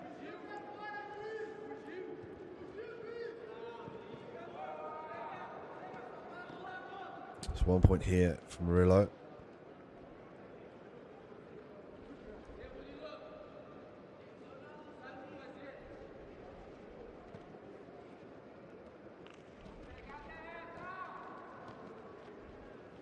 As we get set again, minute and 10 seconds left on the clock. Luis up 3 points to Murillo's 2. Murillo tasted the triangle attempt and the armbar attempt here, but Luis did a great job of using his feet to lever his opponent away and prevent the top position. And again, look at that sit-up sweep. It's going to expose the back here now. Both hooks in, 50 seconds left. Murillo chases after these competition finishes. Off of his back now again. Luis doing a good job of staying calm under fire. 1 point for Murillo, bringing it 5-3 now. Murillo up on the scorecards.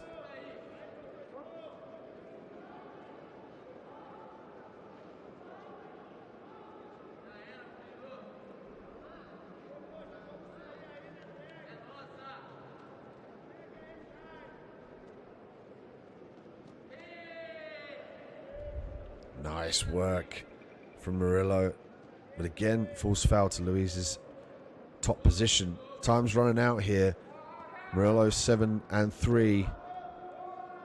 And he's going to walk away in the quarterfinals here, the professional welterweights and the gi black belts here at the Abu Dhabi Grand Slam. And a great job as well. We didn't see a submission finish from him. We saw an attempted triangle and then an attempted armbar. Usually he's known for slapping it on super quick and finishing. But he gets the job done here in Rio de Janeiro, Brazil. He's going to move on to the next round here from the quarterfinals into the semi-finals. Murillo Amaral is the winner by points.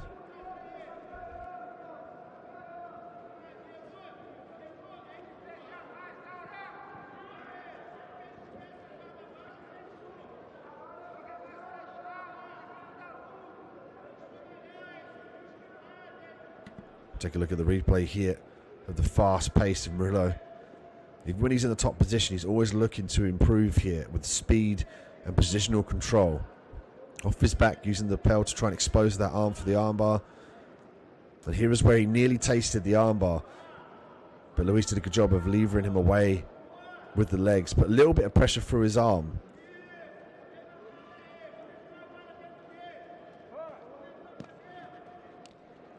Fabricio Jr., Leonardo Sagaro. Leonardo with the black belt and Fabricio with the red belt. This one, the semi-finals here for the male gi black belt professional level lightweights. As again we see the aerial sweep from the hips.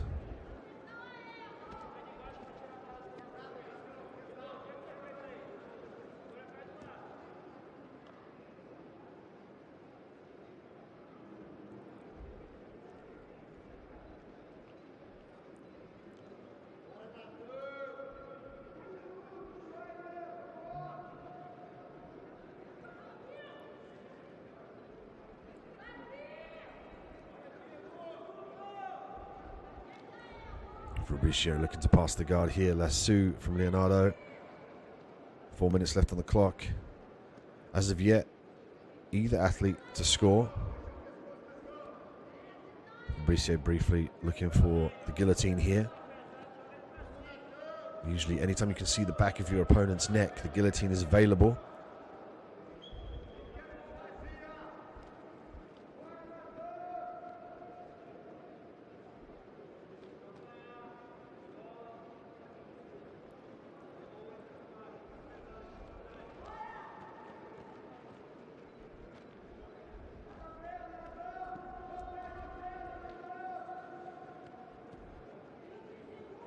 Great guard retention here off of his back from Fabricio. He circles that leg in beautifully. It's all about getting bollards in front of you and your opponent to prevent them passing the guard. In this case, he's using the lasso as well, as you can see there from the camera angle.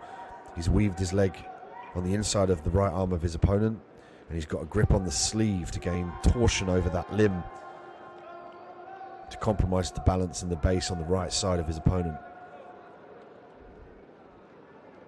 There we go, there we see it, sweep to the right side of his opponent, set up by the lasso. Fabricio Jr. now will establish this position as he earns 2 points for the sweep.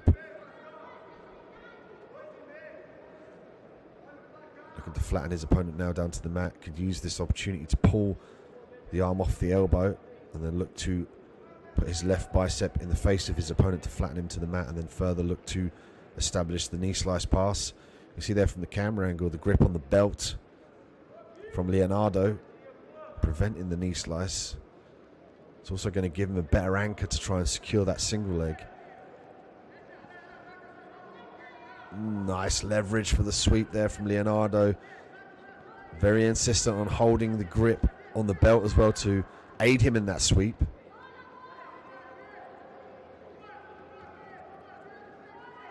He's going to earn himself 2 points for that wonderful sweep with the belt.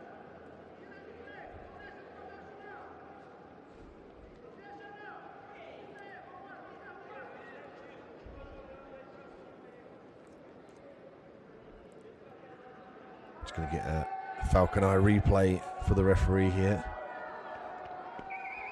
He's looking here at the grip on the belt. He's looking here at the cleanliness of the sweep, the contact with the ground, the top position.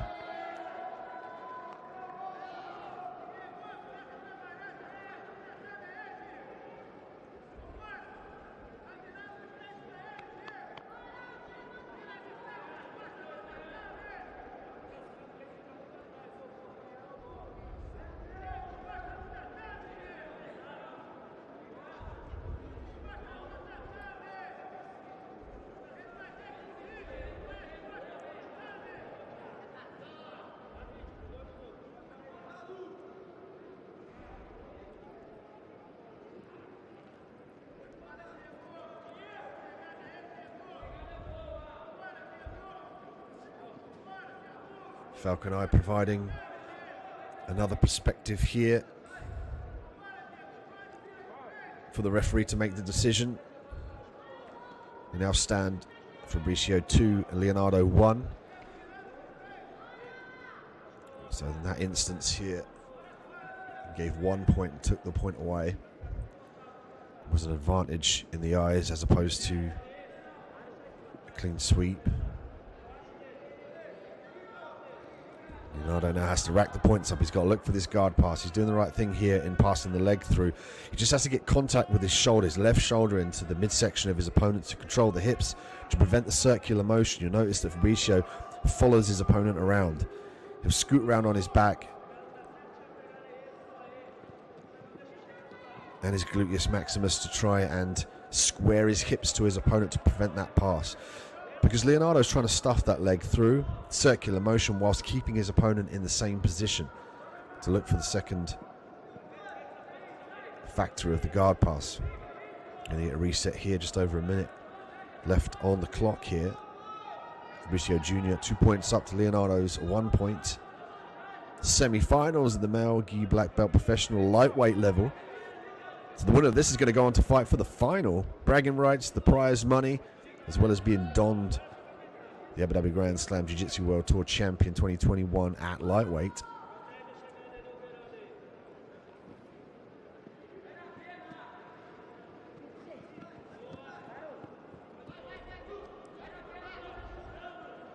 Fabricio again doing a good job of nullifying the guard pass here. Very active with the bottom leg. Great job of using the left leg as well as on the hip to gain some distance between him and his opponent. So it enables him to funnel that left leg inside when he's blocking the hip with his right leg. As well as, again, utilizing the grips. You can see from the camera angle. In this case, we see Leonardo with a grip on the pants and Fabricio with the lasso grip, with a grip on the sleeve. Makes it very difficult, as you can see, to pass here. But Fabricio Jr. has done enough to move on to the finals here at lightweight. Leonardo just unable to get past that lasso and secure the side control and the guard pass.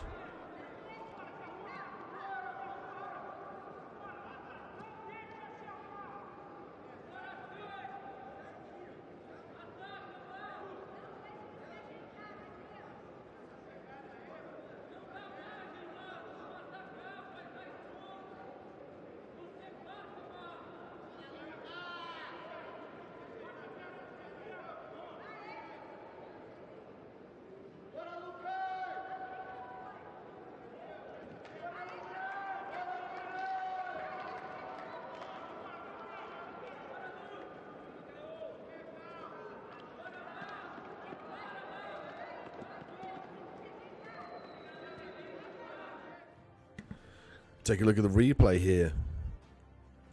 We see that beautiful sweep. Leonardo able to establish that top position still. Nice sprawl, as well as a sweep towards the end of the mat. It was the end of the round here. Potential advancement to a triangle, but it wasn't needed because the victor came away with a points lead.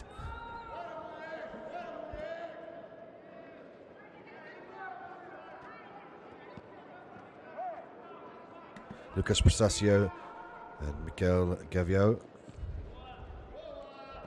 Gavio now with a black belt, Lucas with the red belt. 2 points for Lucas for the sweep here. 2 points from Gavio. So 2-2 here on the scorecards in the first 30 seconds of the match. Quarterfinals for the male gi black belt professionals, welterweights here, stacked division, and of course everyone looking to dethrone Lucas, who currently owns the top spot. Lucas Nascimento fought previously on this mat, and he'll fight again to defend his title.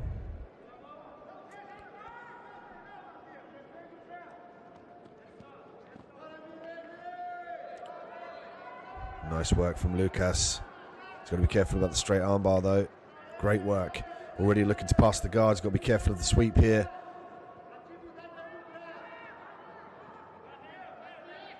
Two points for Lucas. Galvao looking to dive deep on that leg.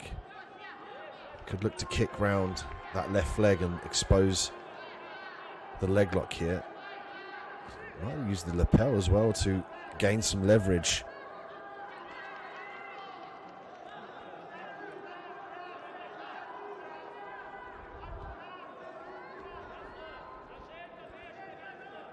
Circular motion here. Nice flexibility being displayed by Mikel.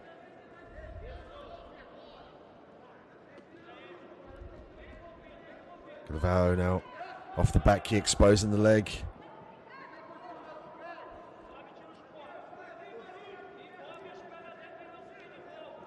Both athletes now in the 50-50 position.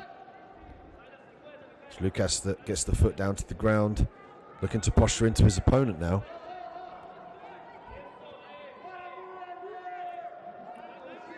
Got to be careful of the back take here.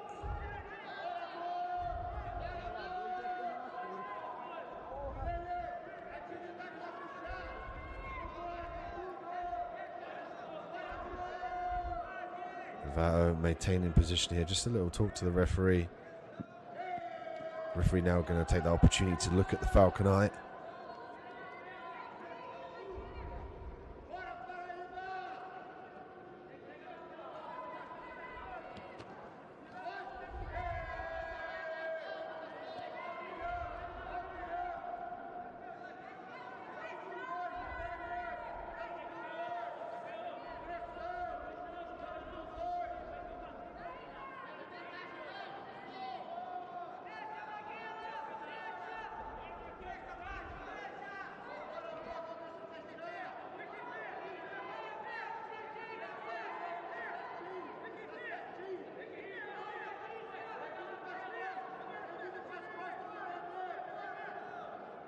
Might have been to illustrate that maybe he thought he tapped.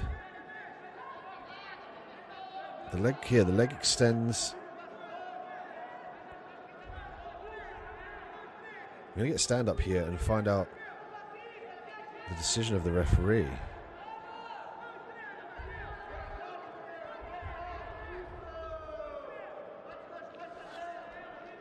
It looks like we have a finish here. Let's see what the referee determines. Could be that it was taken as a tap.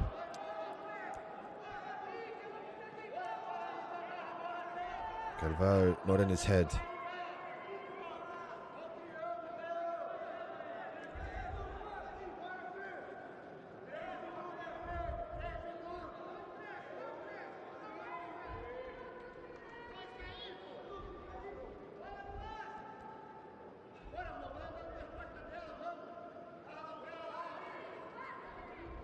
Now this is an important decision to have as well. This is quarterfinals. The winner will go on to the semi, so the referee has to be aware. And submission win has been awarded here to Michael Galvao. The winner by submission. The referee deemed that as a tap here. We saw the grimace on the face of Lucas. And we see from the replay, usually the taps 2 or more taps. I think it was maybe the facial expression that edged it for the referee. Galvao now in the top position, secures the leg here. Again in the transition, off of his back, in the top position here. So if we can see the end where the referee asked for the video replay. There it was, like he holds the leg, he circles around now, and as the hand goes up there, watch the right hand of Lucas. Look, it goes up towards the backside of Galvao. Be interesting to see a different camera angle from there, but it did look like he did tap.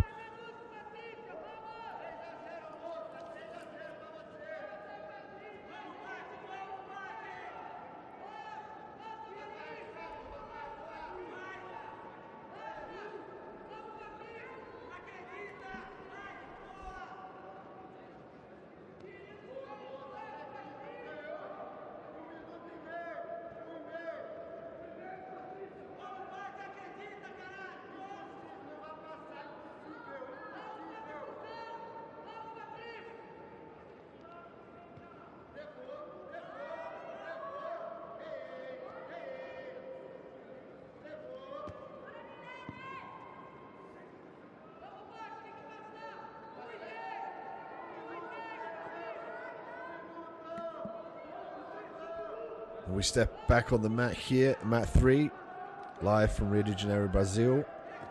Luis Pelo Amaridios and Murilo Amaral.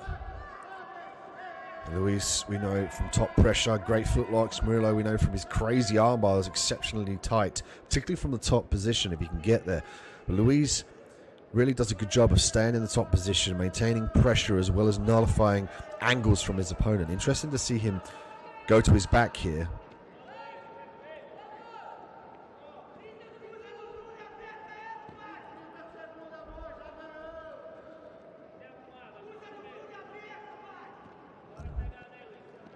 Joint first place for Luis there in the rankings. This one, the semi-finals for the male gi black belt professionals welterweights under 77 kilograms.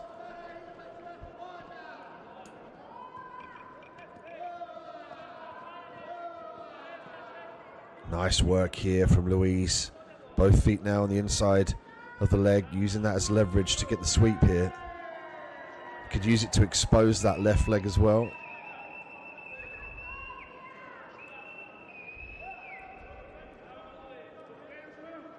You could also use it to stand up into the single leg if your opponent retracts. If he gives you space, you can stand up. If he doesn't give you space, you can attack the sweep or the leg lock here, as we're seeing almost an Ashigami position here from Luis. Could use it to spin around and get to his knees as well, turn it into a takedown. Got to the single leg now. Luis looking for the takedown, looking to circle out and run the pipe. Could look to pummel in and lift the leg up to the sky and kick the last leg back, but uses that opportunity to run the pipe, get the single leg takedown here. Great work from Luis as he earns 2 points for the takedown. We saw him earlier on in the competition fire for that takedown, but unable to secure it definitively, falling foul to going off the mat. But this time he made the adjustment. He's consolidated since the last fight, and he made the adjustment to go circular as opposed to back and forward to push his opponent off the mat. Now he's got to be careful about the sweep from Murillo here.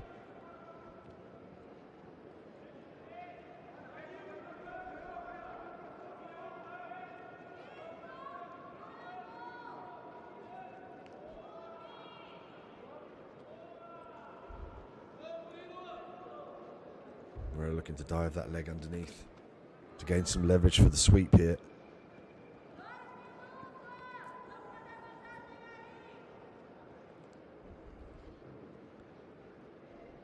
Grips on the lapel again. Murillo's armbar. He gets the diamond guard there, almost faking he's going to go for the takedown. If he can get control off that left leg as well of Luis. See there, he's wrapped round the right leg. He needs control over the left leg. He could switch down for the armbar here. Now he's what he's known for. Beautiful work here. Luis is in trouble. He's going to have to make sure he turns his hand off that center line to avoid it getting hyperextended. He can also look to step around as well if he can free his leg. At this point in time, his right leg is preventing that. So once he puts his instep there to free his right leg, then he can step over the body of Murillo. Murillo's got a very tight armbar. If Luis can get out of it and then maintain the top position, this would be massive. 2 points up here on the scorecards. He's got to retract that arm out of this position now. It's difficult to see from this position how deep his elbow is, but the deeper his elbow is through that gap in between the legs of Murillo, the more in jeopardy he is from the armbar. You can see the elbow is quite far out, actually. So you see Murillo trying to skip his legs towards. He's trying to push his hips towards his opponent, which is very difficult with his opponent's legs around his body. Luis doing a great job of staying calm under fire and avoiding that submission. That looked like it was very tight. Going to get a reset here with just over a minute left. Luis 2 points up to Murillo's 1.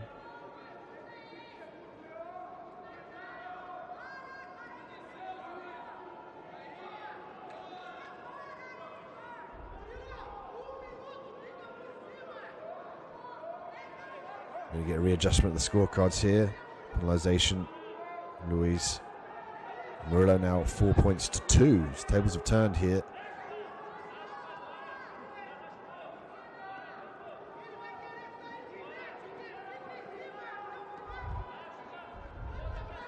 And a big turn of events here from Luis as he secures the takedown. 4-4 now. And Luis with the penalization, so he's got to make sure he tries to advance here and secure a definitive points lead. He's got to stay clear of the armbar as well. The whole time he extends his arm, you can see Murillo would chase that. He will secure a grip on the sleeve and walk his hips up towards the top of your body, as we're seeing here, and he'll try and snatch up the diamond guard, faking the triangle, but immediately switch to the armbar. That's how he's submitted previous opponents throughout the day. Briefly looking for the loop choke.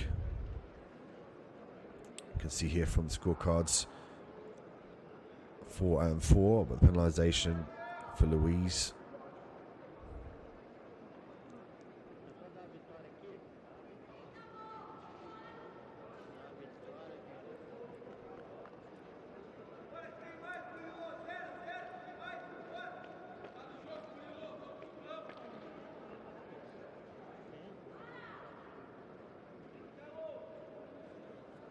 Get a readjustment of the belts here before the official decision.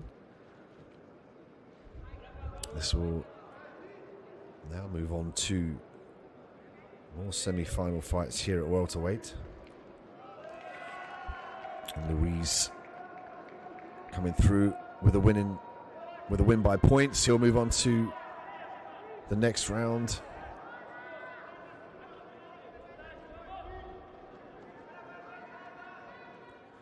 So we take a look at the replay here. See Luis get the takedown. Did a good job of securing numerous takedowns throughout the fight. There's the single leg that he achieved. And again, the circular motion. He made the adjustment not to run his opponent off the mat, to use a circular motion to get the fight down to the ground and not give away any distance and afford the reset that he had before.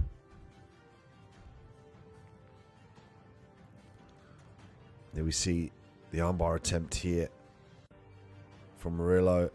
Look at the way he snatches up on that arm, walks his hips up. That was dangerously close to being finished. Difficult to see the face of Luis, to see how much that was taken to effect, but he was definitely a very tough competitor to get through that armbar.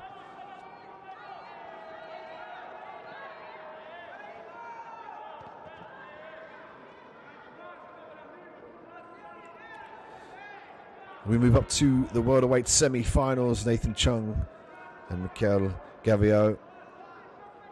Nathan with the red belt, Gavio with the black belt.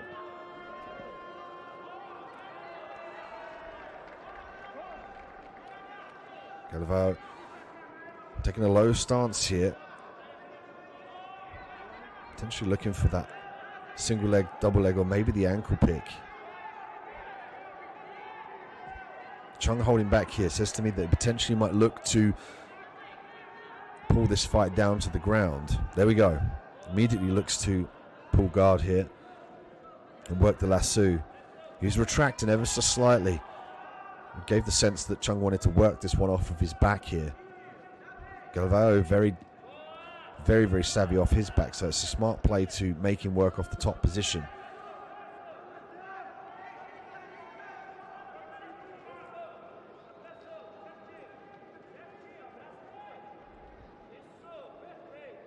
Chung now stuffing the head here. He's got to try and retract his legs out of this position.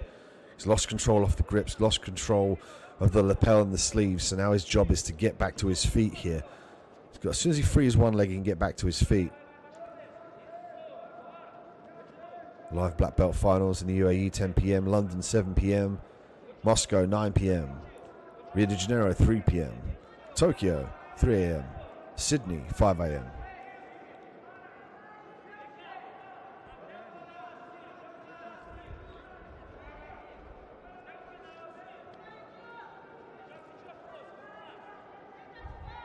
Chung Galvao for this semi-final matchup in the male gi black belt professionals, the welterweight division under 77 kilograms.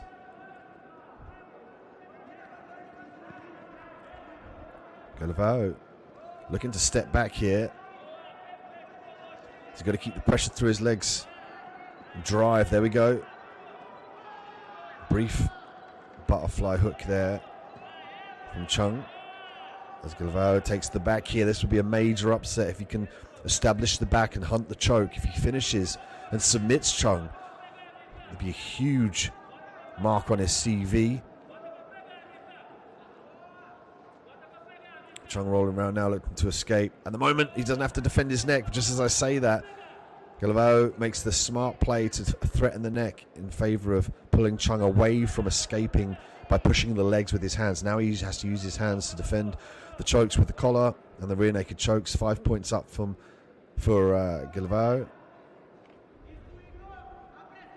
Galvao did a great job of utilizing the body triangle here.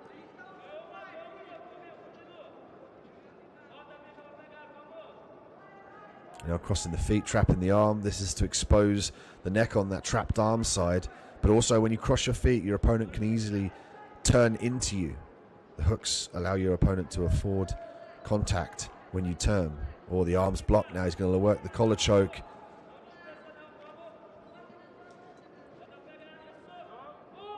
Oh, beautiful work.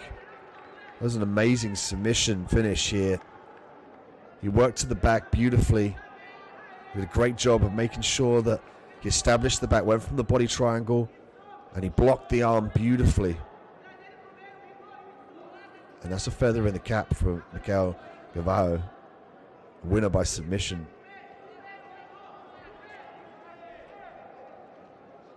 And he will move on to the finals to fight for the gold, the top position.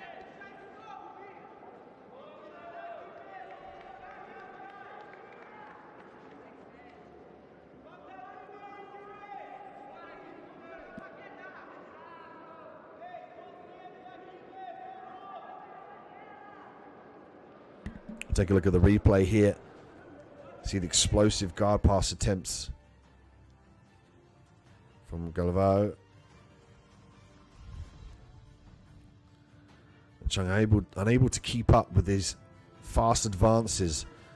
But it was the back control here and the blockade of the arm that allowed the finish of the submission. You can see here from the camera angle, the right arm was blocked from Galvao and Chung was forced to tap.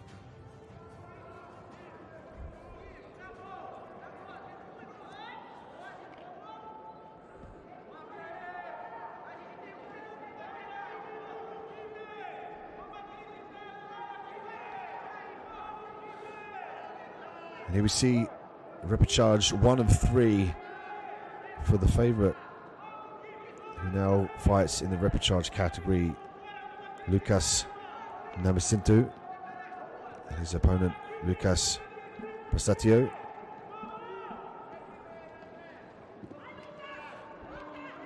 Nascimento trying to fight the takedown now. Big double leg from Prestazio.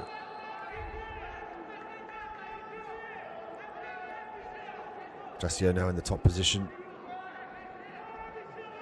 2 points awarded for Prestazio.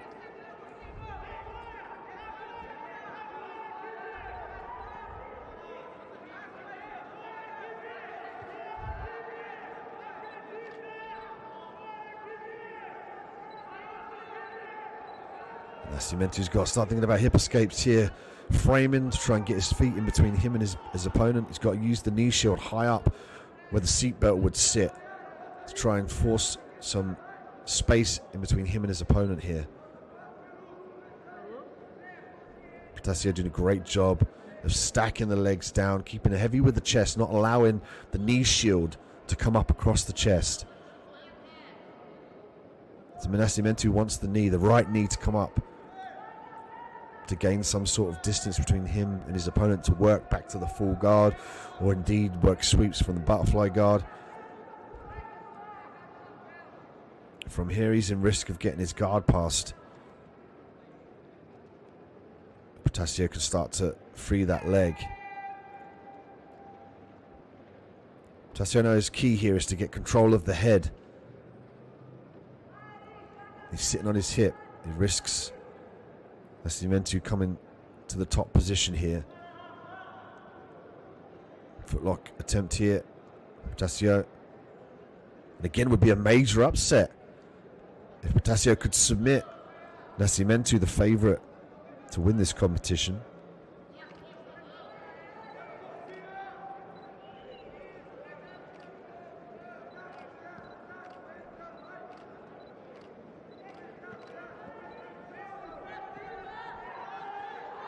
Prestazio faced with the predicament now of sitting the hip down and controlling the head, or standing back up here.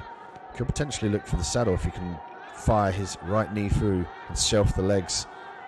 Nascimento sensing that, sitting up for the single leg now. He's going to reach the leg up, watch for him to kick that other leg away. Nice turn from Prestazio to prevent the takedown and the point secure for Nascimento. Nascimento might look to take the back here. Big takedown. Oh, stifled by Prestazio. Prestazio looking to drive the arms in and hip height out of this position. Could look for the knee bar as well as the Kimura. All these threats of technique here. Put a stop in the step of the advance of Nascimento. One hook for Nascimento now. Chooses to leave it alone. A minute and 35 seconds left on the clock here. Prestazio now even with Nascimento, 2-2.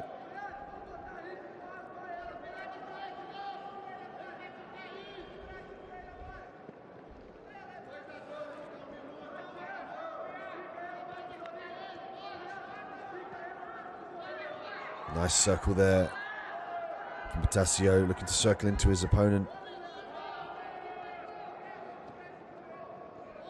Looking for the single leg.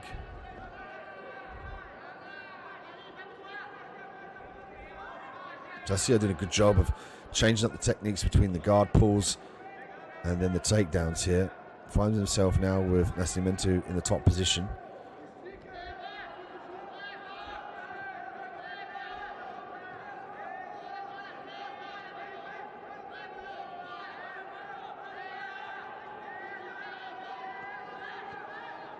There's over 30 seconds left in the fight here. Repechage 1 of 3.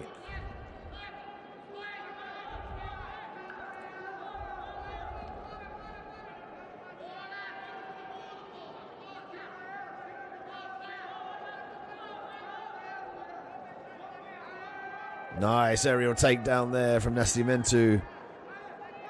Got a good elevation to secure the takedown.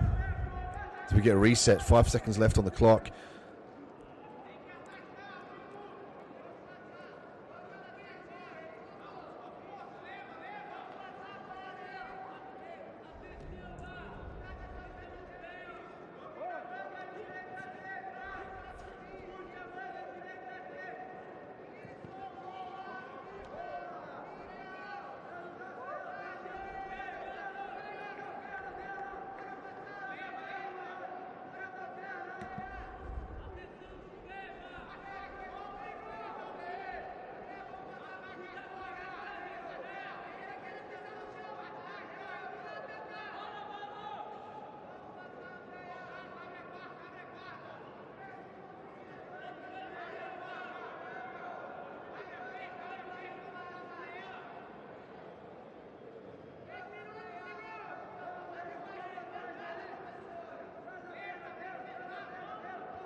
A readjustment of the geese here just before the official decision is rendered. And the victory, of course, goes to Lucas Nascimento. Win out by points.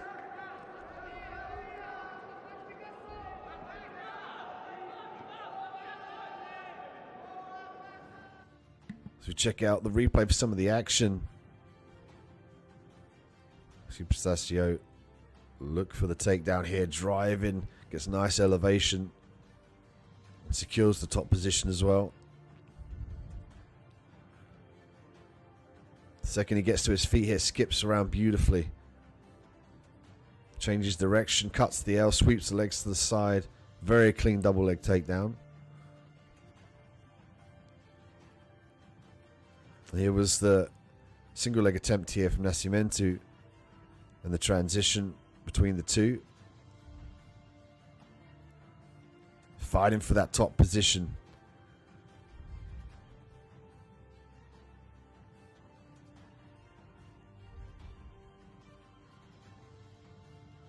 Nascimento up to his feet now, looking for the big lift. Big, powerful takedown there, straight to the mat. Immediately looking for side control as well. Largely due again to the lapel, allowing him to be close to his opponent. Watch for him to switch to the double leg here after this.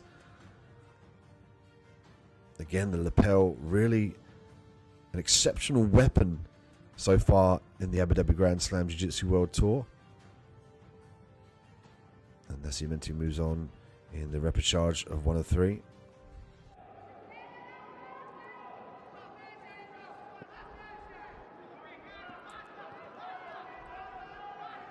So we move on now to the females. 8th finals here. Female gi brown belts and black belts professionals at the rooster weight. This one under 49 kilograms. Flavia Soares and Mariana Wasselt. Flavia with the red. Getting armbarred at the current point in time. Mariana switching over to the side now. Control over both the arms going to be very hard for Flavia to escape this position. And there's the tap. Beautiful work from Mariana with a submission early on in the first minute here at the rooster weights.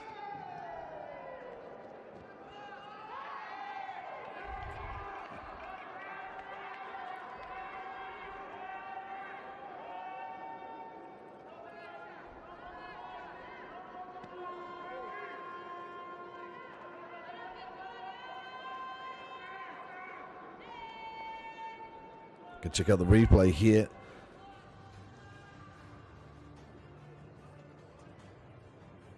She's in the guard position. She did a good job of controlling the leg to prevent her opponent sitting up. Which way she based out with her hand, circles around over the head, follows her opponent here all the way around and makes sure she gets control of the head here by skipping the left leg up. It's brilliant the way she gets control of the wrist and the opposite side arm as well. You don't often see that. Really just limiting her opponent's ability to escape this position. You can see the tap there.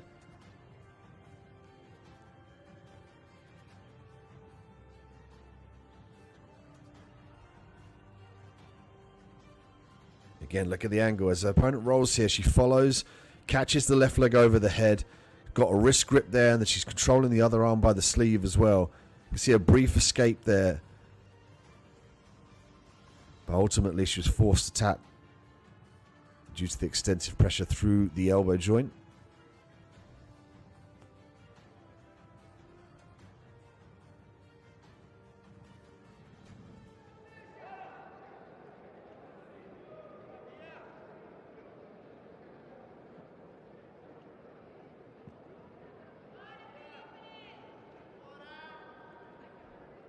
Repechage 2 of 3 here for the black belt professional welterweights.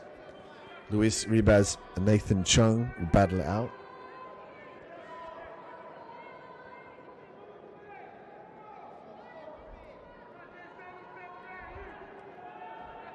And now we start to see these athletes play a little bit with their game in the repechage category. They've come up short in the quarters or the semis, and now they have a chance to redeem themselves, and they're going to start to play with their techniques, what they're good at. Start to see a little more of a relaxed approach. An initiation, all nice. Lumberjack sweep from Luis.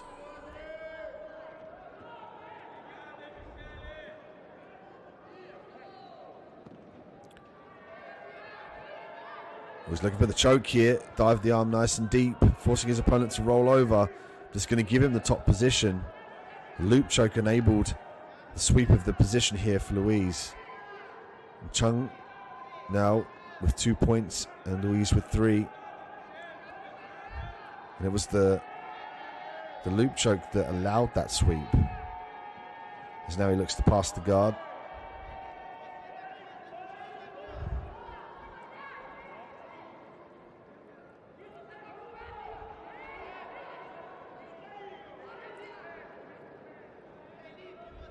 Look at the video assistance replay here for the Falcon Eye.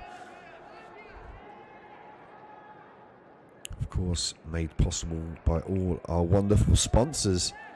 UAE Jiu-Jitsu Fitness, International Vision Travel, IB Sports Management, International Vision Investments, and 24/7 Management.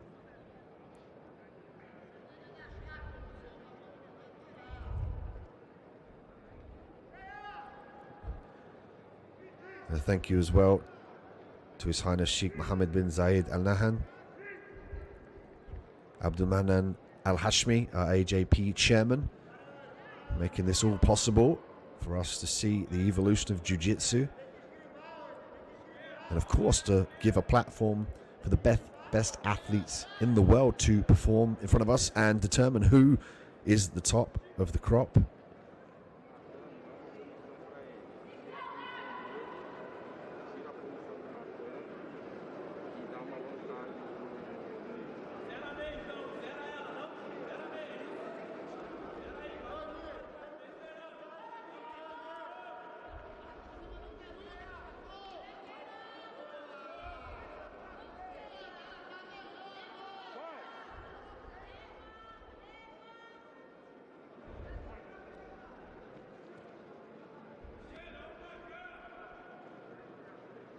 We get back underway here. 3 minutes and 30 seconds left. Chung and Ribas. Chung with the black belt. Ribas with the red belt here. Luis Ribas working off of his back, trying to get back to his feet. Looking for the elevator. They're going to circle around, potentially expose the back here.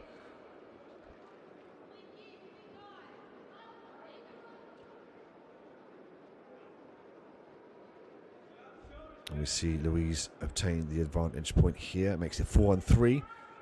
Repechage 2 of 3. professional or welterweight division, male black belts. And here is the back exposure that Luis wanted to look for here. And we saw Chung fall foul to this previously, and he's doing the same thing. He's pushing, trying to push the hooks away with his hands and not thinking about the chokes on his head. Usually you'll be choking your opponent, so it's important for you to defend your neck. But of course, when your opponent's not choking you or threatening your neck, you can start to push the hooks away. That's a decision the athlete makes under the pressure. But Chung needs to make sure that he maintains the defense on his neck. As you can see here, already Luis looking to grip the gi, potentially for collar chokes as well as bow and arrow chokes. If he manages to flatten out Chung here, he's going to have more leverage to finish. Chung gives up the mount. Luis basing out with the head and the arm here, establishing the position. 5 points to 3 here in favor of Luis.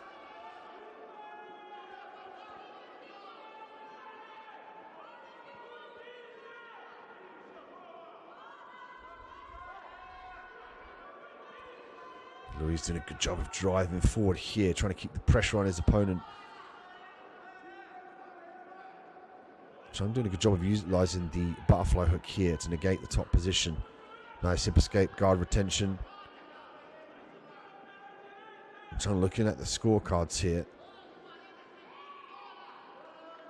Again, using the lapel and the foot on the inside to gain some leverage. Lasso grip now here for Chung. Let's switch to the spider guard.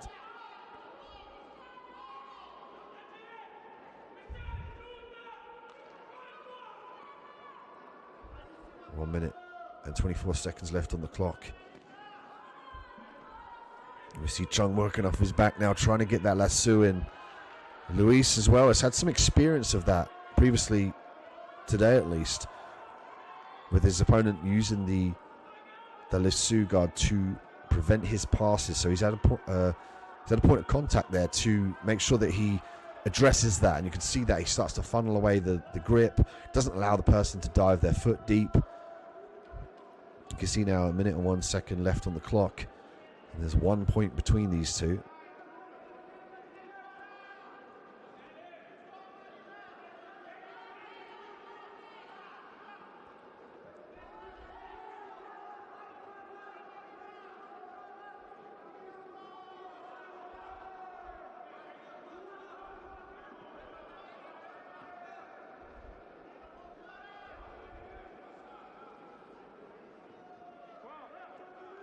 Back underway here.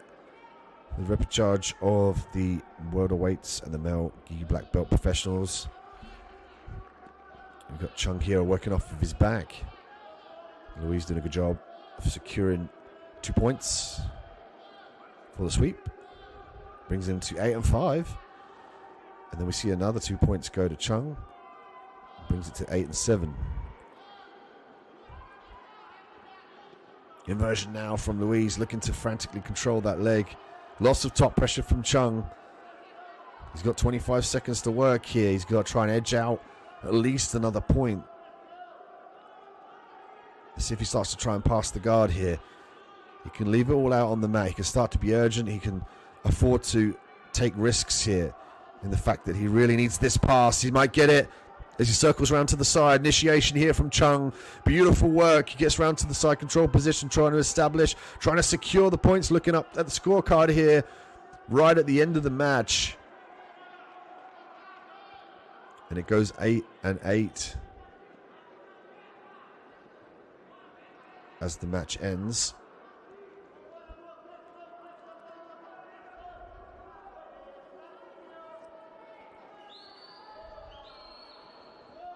And as the athletes collect themselves, we'll go to the referee to render the official decision.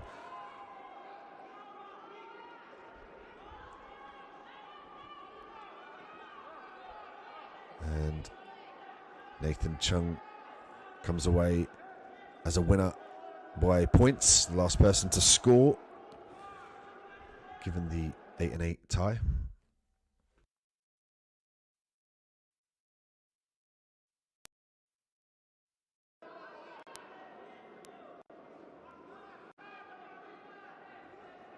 as we look at the replay here. Chung off of his back. I love the urgency that Chung found towards the end of the fight. You know, initially he was working off of his back, finding it difficult to get the lasso. Luis was doing a good job of staying on top. The second he looked up at those scorecards, again, we spoke about this throughout the duration of the last couple of days, the ability for the athletes to use the scorecard as a prompt to determine the game plan. And you can already see here from the replay that Chung was more urgent in his approach. He got his back taken early on. There was a little bit of danger for him from Luis. And we've seen Chung fall foul to this position previously. But he dug deep into the toolbox and he found a way. He turned on the aggression level. He turned on the urgency as well. And ultimately, Nathan Chung comes away with the win.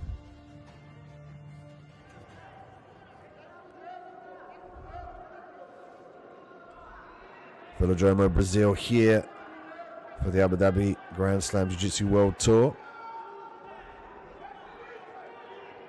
Carolina Ochotrina, Jessica Caroline Dantes. Carolina with the red belt, Jessica with the black. This one, the quarterfinals here for the female gi brown belts and black belts, professional level.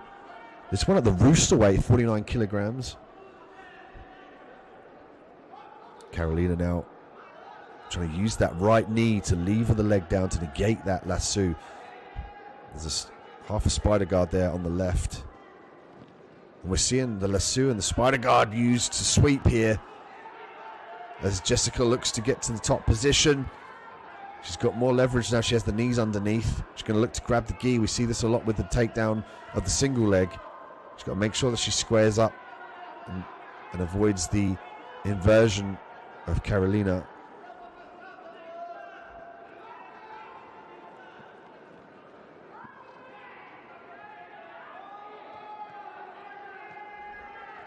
Back control here now. Very high on the back.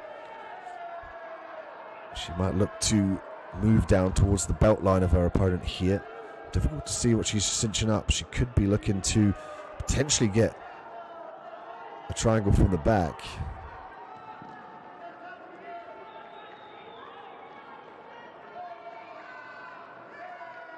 Jessica now waiting for the ample opportunity to keep this top position, deep half guard for Jessica, for Carolina, excuse me.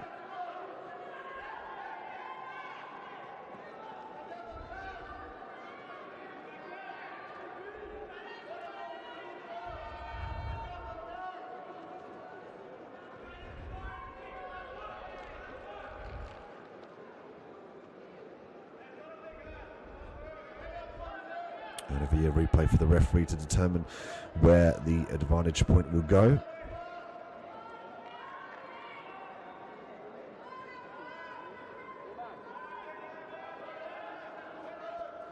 We're back on the way. 3 points for Jessica, 0 for Carolina. Carolina with the red belt, Jessica with the black belt and the black gi.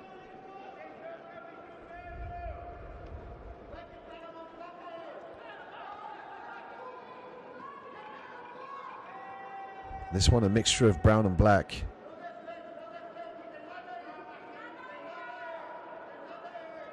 So we can see here the footlock attempt.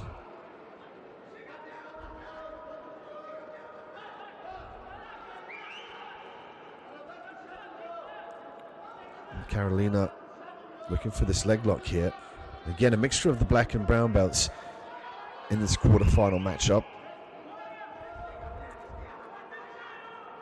You can see here the foot trying to push away her opponent in Jessica.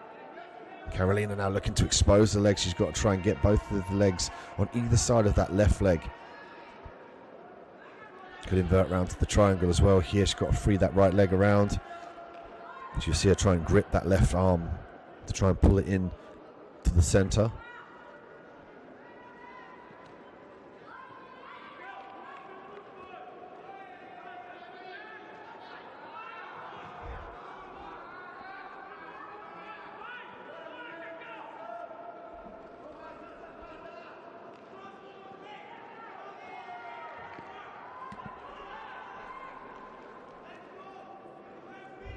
Carolina using the foot on the inside of the bicep here. Half spider guard, now looking to dive the hook in. She wants control, either control over the bicep or control with elevation underneath the thigh of her opponent in Jessica. Because then she can determine whether she can off-balance her opponent and stop the advancement of the guard pass. As you can see here, as soon as her opponent in Jessica gets her base about her on her feet, she's enabled to try and threaten the guard pass. Now the footlock attempt here, knee bar attempt from Carolina. She needs to get her hips on the knee of her opponent.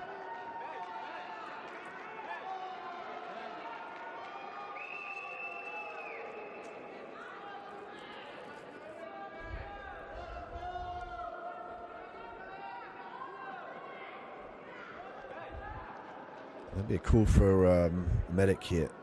I don't know whether there was a clash of a knee to teeth, or maybe we can get a replay of that. Yeah, it looks like she was bashed by the leg. That often happens when someone kicks round to establish the control of the leg.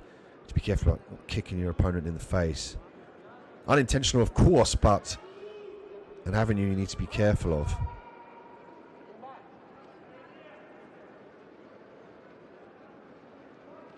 And that's why it's a good idea to wear a mouth guard as well,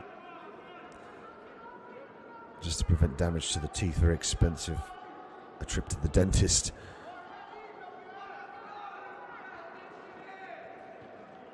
Carolina now working for the top position. Oh, this is good for her. She can start to advance here.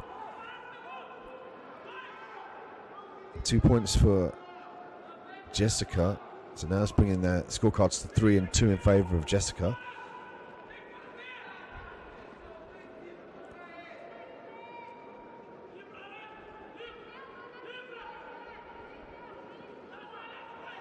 Nice.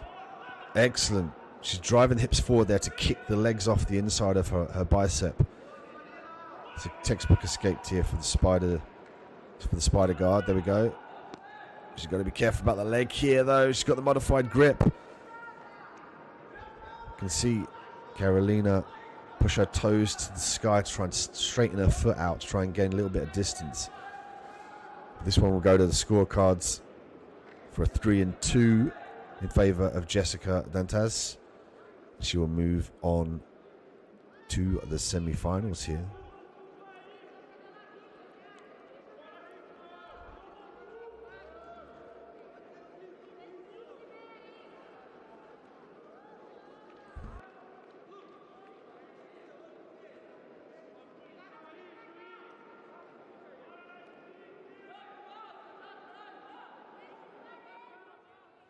We check out the replay. See Jessica now try and pressure from the top position.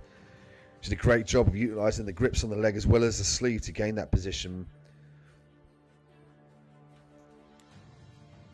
There was Carolina's ability to try and escape with her hips. She fire her hips forward to skip those feet off the inside of her biceps, but it wasn't enough.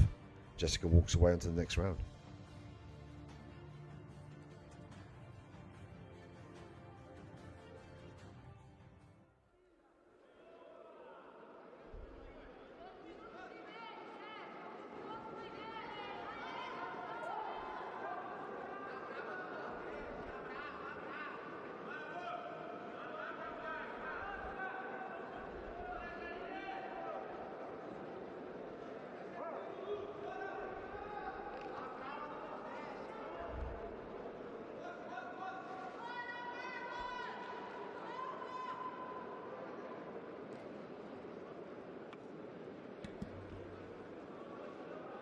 This brings us to our repechage 2 of 3. We have Lucas Nascimento with the red belt and Rilo Amaral with the black belt.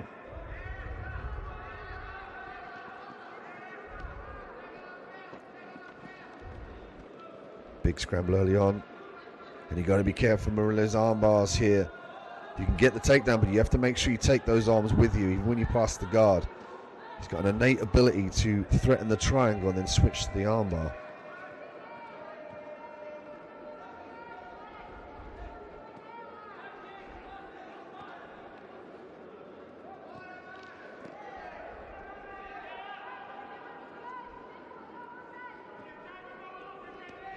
Nice stack here from Nascimento, doing a good job of looking for the avenue to pass. He's going to look for one side now. There we go. The left side was compromised, so he started to pass and then immediately switched to the right side. He's looking for a path now that's almost given to his opponent in Murillo. You stack your opponent so much and he's got to give a way out as to not get stacked and roll over his own neck. And this is what we're seeing here. Nascimento with a great stack pass, sensing the direction to go. He's got to follow the body up now. He's got to control those back legs. Potentially could expose the back here. Chasing the back. He's got to circle around away from those legs. He's got to get that left leg out and over to try and pass around to the side control. Murillo doing a great job though of holding on to his opponent, using the hooks to prevent the pass, as we see a point go to Lucas.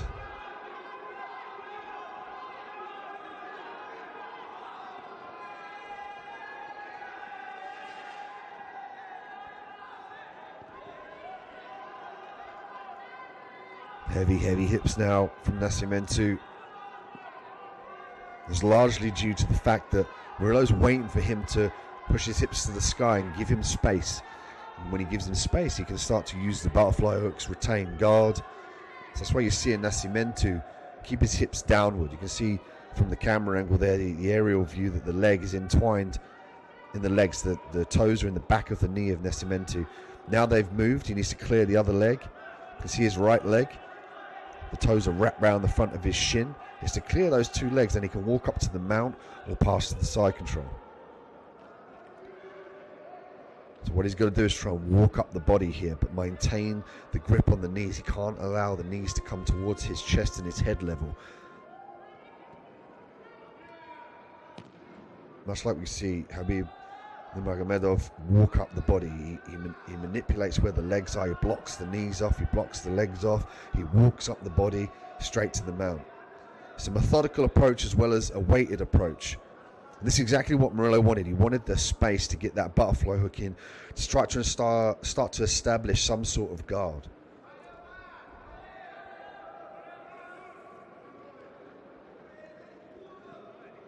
Nascimento now looking for the top position, accepts the guard here. We get a stop and play just to get them back to the center. 1 minute 39 seconds left on the clock.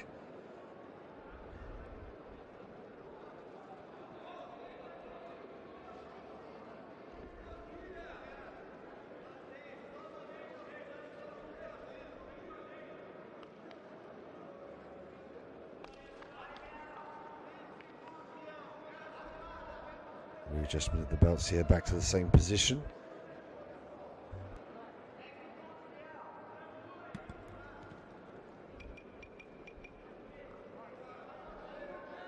Murillo now will chase this armbar, but he hides it well. With a sit-up sweep there, he attacks the arm, goes to the sit-up sweep. Watch for him to use the hip to chuck his legs up nice and high on his opponent. And if he can pass the arm through to threaten the triangle, he'll do that.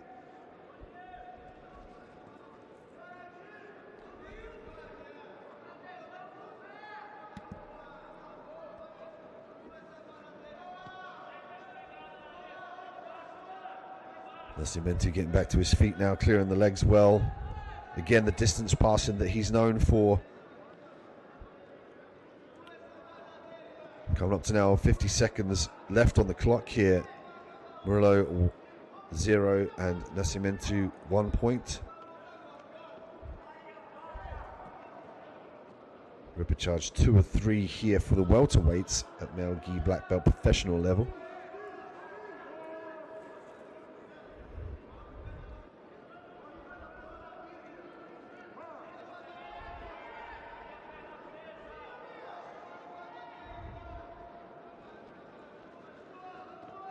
Battle on the feet here as Nascimento looks at the scorecard. He's got to stay safe for the takedown here. That's why you're seeing his hips push back forward, and he'll change his levels with the grips to try and keep his opponent at bay. He's using that to frame and keep his opponent in Murillo away from him to stop him getting entry to the legs. Murillo frantically looking for that takedown here. Hard fought fight with Nascimento. Move forward in the rapid charge category for a chance to go forward and fight for bronze.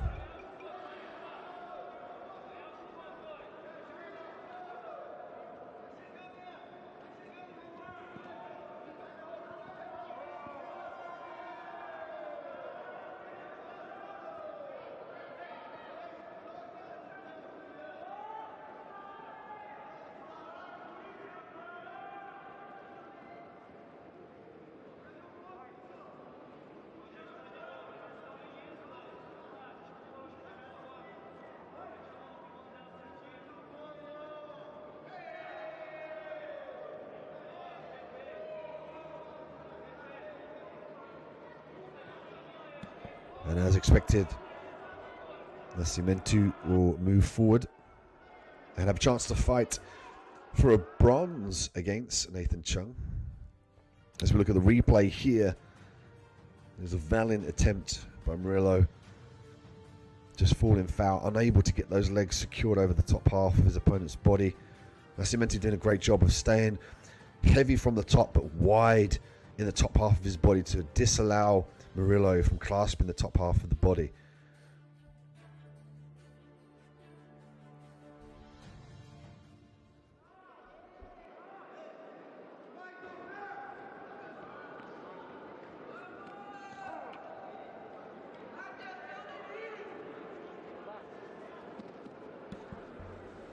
Brenda Larissa with the red belt, Mariana Rost with the black belt.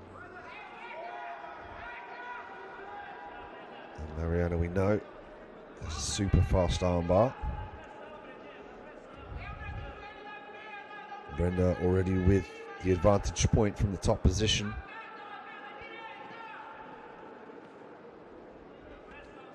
This one, roosterweight still, female brown and black professionals.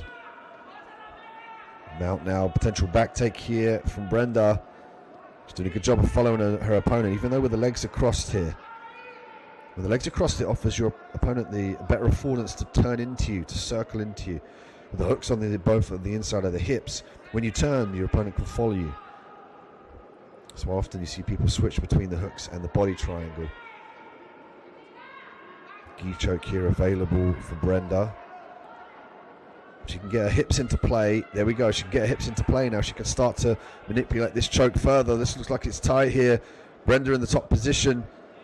And I think she forced Mariana to tap there. Couldn't see from the camera angle. But it was inevitable. As soon as you saw Brenda's hips come into play and force in a downward motion, you knew that it was all over.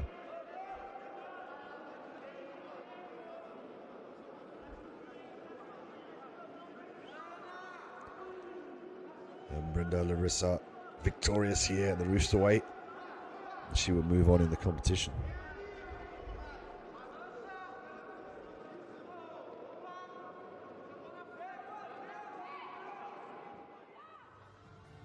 Check out the replay again. Brenda's ability to maintain the top position was the key here. It allowed her to really determine where she was in the fight. There's always a big argument of what's better, on top or on the bottom. And it largely depends on your circumstance. Here, she stayed very heavy on the top. You can see she's got it tight. But the second in this transition, watch the hips. As soon as she drives her hips forward through the choke, right there, that's where the immense pressure comes through. And you can see, actually, we can see the tap, yeah, from that camera angle. That was beautiful. Great work in the truck for the replays. It was the hips there that won the choke. Beautiful work.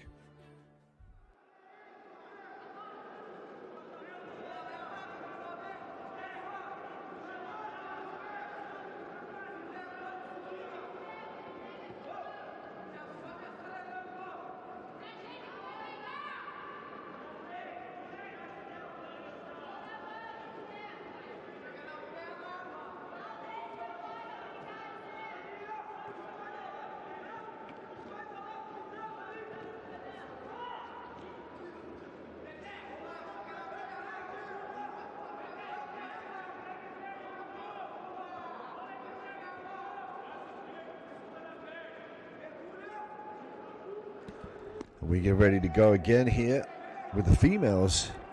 Ingrid Assis on top currently with the red belt, and her opponent Mariano on her back here in the white gi.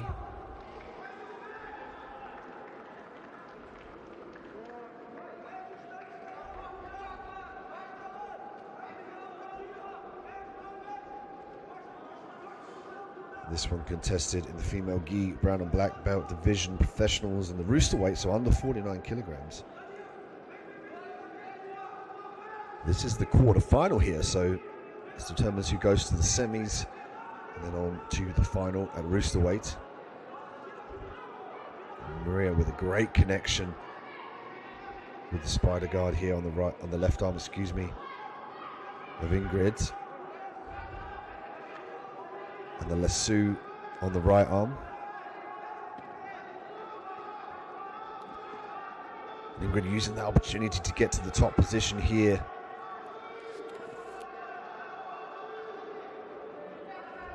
Maria using the inversion there to try and even this fight out. Upcoming tours here as well in Sydney, Australia, the UK, and of course Abu Dhabi.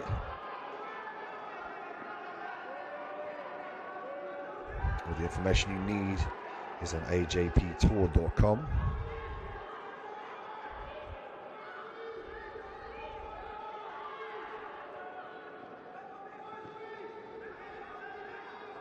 Ingrid now looking to posture up. She might look to break the guard here. Watch for her to secure pressure on the outside of the knee. Now the guard's open. She can start to think about passing, but she's got to eliminate the lasso. You see the camera angle here. The right arm is trapped in the lasso, and then the spider guard on the other side. On the inside of the bicep here. Such a viable option to control your opponent's posture and the direction of movement off of your back.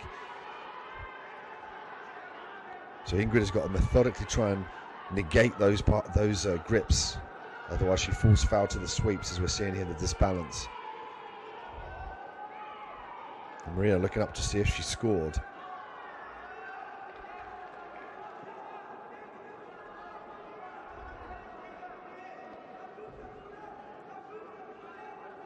Triangle attempt here now for Maria. And Ingrid has got to keep her posture here. Always the posture in the triangle. As soon as the posture gets down now, it's in danger of being finished. Maria looking to expose the arm as well. She's going to mix in arm locks and triangle chokes here. She can unhook the leg as well. Straight armbar here for Maria off her back. And there's the tap. Beautiful work from Maria Ono here in the quarterfinals at Roosterweight. Finishing with a beautiful triangle armbar.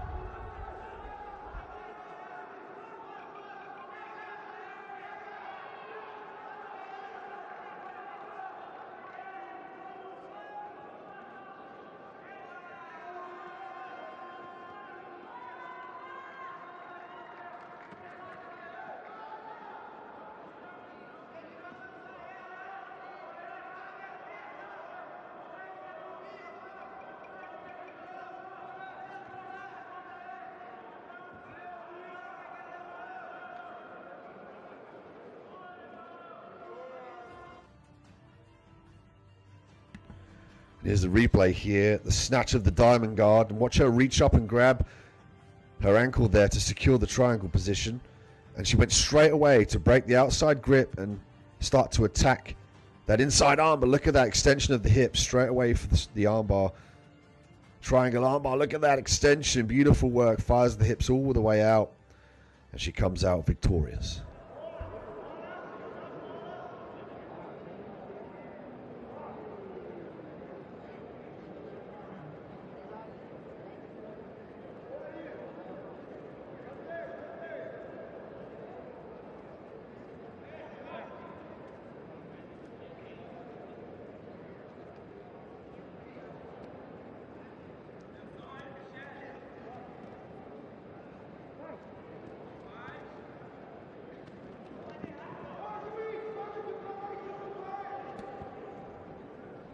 We're brought now to the bronze match of the male gi black belt professionals welterweights.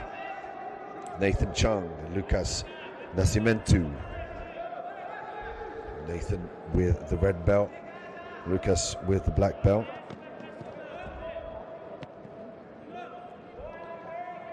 As they grip up early on here, let's see who makes the level change or use this as circular motion. We know Nascimento's got a great single leg, but he's got to expose that with circular motion. He could pull down on the gi and circle round to his right side. This also exposes the leg, because when you circle your opponent, they have to base with one leg, which makes the other leg light, so you can scoop it up for the single leg. There we go, there's the entry. And Chung doing a good job of avoiding that. Again, going out of bounds here. Nascimento needs to implore that circular motion, try not to drive his opponent away from the mat in fear of the reset.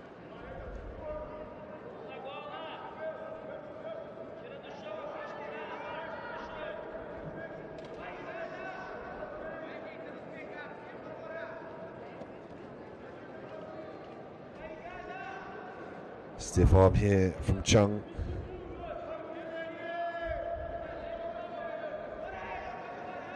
Chung might look to drop this one down to the ground here. Going to get a reset in the action. And penalization point for each for stalling.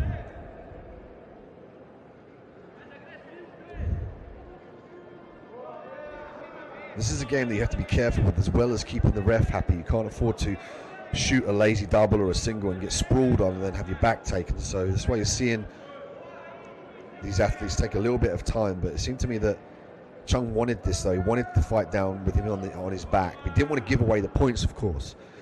He was backing up, keeping his hips away. It's usually reminiscent of a guy that wants to put his foot on the hip and then sit back down into guard. One of the safest ways to pull guard in a jiu-jitsu match.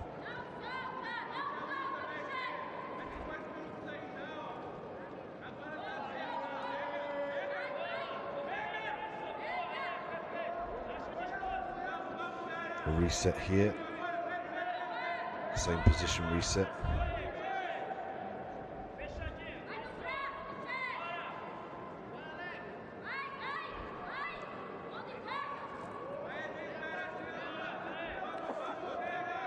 And this fight determines the bronze medalist for the welterweights under 77 kilograms in the male black belt professional level in gi.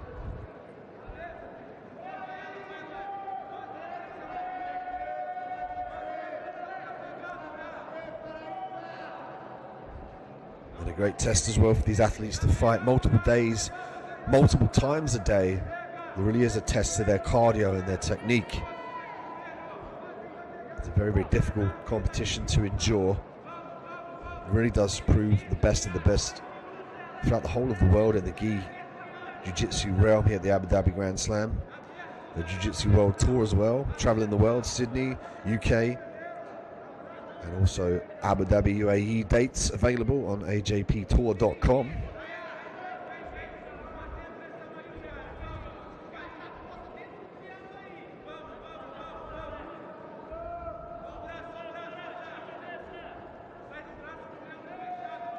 Shout out to our sponsors as well: UAE Jiu-Jitsu Fitness, International Vision Travel, IB Sports Management, International Vision Investments, 24/7 Management, and of course the UAE Warriors.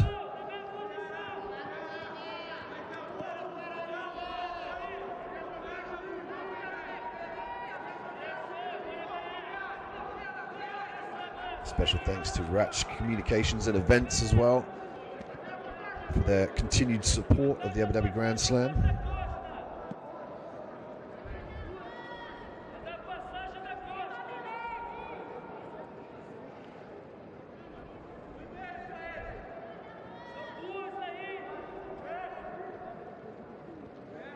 Stalling penalties here with the clock ticking for both athletes.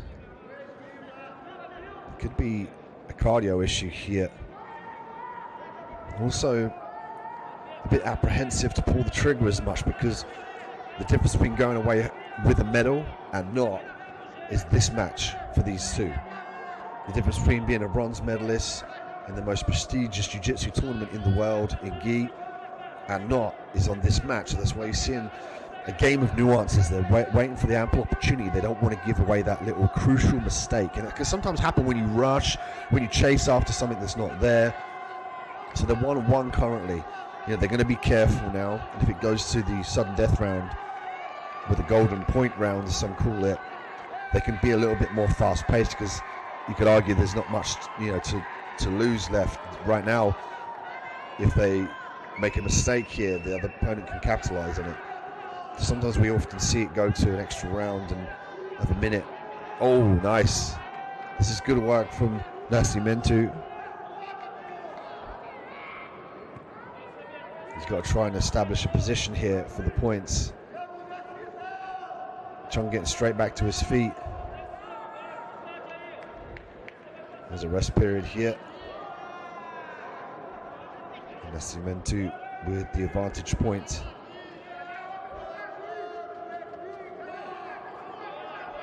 It's largely due to the fact that he was driving in the top position and he ended up on top there towards the end of the match.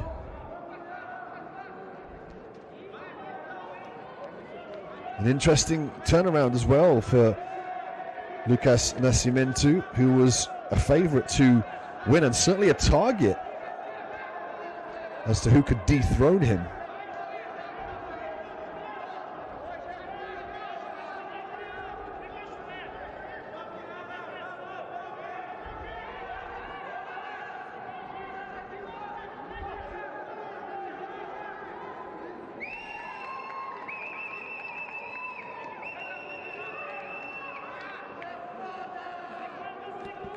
And he will go home, the bronze medalist in the male gi black belt professional welterweights.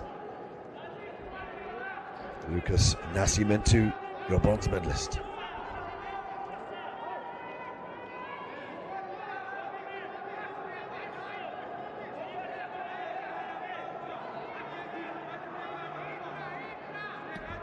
As we check out some of the action for the replay. Again, it was a game of nuances.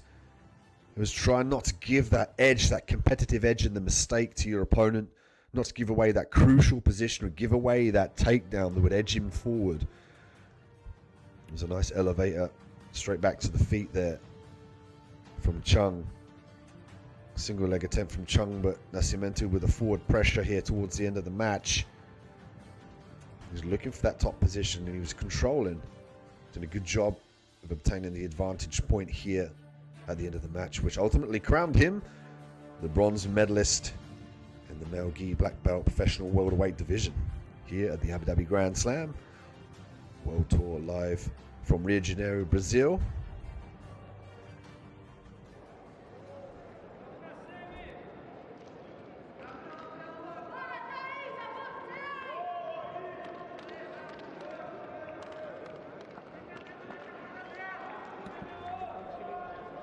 Next we have up our quarterfinals here in the female division. Taz Felipe, Hannah Tavares, Cavajolo.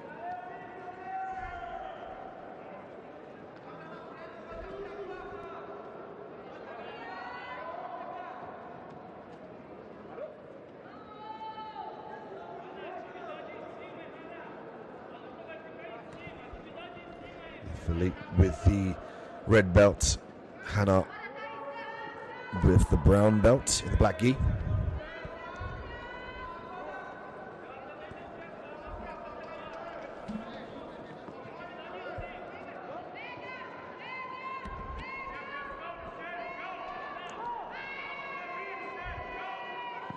Both athletes find it a little bit difficult to regain a definitive grip here or an entry. This is the invisible jiu-jitsu that we speak about, the unsung hero, the angles, the grips, the manipulation of where your opponent goes and your entries at an angle. We see a lot of guard retention here. And it's a smart play because if your opponent's a better wrestler than you, or potentially you have an injury, or you just want to get this fight down to the ground without giving away the counter or the takedown, the guard pulling is a good way to get this fight to the ground and further allow you to get into the realm on the floor. Live black belt timing for the finals: London 7 p.m, Moscow 9 p.m, Rio de Janeiro 3 p.m, Tokyo 3 a.m, Sydney 5 a.m. Thank you for watching. If you're staying up to watch us, we appreciate you. Please go on to our socials, AJP Tour, and give us a follow.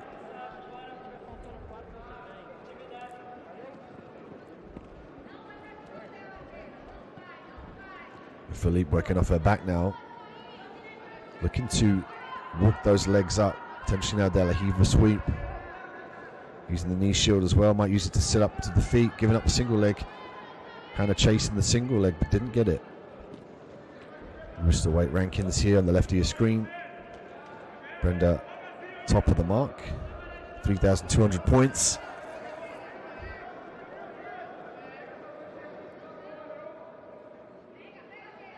Three minutes left on the clock here. The quarterfinals for the female gi brown and black belts professionals at rooster weight under 49 kilograms.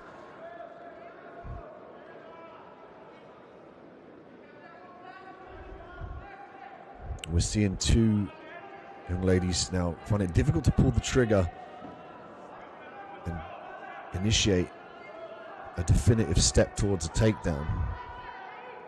We see Philippe look for the guard pull early on, out of bounds here.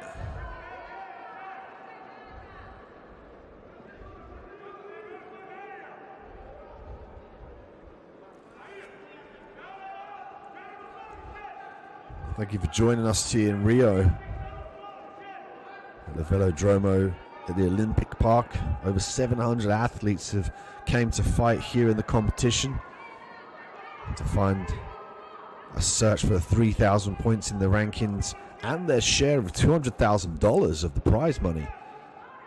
A lot on the line for these young athletes. It can allow you to go a definitive way in your chosen sport, particularly if you're a professional and training full-time. The prize money is very, very important to maintain that lifestyle and improve week by week, month by month.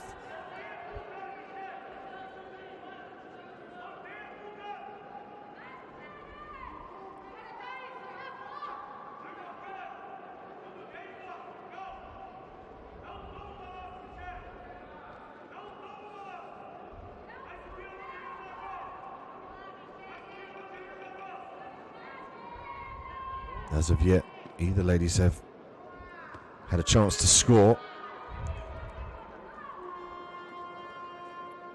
A minute and 28 seconds left on the clock.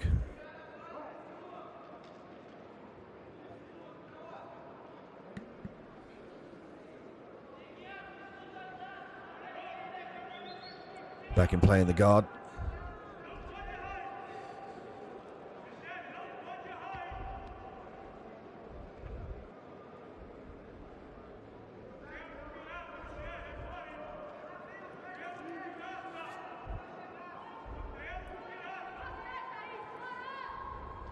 Philippe working off her back now, trying to secure control over the top of the head, potentially maybe looking for a triangle here, an armbar. She's working the lasso.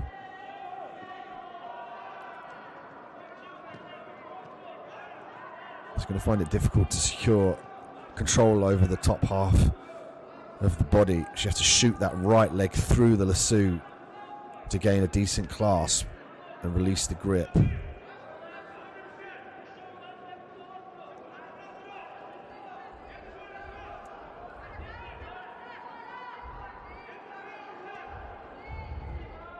Hannah doing a good job of breaking through the guard with forward pressure.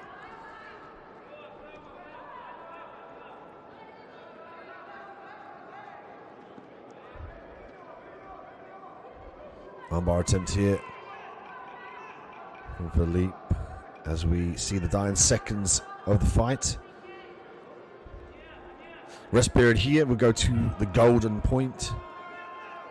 The round is a minute long, the first point wins. Another exciting addition by the Grand Slam as well. It's often seen as the first point wins in some of the games that we play in the Jiu-Jitsu room, and now translated to professional combative experiences. It does really put a stamp on how Abu Dhabi Grand Slam is setting the bar so high for Jiu-Jitsu. It forces the athletes to chase after that point, gives them a definitive goal to advance in their respective categories, in this case to the semi-finals. So rounds like this now put the pressure on the athletes to make sure that they perform, they go forward and they chase after the points. So we might see a little bit more urgency from these two young ladies now.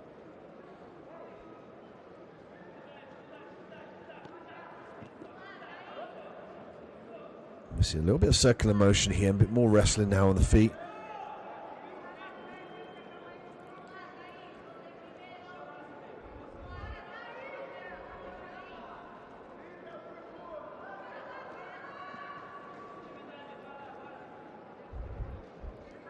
Philippe briefly looking to drop down for the singles. They go out of bounds again.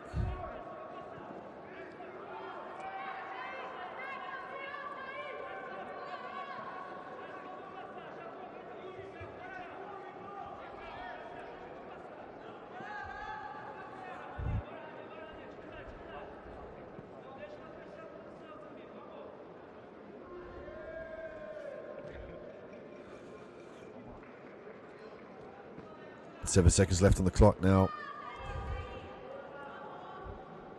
Both ladies looking for the definitive point as the time runs out. A very difficult one to score, so the referee's got his work cut out to determine the winner here.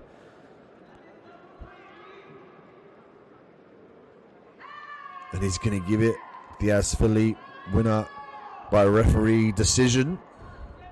And the ref says she's done enough to move forward here in the rooster weight category in the female brown and black professional.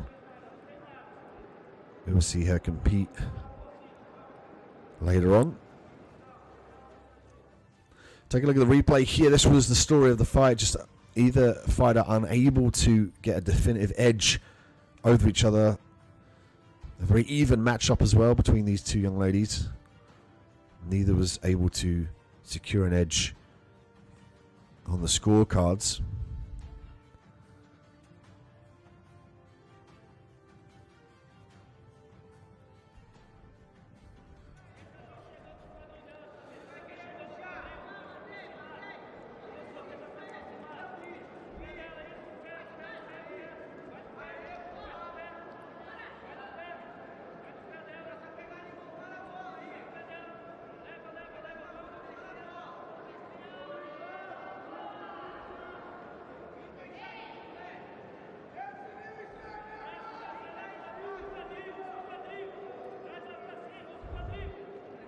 We bring the next young ladies onto the mat here. Mat 3, live from Rio de Janeiro in Brazil. Abu Dhabi Grand Slam Jiu-Jitsu World Tour. I'm Dean Midat. Thank you for joining us. Brenda, Larissa, and Jessica Caroline Dantas. This one, the semi-finals here at the rooster weight category.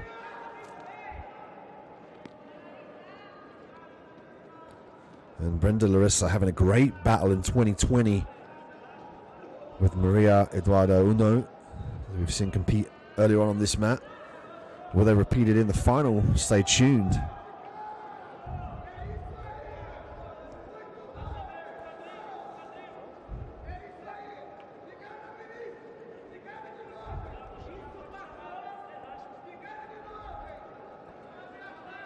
Brenda now with a much lower stance, looking for the grip.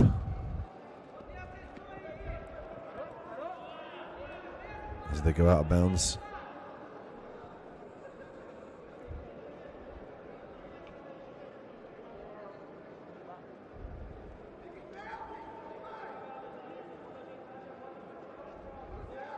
Brenda with the red belt, Jessica with the black belt and black gi.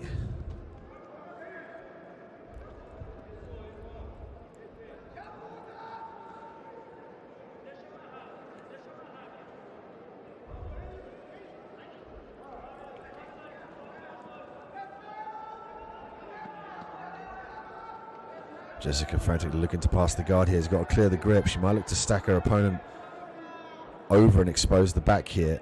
She's going to get caught in the diamond guard. And now Brenda has the opportunity to work for the triangle here. Armbars as well as omoplatas if she chooses to open the legs for the omoplata. But I'd imagine she's going to try and stay here and keep the legs clasped. She might look to reach up, grab her foot or the top of her shin and pull down on it here with her right hand. And Jessica's doing the right thing here. She's got her posture up. She's going to make sure she takes her arms with her if she reverses out of this position. In the combat stance here for Jessica. Semi-finals here at the female brown and black belt professional rooster weight division. This one under 49 kilograms.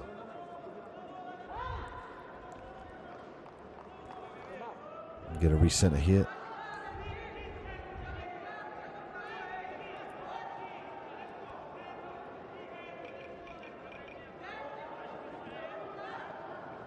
Nice flick there with the elevator from Brenda. She did a good job of putting that butterfly hook just on the top of the ankle of her opponent in that exchange.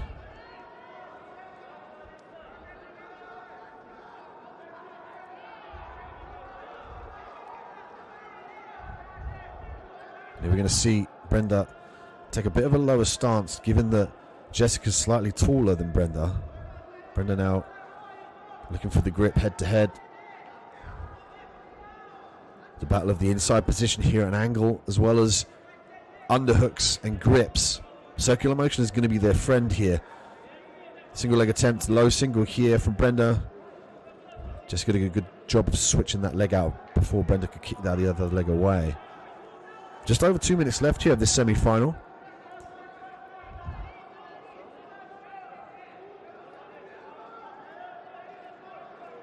Brenda takes a look at the score, noticing that it's 0-0. Knowing that potentially she has to make sure that she gets a definitive point here in the next minute and 50 seconds.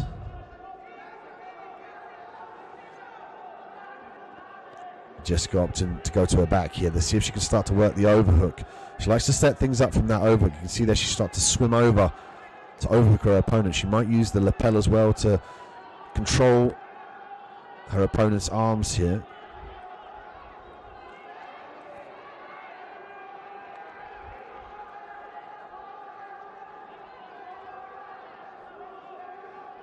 Jessica using the lapel guard here now to gain some leverage. Going to make it difficult for Brenda to use the right leg to skip round and past the guard. You can see there from the camera angle, it's actually pulled her leg out and made her go down to her hip. And it's given Jessica the opportunity now to sweep, and she can retract that right leg and get to the top position. Brenda looking up just to see if anybody gained an advantage point there. Now Jessica can get that foot out. She needs to retract that foot out of this exchange here. Brenda could also look to secure leg locks from this position. Again, such a great thing to watch these young ladies compete. As often, ladies are more flexible than men, so we see a lot more innovative positions and submissions being activated from the amazing flexibility and dexterity that these ladies possess. 2-2 now on the scorecards. 2 for Brenda and 2 for Jessica. 20 seconds left on the clock.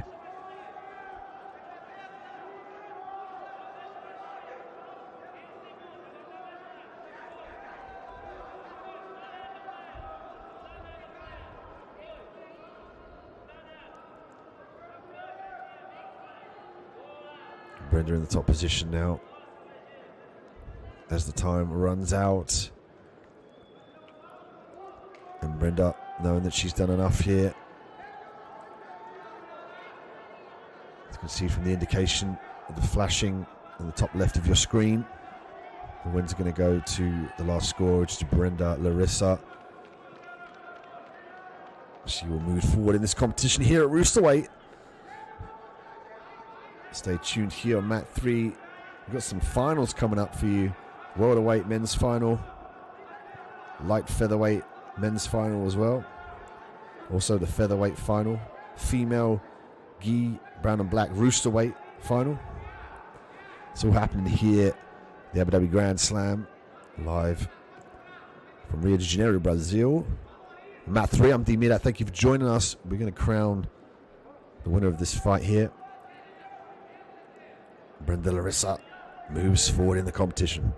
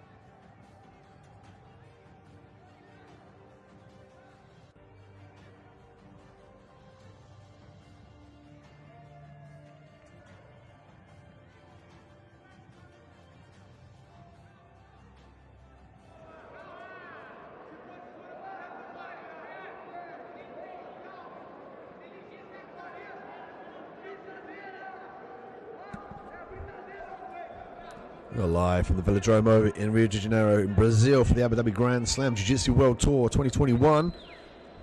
Thank you for joining us. We're bringing you the best fights from the best athletes at gi in the world.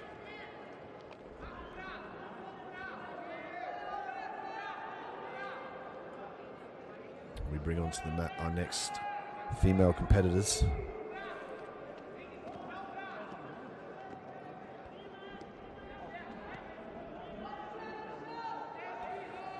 Gabriela Sana, Roberta Ribeiro. And Gabriele with the red belt looking for the footlock here currently. Roberta with the brown belt. Roberta staying calm here, but she's got to be careful she doesn't allow her opponent to lever her to the right side and push the ankle down towards herself. There's a footlock available there. As you can see here, Gabriele using that opportunity to get to the top position.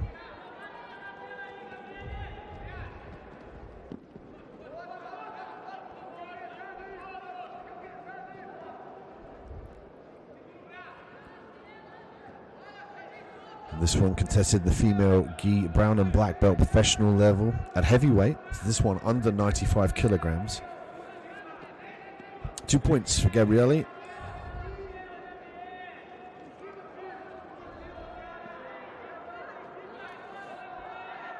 Roberta working off her back now, again using the lapel to her advantage.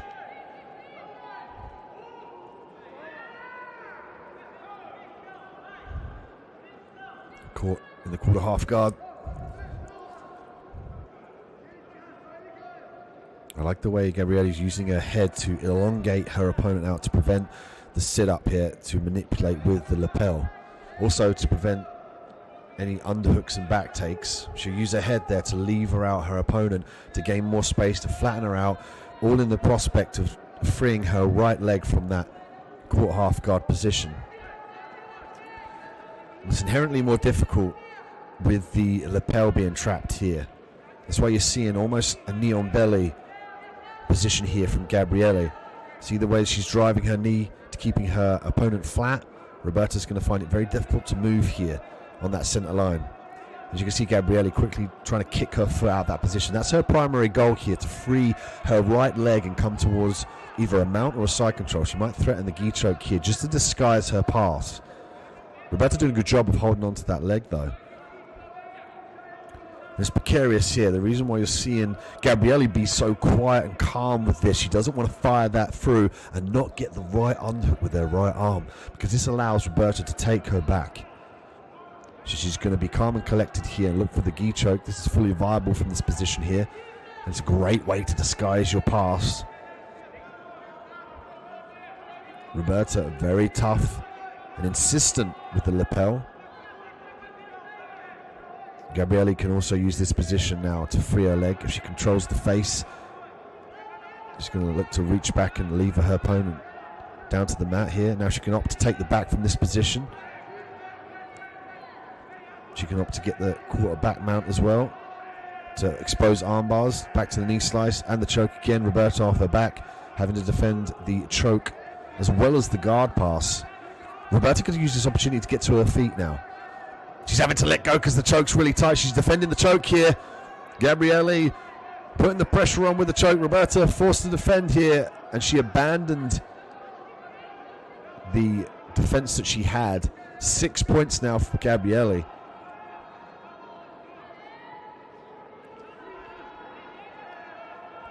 Gabriele looking for the wrist lock now.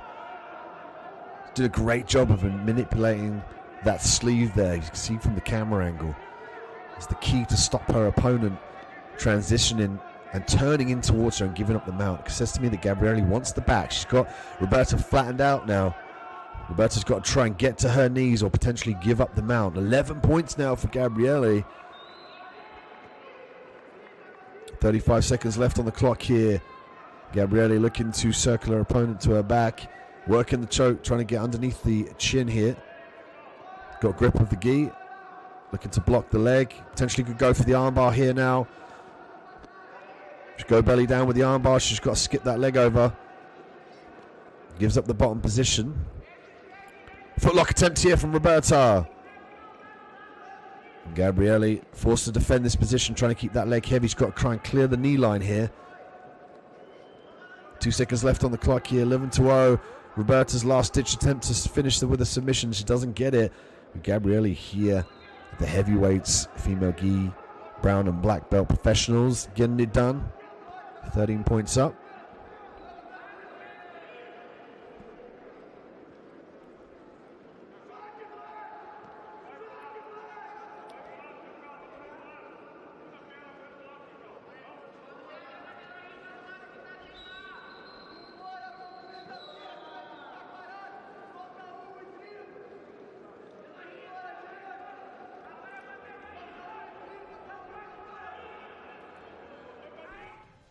Check out the replay here from Gabriele, the queen of the weight class. Keeping the weight down, looking for the submission early on, trying to lever the leg.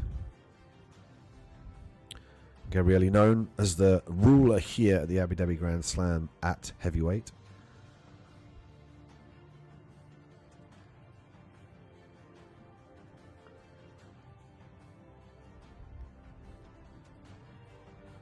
Again, levering down with the top dominant pressure. She's got a great grip on the gi as well, which allows her to force her knee downward, gives her another opportunity to force the knee forward as well as a base point. And here we saw Gabriele in the top position nullify the lapel here of Roberta. It was largely due to her threatening the choke from the top position that Roberta eventually abandoned and allowed the queen of the weight class to prevail once again.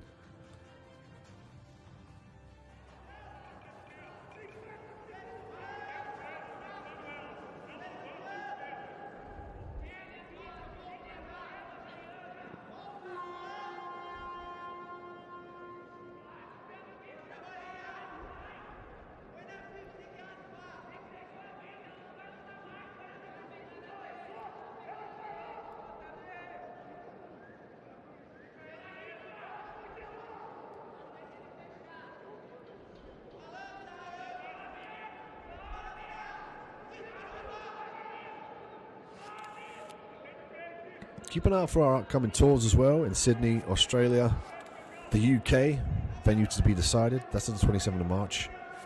And of course, Abu Dhabi, the UAE, 13th to 14th.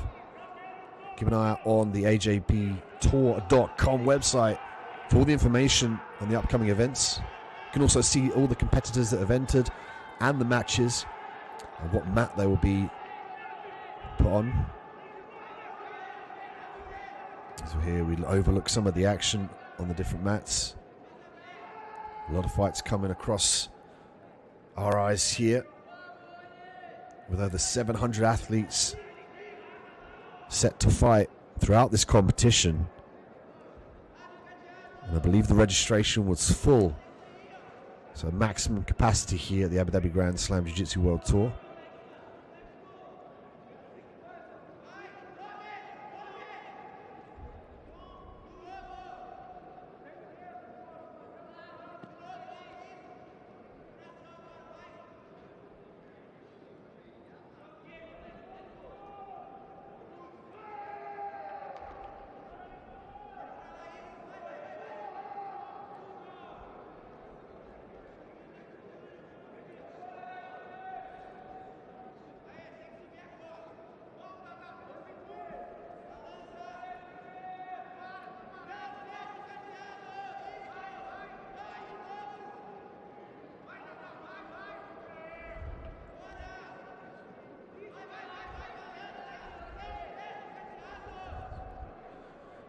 We have our next match here at Mat 3. Wellington Sebastio and Alex Muniz. Wellington with the red belt and Alex with the black belt.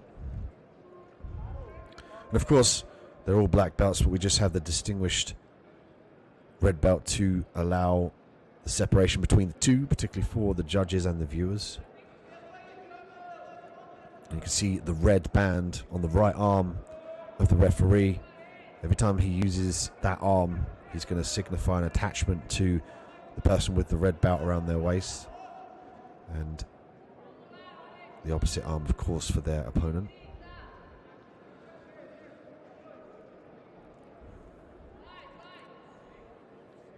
And they're going to replay here for the guard, Paul, just to see the intricacies from the Falcon Eye. Referee seems happy with that. And this is the quarterfinals for the male gi black belt professionals at middleweight.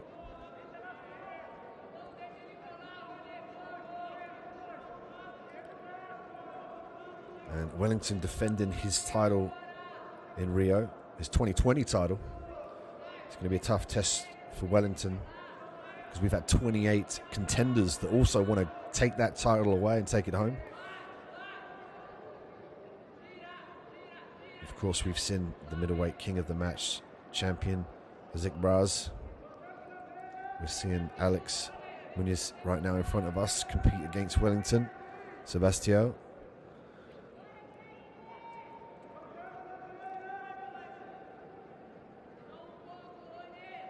Full guard here for Wellington.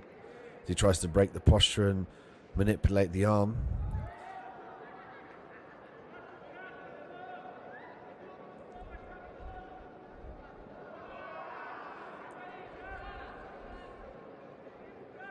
Often at these levels as well, you'll see them manipulate a limb.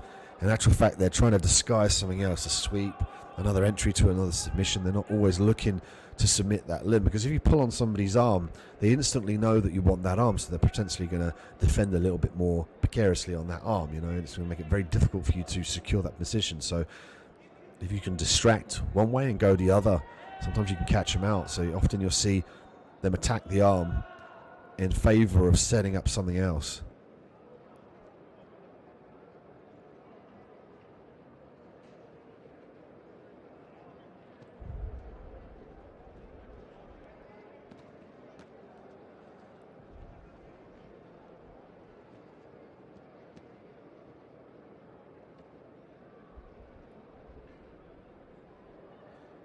Wellington still off of his back in the guard, unable to definitively break the grip there.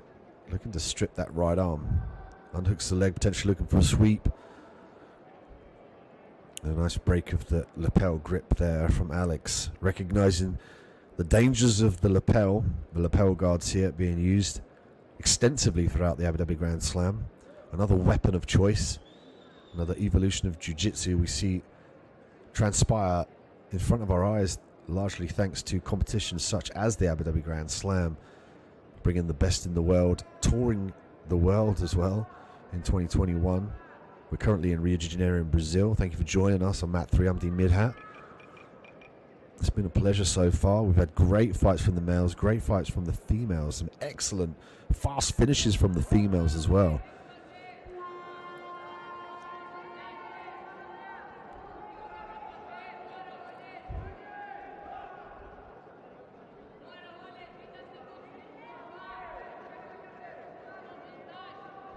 Grip on the lapel again for Wellington.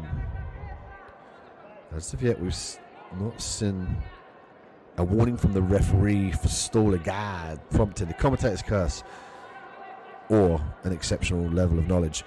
As the stalling came up now, so this is going to promote them to start advancing for fear of losing a point and actually giving it to the other competitor. You know, if you get penalised now, your competitor gets that point as opposed to it getting retracted from you. So you could potentially allow your opponent to win. Both of them had the stalling in that instance. Great utilage of the gi here with the foot on the inside of the gi as opposed to the inside of the bicep. Alex needs to start thinking about stripping that grip here. At this point in time, it's given him some dire trouble with regards to manipulation. Big sweep attempt there with the blockade of the left leg of Alex. Wellington doing a good job of trying to hunt for this sweep now. Coming up to 25 seconds left on the clock. As of yet, neither has scored.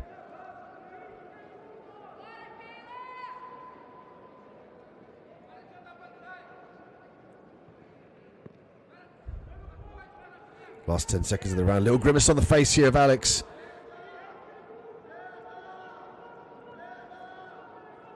And it's the foot that's trapped. Wellington's foot's trapped here. There's the time's the rest period. Let's watch for the walk-off of Wellington. Doesn't seem like he's limping. And they do well to keep the poker face on and disguise that here. They get a rest period, and then they'll go for the golden round, where the first person to score will take away the win.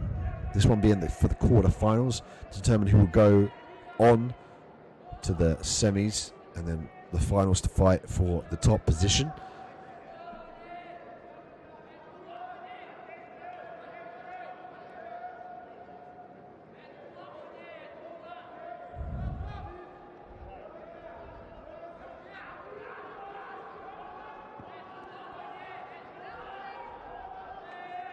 And here we go. The golden round here. They get a minute to work. First person to score wins. Lots of fakes and feints here. There's a reset of the position.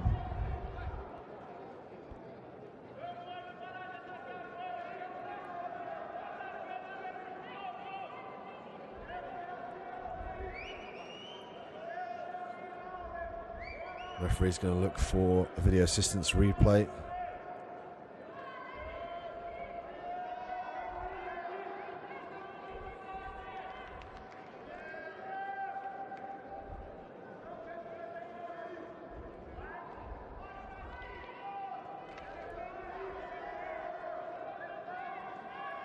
He's going to see whether he can determine whether the points are earned or not in that instance. You can see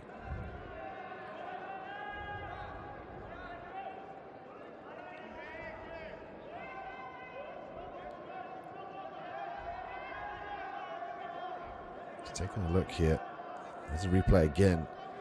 There's a sit down here.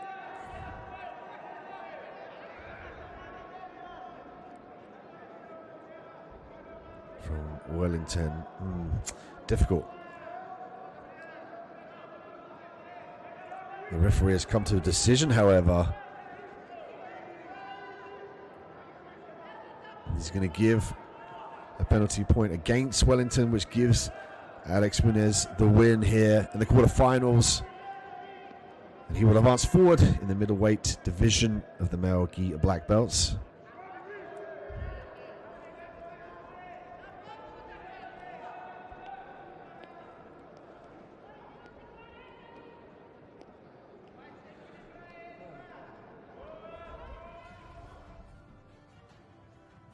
Let's take a look at the replay here.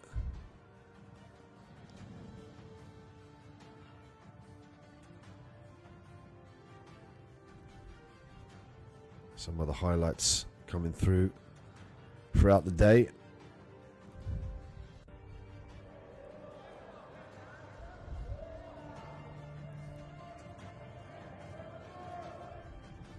Show respect there between Wellington and Alex. As we move on to our next match here at mat 3.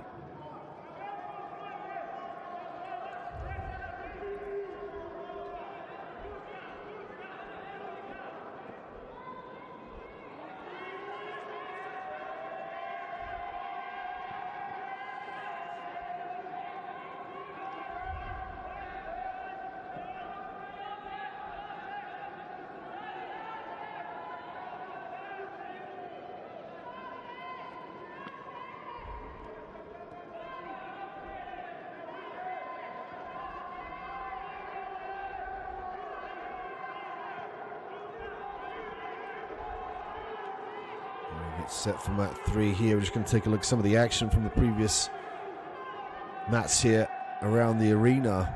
Of course, turning up, you get to see all of the mats here. We currently had 5 running today, and I've usually been on mat 3, but of course all the competitors can run through either the mats. Usually there's up-to-date live updates on the ajptour.com website. If you go over to schedule and brackets, you'll see the relevant mats. You'll also see what's playing currently on that mat, what is waiting, what is next up. Next up here, Mariano and Diaz Felipe. The semi-finals here, the Roosterweight.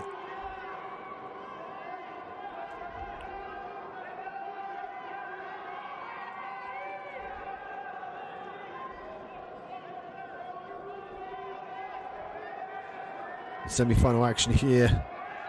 Uno with the red belt. Philippe with the brown belt and the blue gi. Early guard pull early on from Maria.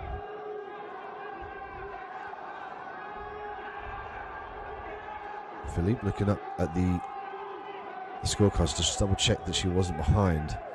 Now she's going to look to try and pass the guard here. She might look to stand up. She's got to get a grip on one of the sleeves and the inside or both of the lapels in the center of the chest of her opponent. If she wants to stand up, she's got to clear that right leg as well. Otherwise, we might see Maria weave her arm on the inside and look for a sweep. This is semi-finals here at the female brown and black professional roosterweight division.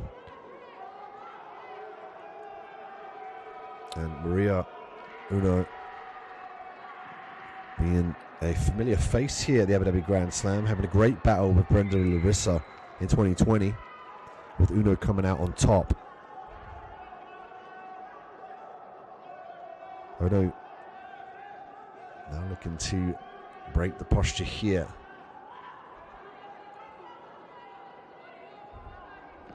Nice grip on the gi as well. She's going to use that to lead potentially for a sweep.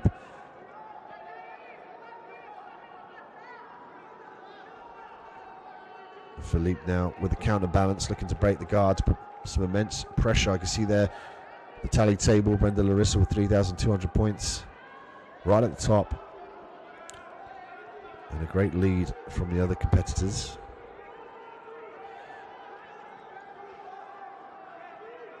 Grip here from Philippe on the belt. Looking for the stack pass.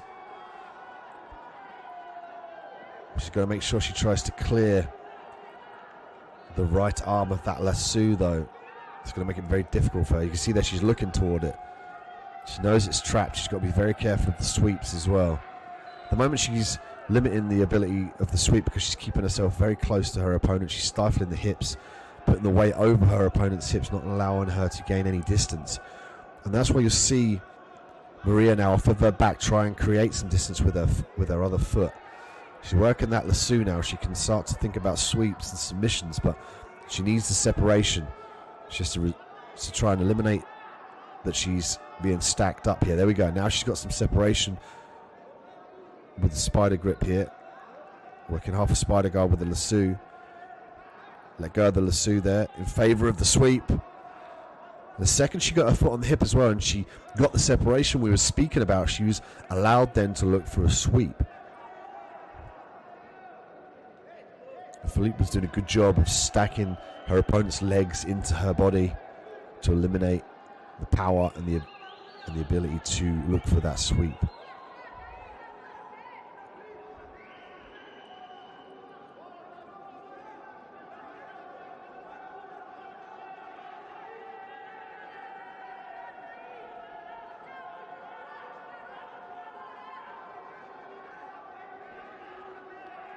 Minute and 40 seconds left on the clock here.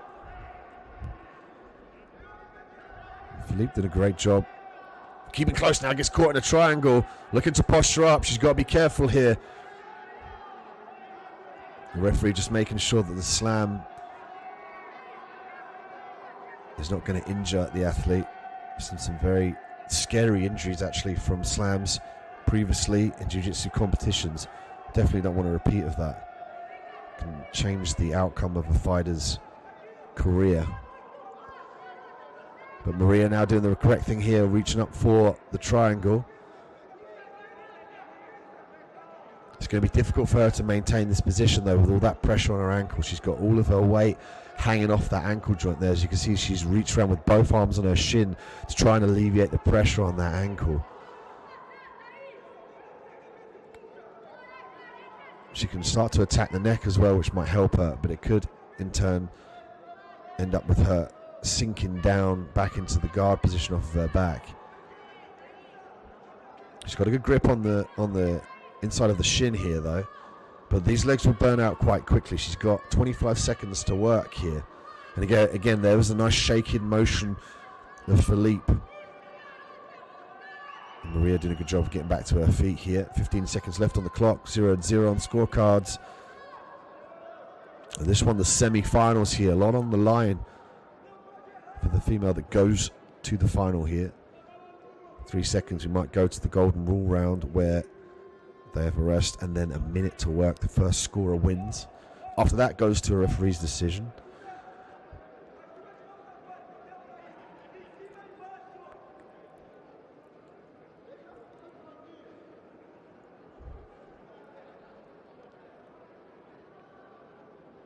The readjustment here of the gi and the belts.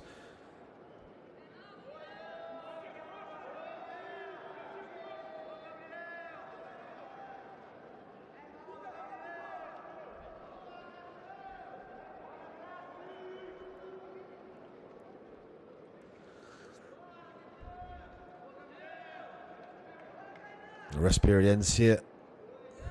Referee holding the time back in. And now the first female to obtain a scoring point is going to win this one now here. So we might see a little bit more urgency.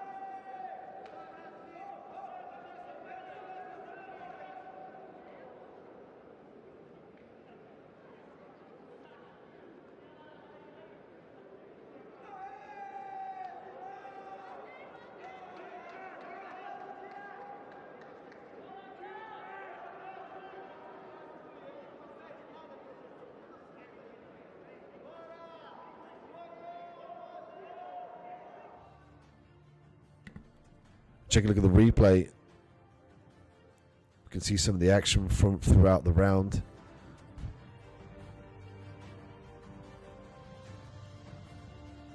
And then towards the end,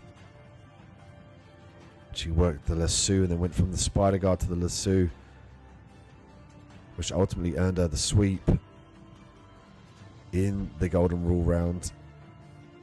Sudden death round at the end. Look at this sweep. Beautiful work. She obtained the points here and moves on.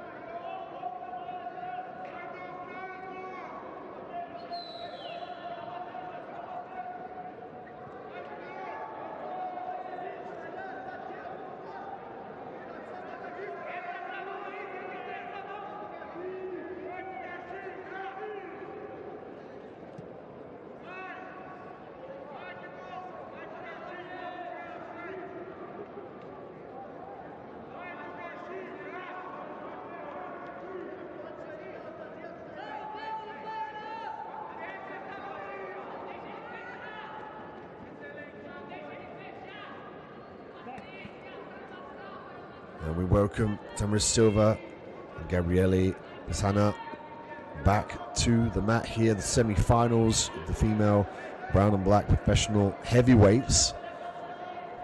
And Gabriele, we spoke about being the queen of the division. And there was a lot of talk about Yara Nascimento facing Gabriele. As Gabriele now looks for the footlock. She's got the clasp on the foot here now.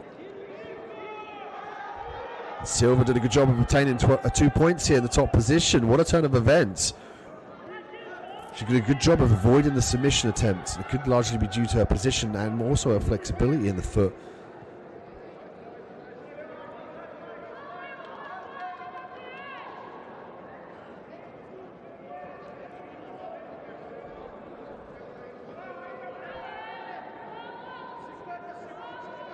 Silva now has to be careful about the back take. Again, the lapel being used as an anchor for Gabrielli to look for the back.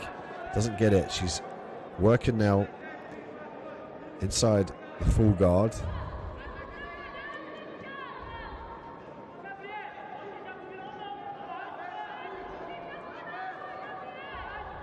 Gabrielli now losing the lapel. She might use this to reach around the head of her opponent and reach up for the choke. She could also put the instep of her foot and the bottom of her foot. She's going to use it to wrap around her leg here. Great utilization of the lapel.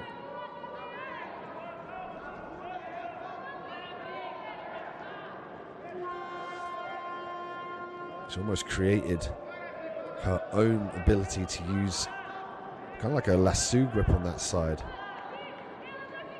Some have called it the utilization of the worm guard.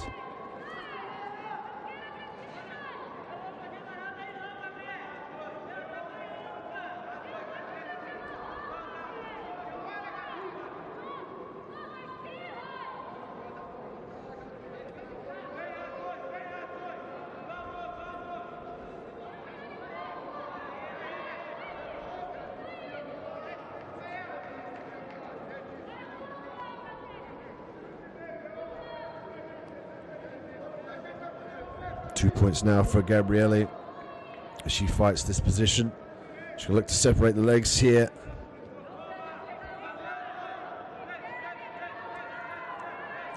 Just over 2 minutes left on the clock here.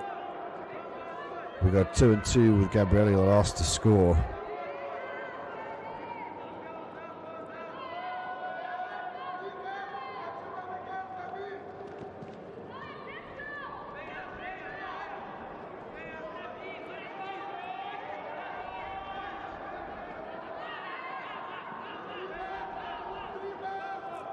Transition now, looking for the armbar here. And she's come here before and she's finished the fight now. Beautiful work from Gabrielli to secure the submission. She looked in trouble early on. We've given up the 2 points earlier on in the fight. And we've seen her ability to really secure that armbar and finish from that position. So the second she got her legs over the head, it was all over. Silva was forced to tap here in the semi-finals. Gabrielli will move forward in the competition.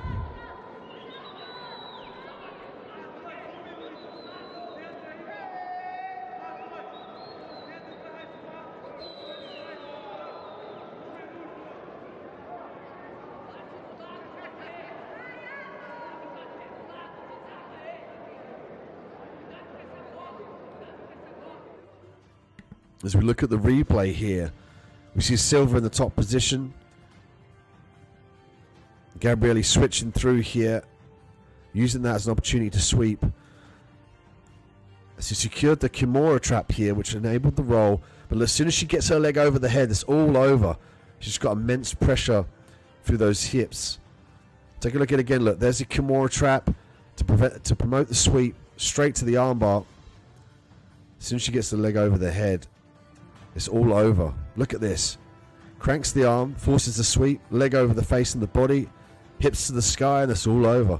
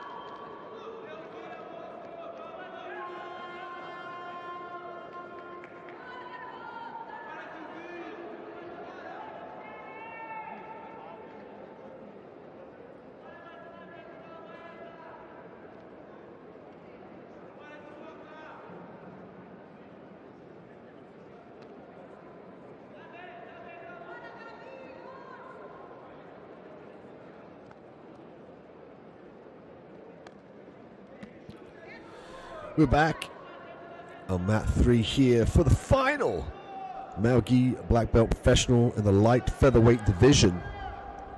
And we have Wellington Goncalves Silva, Nozel Carvalho. Wellington in the red belt, Nozel in the black belt. Nozel looking for the ankle pick early on. Could look to kick away the leg here, and always to play for in this fight for the gold medal. Back exposure now. Wellington looking to explode out that position. Great work. An advantage here for both competitors.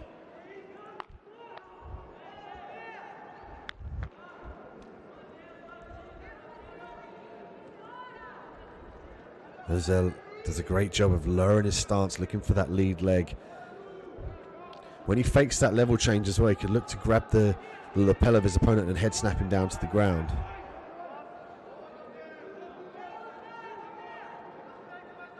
I'm going to get a reset. The video assistance replay as well for the guard pull.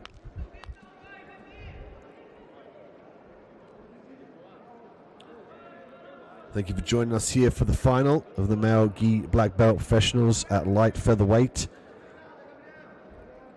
This one under 56 kilograms. Live from Rio de Janeiro in Brazil, the Abu Dhabi Grand Slam Jiu-Jitsu World Tour 2021. Check out ajptour.com to see if we're coming to a town near you. We're visiting Sydney in Australia, the UK, and also the UAE and Abu Dhabi.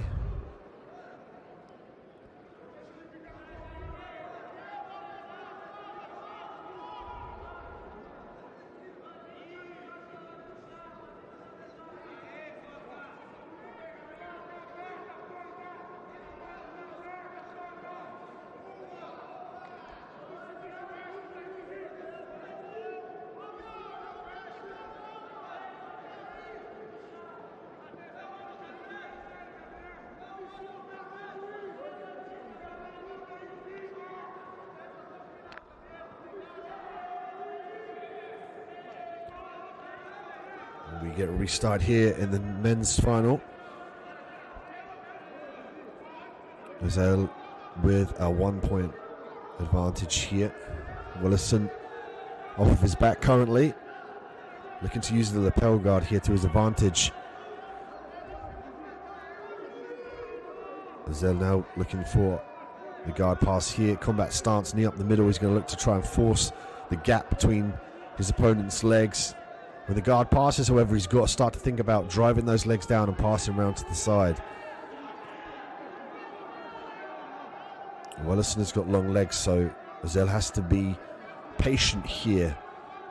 And there we go, there's the breakage. He's got to start to retract and pass the guard. This is what he needed to do. He can't afford to let Wellington gain those grips, the lasso, for instance, and also to regain and re-guard to get the position back that he needs here.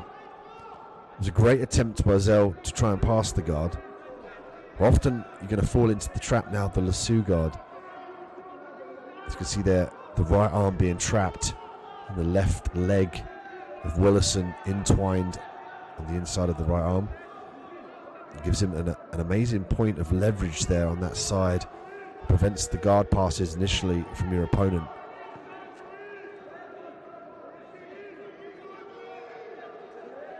Nice strip of the grip there.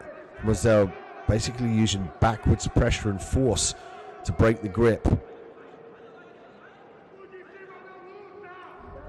Nozel looking to pass the guard here now, begin the lapel making that different. Now he's broken the grips. Now is the time for him to pass. When his opponent has no grips, he might just dive into the triangle here. He's got to be careful. And admire his advance and his tenacity in passing the guard, but he has to be careful about dropping his head into that triangle. Wellington has great triangles off of his back, largely due to his long legs.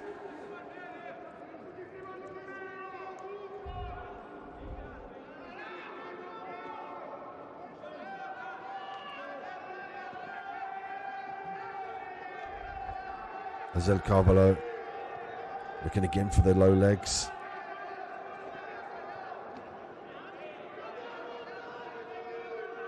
Looking over to the referee as well, just to see if the referee was happy with that guard pull.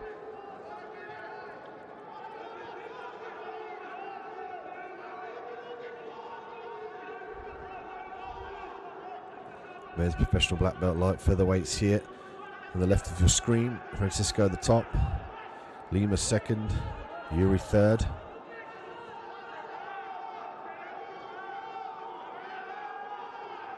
And Wellison and Ozel looking to make a stamp here at the Abu Dhabi Grand Slam Jiu-Jitsu World Tour. Lasso again from Wellison, looking to initiate the spider guard there on the right arm, switching back to the gi.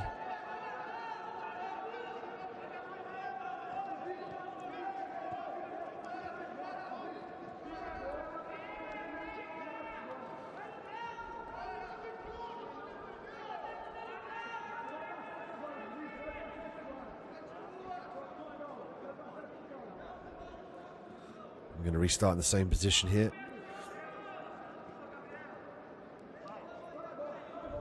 Cross collar grip here for Wellison with the lasso on the left arm of Ozel.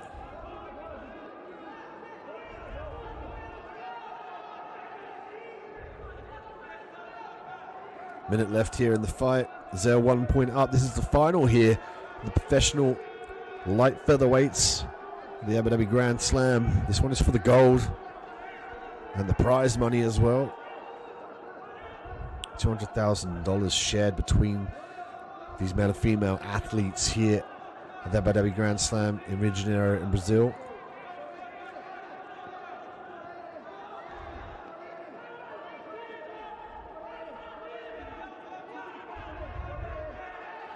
Wellison chasing now off of his back.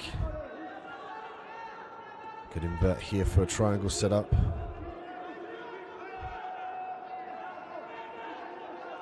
Footlock attempt here from Ozel. Ozel's being very cautious on the top here. He's got to be careful about the sweep. Doing a good job of staying in the top position here. He's got to be careful of that right leg. Time is running out here. The final of the light featherweights. Ozel on the top. Wellison looking to secure the win here. But ultimately is Ozel Carvalho is going to walk away as your winner.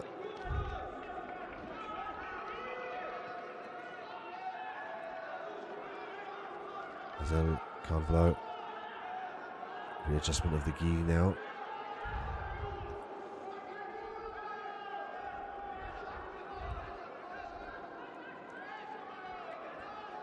Carvalho, a well-earned victory against Wellison. Wellison very dangerous off of his back, particularly with the triangles and the sweeps.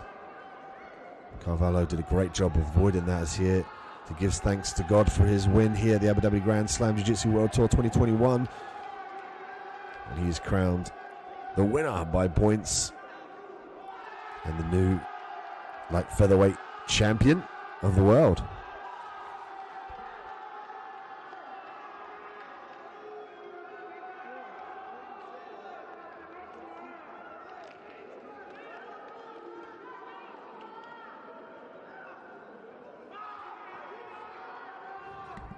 We check out the replay here of the final. There was a couple of instances with the guard pull. And again, the lapel being put into play with the lasso grip here for Wellison.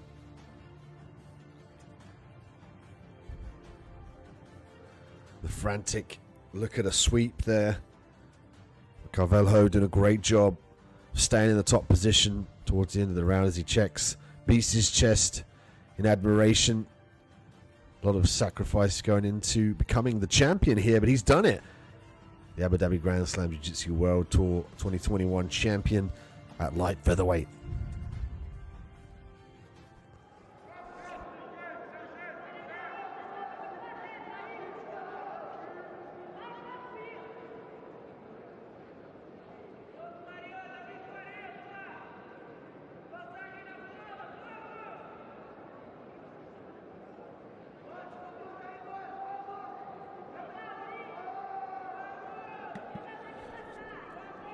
As we welcome our new competitors now onto the mats for the final at featherweight, men's professional black belts.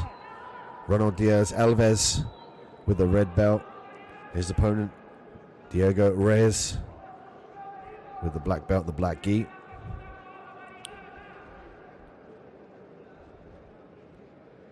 Alvarez now working in the top position, looking to break the grips as well. And this is the methodical approach to look for the pass.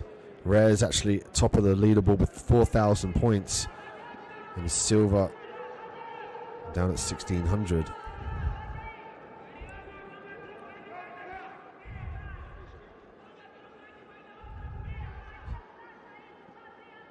Reyes now working off of his back here. Could look to use his position to sweep. Could fire his right leg down towards his left side. He could sweep his opponent down to the floor here and expose the heel for the footlock.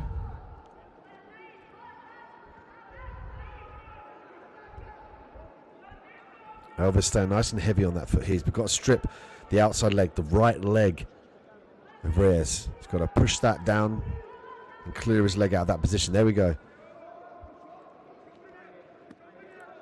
Nice sweep there. The single leg X here from Reyes, and he's going to get the 2 points here.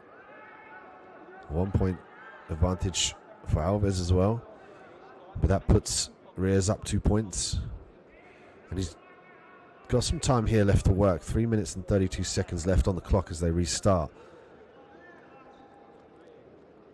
He's got to be very careful about the sweeps here.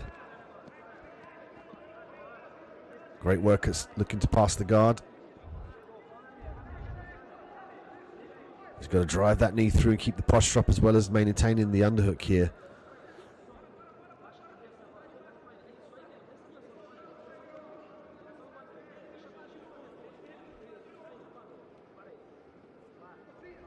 Alvarez trying to force his opponent away to gain some space. At this point in time now, it's going to be very difficult for him to stop Reyes from passing. Reyes with a very heavy shoulder. He's actually gripped the back of the gi here to try and flatten his opponent out.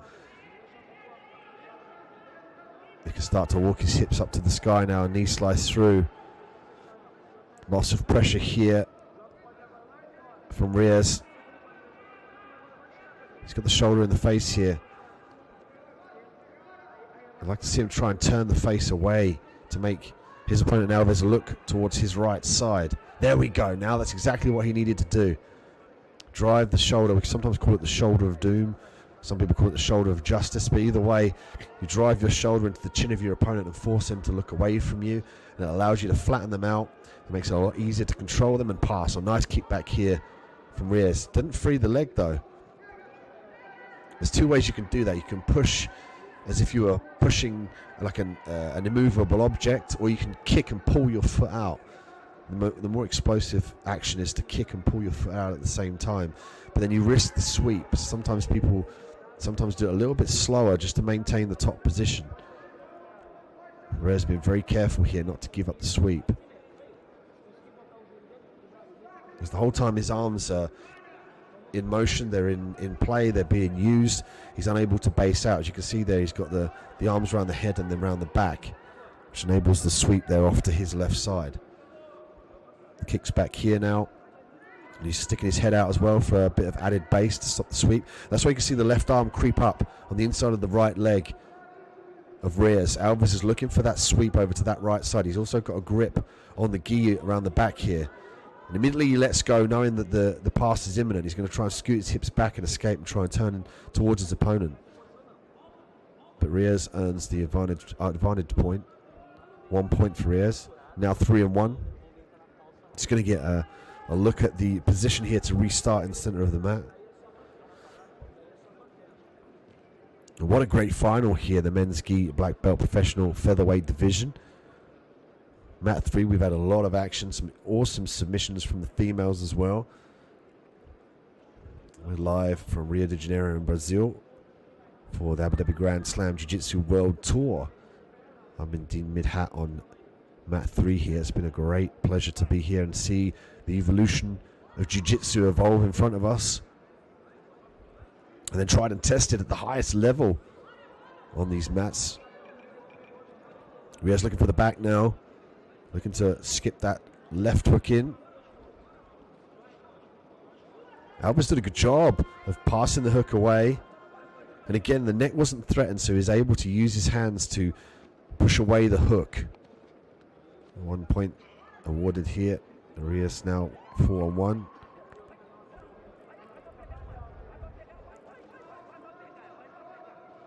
Footlock here available.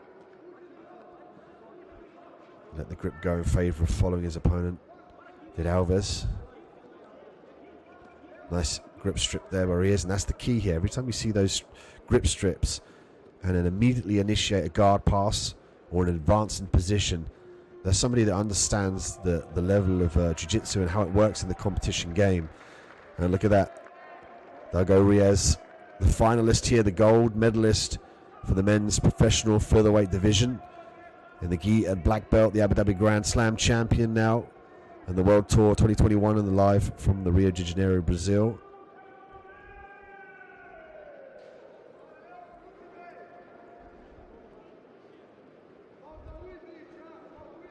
And the winner by points and the champion crowned here. Reyes will take the gold away home as well as the prize money.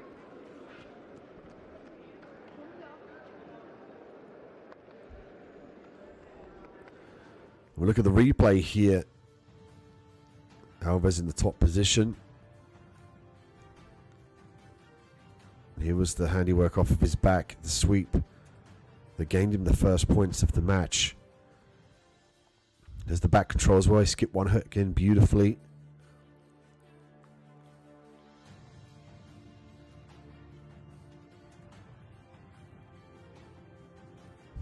There was a shot from Alves here, but just a bit too far out.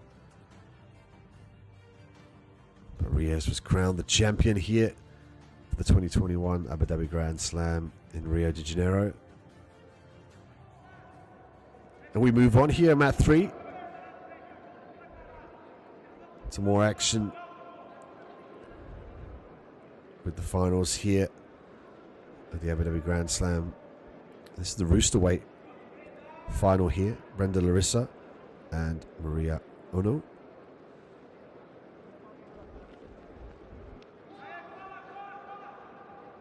Now, these two had a great battle in 2020 with Maria coming out on top. So this has been talked about, it's been anticipated, it's been predicted as well that these two will repeat this in the final. And as predicted, they meet here. Now, Maria coming out on top last time, that's going to give her an air of confidence, but she can't be sleeping here on Brenda Larissa. Larissa is very dangerous from the top position. Great guard passes as well. And she's very insistent as well. She'll stick to something and she'll look for a way to expose the technique that she's chasing after. You won't see her shy away from techniques and avoid the initiation, as we see an example of that here. She's using the instep of her left leg as well to pin her opponent's right leg. Riona now stacked up. Brenda in the top position.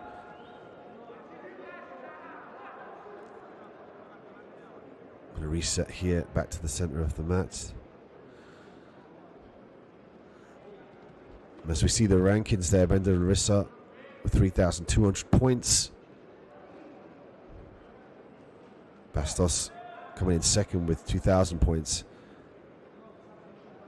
And of course the athletes here chasing after that gold medal and the 3,000 points in their rankings, as well as their share of the $200,000 available.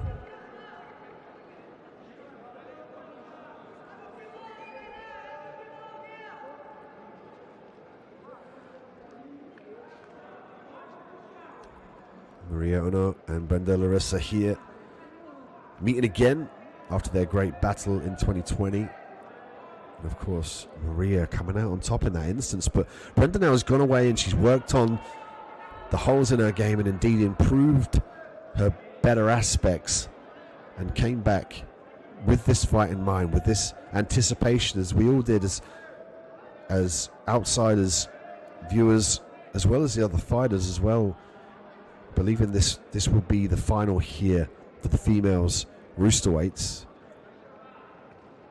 And as promised, it has delivered so far with the lasso from Maria.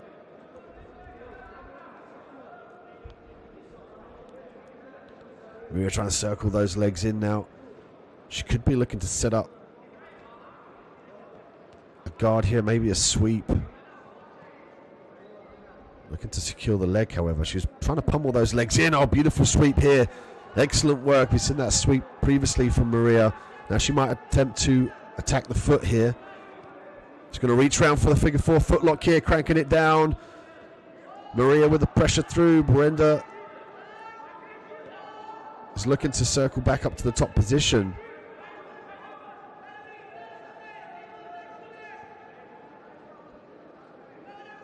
They're going to go for a reset here. Maria earning 2 points to Brenda's 0. Mariano now equal with Larissa.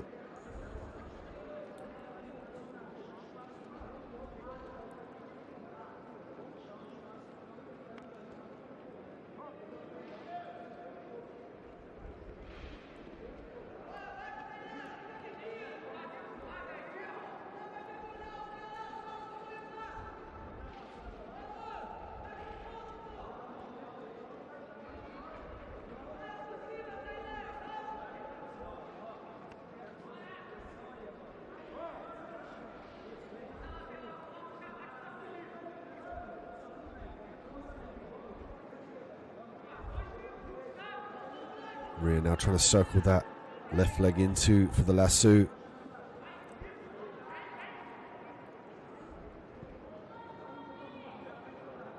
Brenda's doing a good job of funneling that lasso grip downward, not to allow it to go on the inside of the bicep.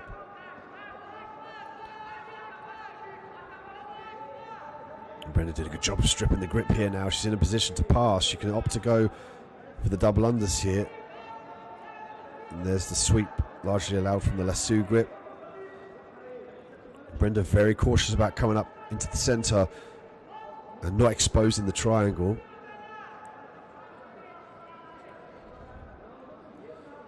Two and two with Brenda, the last scoring female here. So Maria will look back at the scorecards to view that.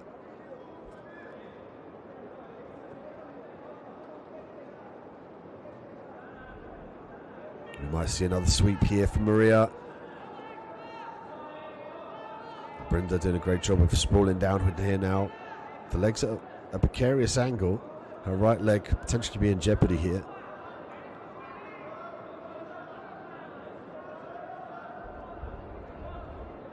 Brenda Larissa trying to force her weight forward now in the final here at the Rooster Weights at the Abu Dhabi Grand Slam Jiu-Jitsu World Tour 2021. Maria looking for the leg lock again. She had a great sweep earlier on and she threatened the leg lock. She threatened the foot lock actually earlier on. She's finding it difficult now to clasp the leg, getting stacked up by her opponent. Brenda could look to reverse and expose the back, or she could try and clear the legs and end up in the top position. Right now, if she allows Maria to discontort, she offers the affordance for her to have power. The second you see her swing around to either side, Maria off of her back, she's going to have the opportunity to change her direction here. 6 seconds left here. The time's running out on the clock. And Brenda Larissa has done it. What a turn of events from the last outing between these two Rooster Weights. Maria came up on top in 2020, but this year is Brenda Larissa's year as she comes out as your new Rooster Weight champion in the female gi black and brown belt division.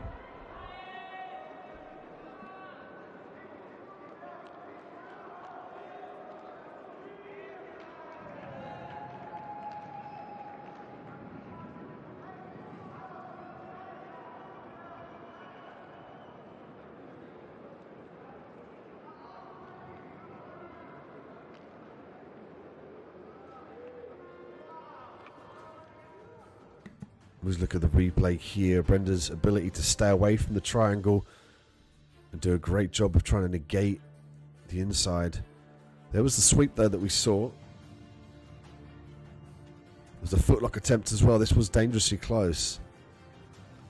As you can see the grip there. She reaches around for the figure 4. But look, it was very tight. Slipped the heel out beautifully to turn the angle. Brenda coming out victorious here. And the Roosterweights, she will go home with the gold.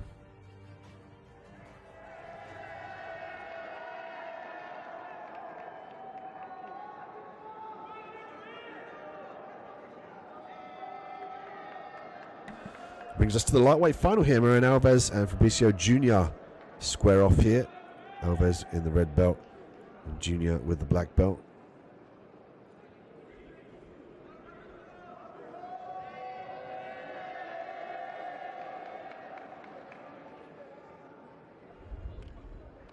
Show of appreciation and sportsmanship here before we get underway. This one for the male gi black professional lightweight. So it's under 69 kilograms. This one, the final here. Alves and Jr. Alves with the red belt, Jr. with the black. And again, wearing the red belt to distinguish him for us and for the referees and judges.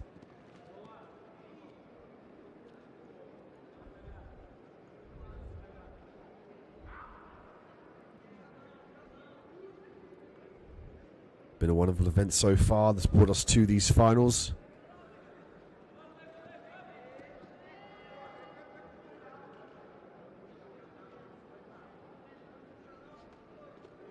We're looking for the trip here. Nice takedown here as the Crown responds. Straight to the armbar though. And Alves working off his back now to finish the armbar. And Junior doing a great job of stacking here. He's got to try and stack. His arm is trapped behind the other arm of his opponent here. Now he's got it out of the back of the right arm. He's got to be careful about the hyperextension here. This looks like it's really tight. Belly down. This is going to put a lot of pressure through the arm here. Junior in a dire position. Alves looking for the finish early on. Junior doing a great job of securing the elbow away from the hip line there. As Alves gets a advantage point, Junior obtains one also. 3 points again now for Alves.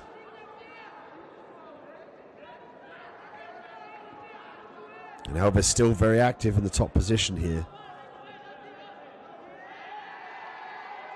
Junior looking to skip to the back. Drags his opponent back on the mat here. He understands if this gets restarted, he might potentially lose this standing back position. Very smart play there from Junior. He pulled Alves towards the center of the mat. He's doing it again. Doesn't want to get this reset. There's a counter available here. Oh! Belly to back suplex here. Boom. Big takedown. The crowd respond. The crowd are loving it here in Rio de Janeiro, Brazil. Really getting behind these professional lightweights here at Black Belt.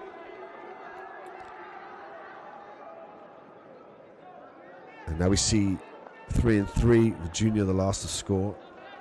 Junior in the top position. Lasso for Alves.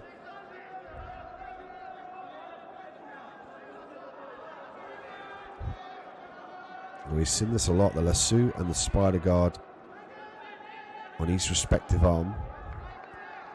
Optimum control here of the top half of the body. And it makes it very difficult for your opponent to square forward and put pressure on you. I'm going to video assistance replay here. All to play for here in the final. So the judges and the referees have to make sure that they make the right call in the video assistance replay.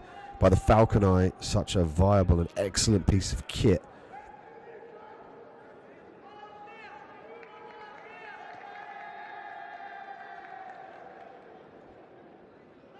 We're going to see an advantage point go to Junior.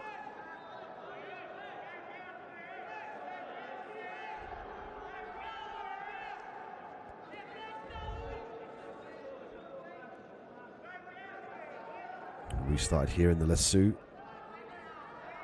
And then the spider heel on the left arm.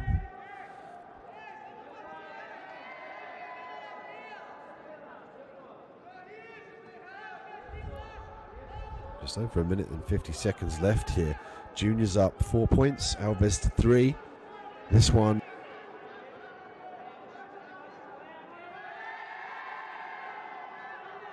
The final of the men's black belt international Professional lightweight, under 69 kilograms. And an international competition here at the Abu Dhabi Grand Slam Jiu-Jitsu World Tour. This one live from Rio de Janeiro in Brazil. Mariano Alves and Fabricio Jr. here battling it out for the lightweight championship. The crown of the king here is on the line.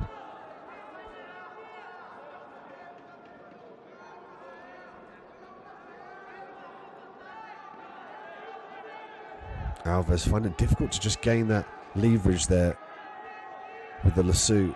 Might opt to go a little bit higher and break the posture and control the top half of the body of his opponent. Potentially looking for the sweep here as well. We get back to the center of the mat here.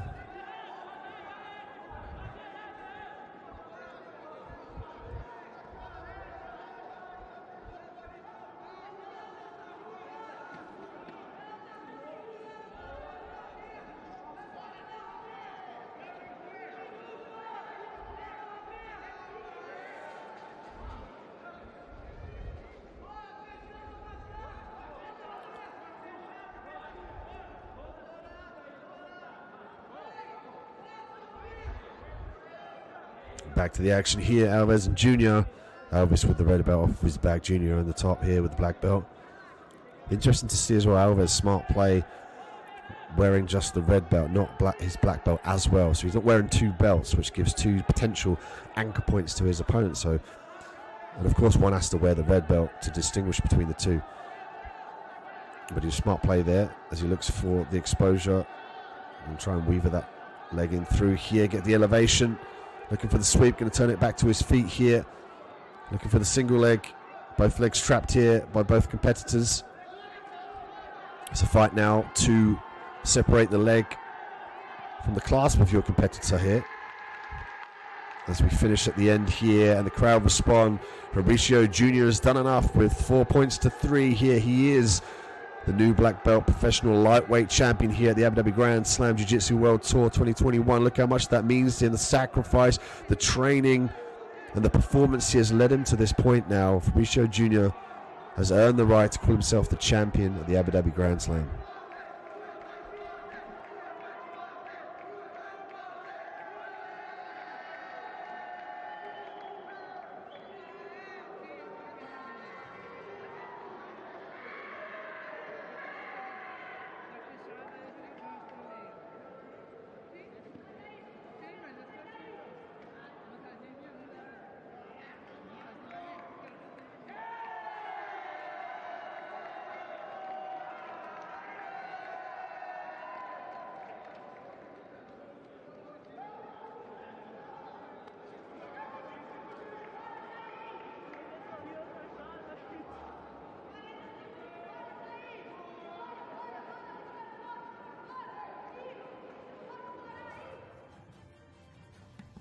We'll take a look at the replay here from the men's lightweight final.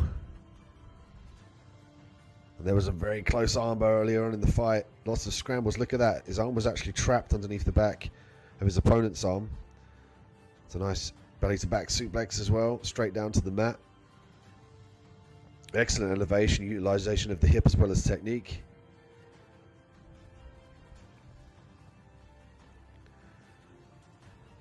It was the end of the match here.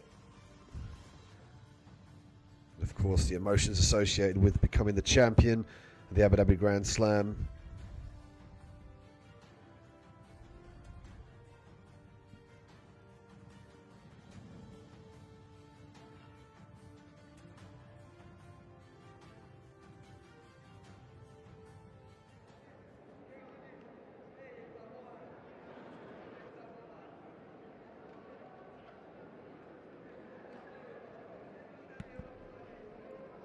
This brings us on to now the light featherweight division.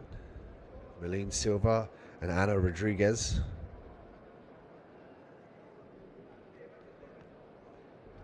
This one, the female gi, brown and black belt professional light featherweight division, under 55 kilograms. Marlene Silva with the red belt, Rodriguez with the black and the white gi.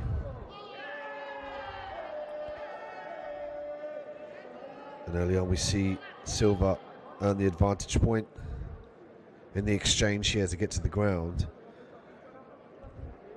Rodriguez now looking to posture that arm out, potentially looking for the triangle.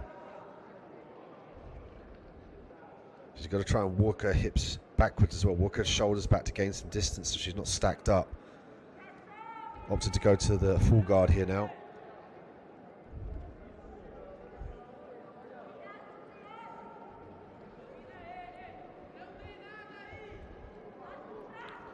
Silva, Rodriguez battling out in the final here at the Abu Dhabi Grand Slam. Of course, all to play for. Bragging rights, the prize money, $200,000 separated between the competitors. Rodriguez coming in second in the tally table. Rodriguez a heavy favourite to advance through this competition thus far.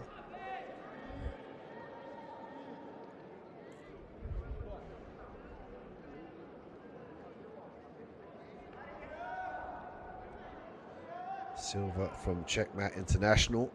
Rodriguez from Dream Art. 2 points here for Rodriguez in the lead.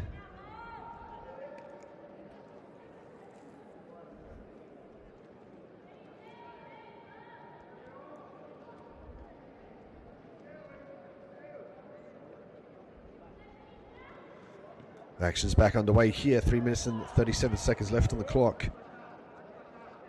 Rodriguez now with 2 points up. She's in the top position here. She's going to start thinking about freeing this leg here. You see, that's why she uses a separation. It's difficult as well with the leg on that opposite side here. Her job now is to free her right leg from the position. She does it beautifully with an explosive motion, already looking to pass the guard as well. Great work from Rodriguez as she earns herself another advantage point from the referee. And a methodical approach here as well. I love the way she exploded out of that position and then immediately looked to turn into her opponent to pass the guard, which created a scramble which earned her the advantage. She's reaching around with that right arm as well. She wants to control the head of her opponent. That's where you can see Silva frantically just trying to get a gap between her and her opponent. They're framing off, not allowing the head control. And that enables this, the turn towards your opponent, which allows you to sweep. If you can get the underhook as well, you can start to take the back. It really is important not to be flat-backed in Jiu-Jitsu. That's why we use the upa and the buck to turn into your opponent, try and face them to keep on the side of your body, and of course you utilize the underhook to try and improve your position here. Rodriguez is doing everything right though. She's shutting off Silva. She's controlling the head here. You can see the shoulder of doom. Lots of pressure as she looks for the mount here. She's going to go try and knee slice back to side control again. Silva did a good job of being preventative in this instance here. She's not advancing. She's not offering any threat. She's preventing the mount. She's going to give up the back here. Double hooks here for Rodriguez. She earns another advantage point. She's got 1 minute and 37 seconds to work here. She looks potentially for a bow and arrow choke. Yeah, she's got the gi. 8 points now to 1 in the favor of Rodriguez. Here in the women's brown and black professional light featherweight division. This is for the gold. This is the final here, the Abu Dhabi Grand Slam. And Rodriguez looking for the choke. She's got a nice deep bite on it around the neck as well. Looks very, very tight. She could reach back now and grab the left leg, or she could potentially finish this now with added pressure from her hips. Look for her to pull down on the lapel and pull the other one across. She might dive the arm as well behind the neck and underneath the arm of her opponent and force into her opponent, much like she wants to use a chopping motion. But again, Silva very preventative in these measures here. She stays calm under fire. She prevents her opponents from finishing and really just securing that dominant submission or the position. She's always in the fight. She's always looking to prevent with frames, with threats. But you can see here Rodriguez just doing everything right. Just over 30 seconds left on the clock. She's 9 points up to 1. Rodriguez, again, a fan favorite to come out trumps in this competition. And it means so much for these athletes to be ranked in the Abu Dhabi Grand Slam rankings. Everyone knows this is a very prestigious position. 10 points now for Rodriguez. She sets back as well. Now she's looking for the bow and arrow. She's got the legs over the head here. Lots of torque through the face here and the neck of Silva. Will Silva be forced to tap here as she rides it out? And again, showing how tough Silva was, but as Ana Rodriguez is going to walk away as your female brown and black professional light featherweight champion in the Abu Dhabi Grand Slam Jiu-Jitsu World Tour 2021.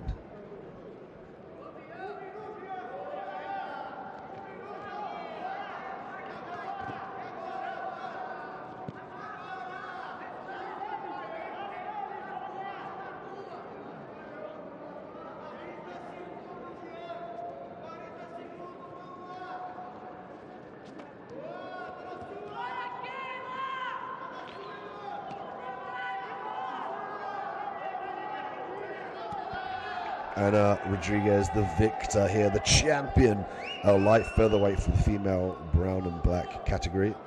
She'll go home with the prize money and the bragging rights of being the champion of that division. Look at the replay here, some of the handiwork of Rodriguez. Doing a great job of staying technical here. She was off her back in this instance, threatening the leg lock.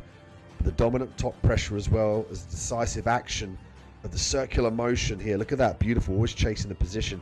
She had this position towards the end of the fight. She was unable to finish the choke, but it was very tight towards the end as she dives underneath there to secure the optimum position. Lots of torque going through the body here. Silva very tough, but it was Ana Rodriguez that came out the victor.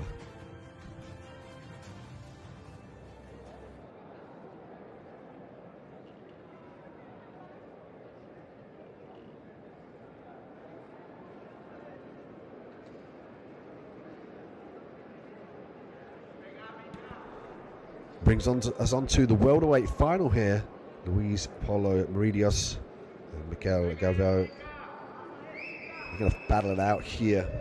The Abu Dhabi Grand Slam welterweight division for the men's professional black belts in the gi. Luis with the red belt here. Galvão with the black belt.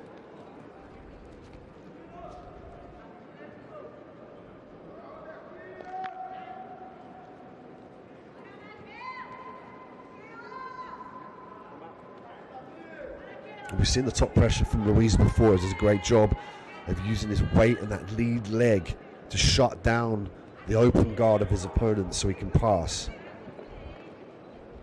Galvão does a great job of threatening these submissions as well. Potentially looking for a back exposure here. Nice roll. Looking for the outside ashi as well. Got to be careful of the back take here, the Berimbolo counter.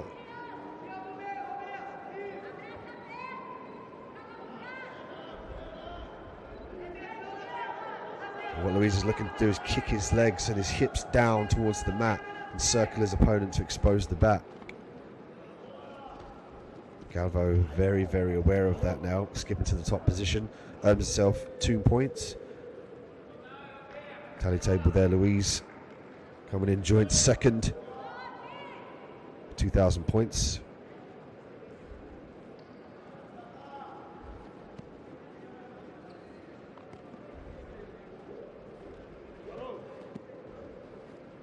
Galvão, a real dark horse in the competition, exceptionally talented, and you wouldn't expect him to give away anything to Luis. Very, very tough, heart of the lion. As we see 2 points go to Luis.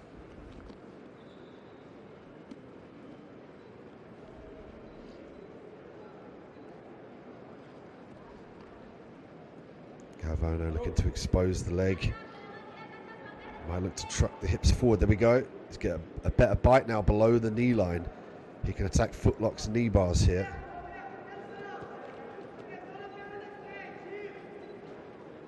Might look to this opportunity to get the back here. Exposure, nice roll from Luis.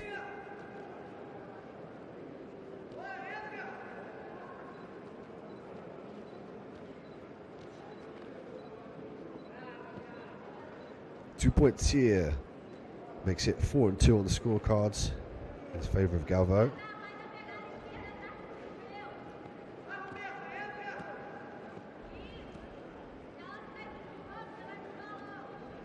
Galvo looking to retract that right leg out of this position here.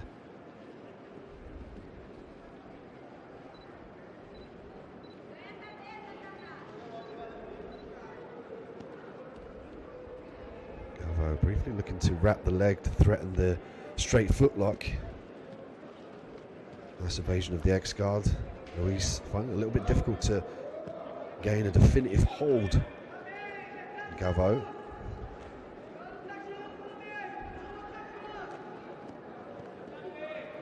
Luis now, this is what he does well when he's on the top, but he can't give up the underhook here. The back exposure now by Galvo, and he's doing a good job of flattening out his opponent here. And he earns one more point, 5-3 now on the scorecards. And it would be a massive feather in his cap if he could submit Luis. Galvo sneaking his hand under the chin, using the gi as well to make it a little bit tighter. The face is grimacing. There's the tap. Beautiful work. Mikael Galvo doesn't need it to go to the scorecards. He's going to finish by submission from the back with a nice choke. I love the way he grabbed the gi to add to the choke here. I'd love to see that on the replay. Mikael Galvo walking away now as the welterweight champion here at the male black belt professional level. The winner by submission as well, putting a stamp on that win. Submitting the very, very, very tough Luis Paulo.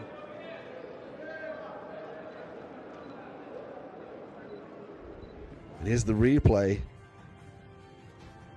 There's the transitions here from Galvo to be very, very fast in the top position. Watch how he skips around here.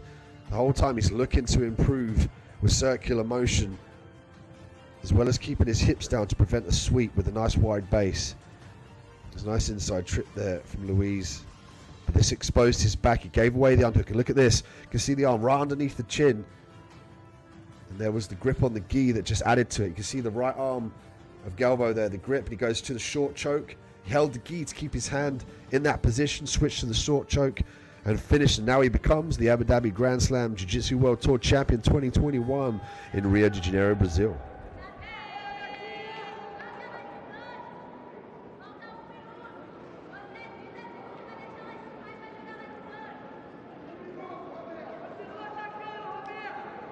Julia Alves and Natalia Zumba de Souza now fighting for the female brown and black professional lightweight championship. This is going to decide the winner now. This is the final. Alves with the red belt and De Souza with the black belt. De Souza with a nice low stance here, potentially looking to shoot early on, potentially could grab the gi as well as a low ankle picks. And there's the grip initiation. Single leg attempt here from Alves. De Souza potentially threatening, looked like the loop choke there initially. Alves looking to take this one to the floor here. Here we see the lasso guard being implored. Tried and tested in battle. Alves looking for that grip on the inside of the bicep here. Looking for some leverage. It really does negate the top half of your opponent's body. They're unable to reach around, they're unable to reach down and control your legs. It really is a very trapping position. We've got to make sure that Alves is maintaining the grips. And on the flip side of that, De Souza, she's going to start stripping these grips. She's got to put pressure on the fingers here of her opponent. She's got to look to try and circle that left leg out of Alves. De Souza's got to try and circle that leg out as we look at the women's professional brown and black belt lightweights here. Santiago joint first, Batista. And again, we see De Souza looking to evade this position, staying busy on top here with the base. She's going to get swept, however. Beautiful work here from Alves. Excellent sweep set up by those definitive lasso grips and the spider on the opposite side arm.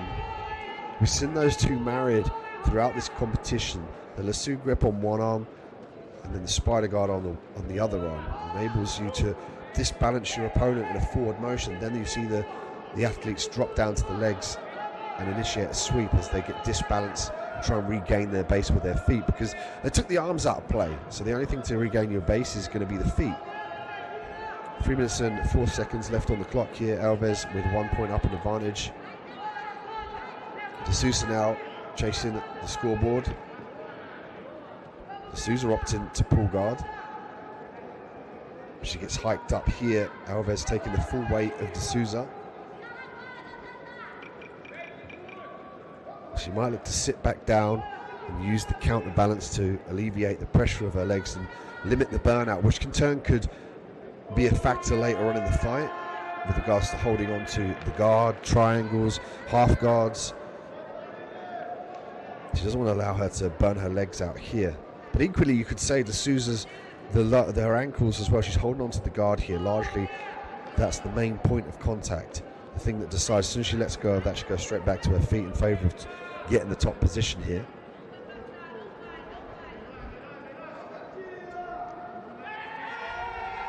Just over 2 minutes left on the clock here.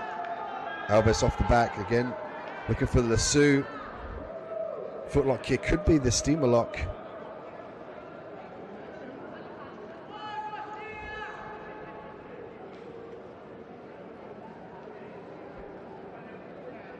Alves taking a look back at the clock here. Again, a great affordance for the athletes to look back at the clock and see where they are in the scoring and then come up with a definitive plan to advance or maintain that score.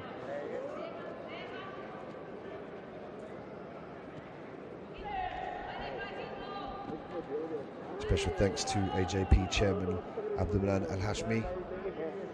And a big thank you to our sponsors, UAE Jiu-Jitsu Fitness, International Vision Travel, Ivy Sports Management, International Vision Investments, and 24/7 Management.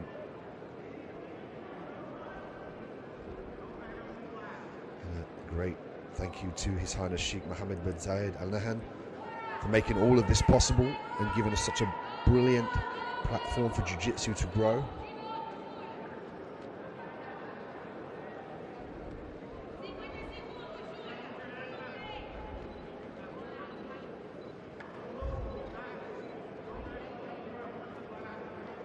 Sousa now accepting the full guard. Alves off of her back here, looking to break the posture. 30 seconds left on the clock here.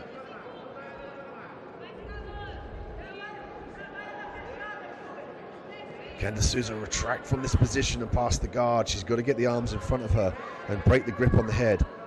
When she senses the grip's not there, she's got to try and posture up and keep the separation. That's why you see her pushing away with her arms, but also she's got to be careful of the arm bars and the triangles that come along with her. So there's a lot to think about here. She's going to use the counterbalance. 7 seconds left, 6 seconds, 5 seconds left on the clock here. De Sousa frantically trying to pass.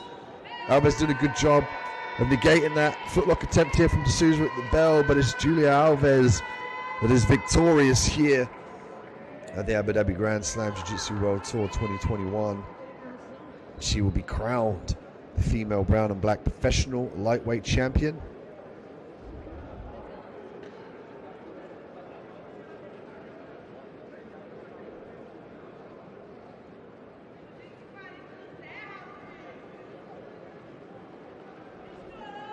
And then we have Julia Alves crowned the champion here at the Abu Dhabi Grand Slam.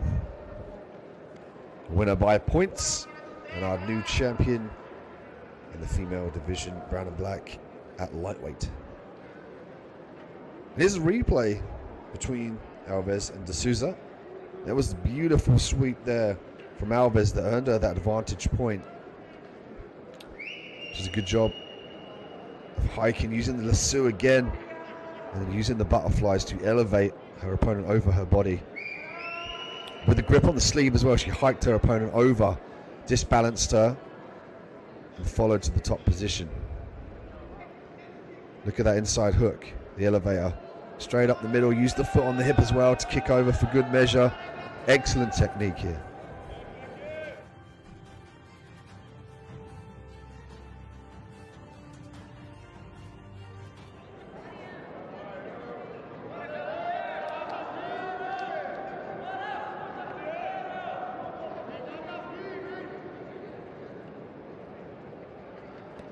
This brings us to our middleweight final here. Gabriel Silva and Athos Miranda. Gabriel Silva with the red belt, Athos with the black belt here for the middleweight final of the Abu Dhabi Grand Slam. We are live from Rio de Janeiro, Brazil. This one for the 2021 crown. The final here at middleweight. Miranda always looking for that entry to gain a leg or the grip. Silva as well, happy to go to his back as we're seeing here. But that was a mistake here for Silva. Miranda now obtaining the 2 points. Referee deeming that as a takedown.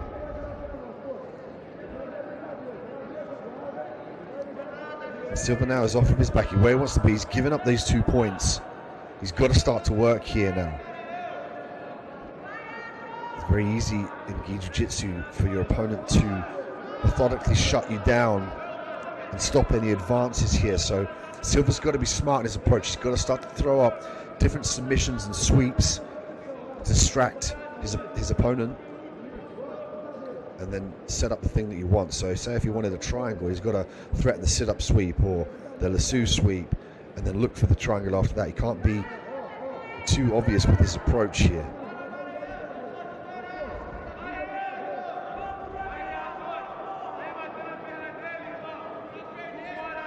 Athos Miranda now in the top position. 2 points up so far in this final. And the winner of this will be crowned the middleweight champion, the male gi black belt professional level.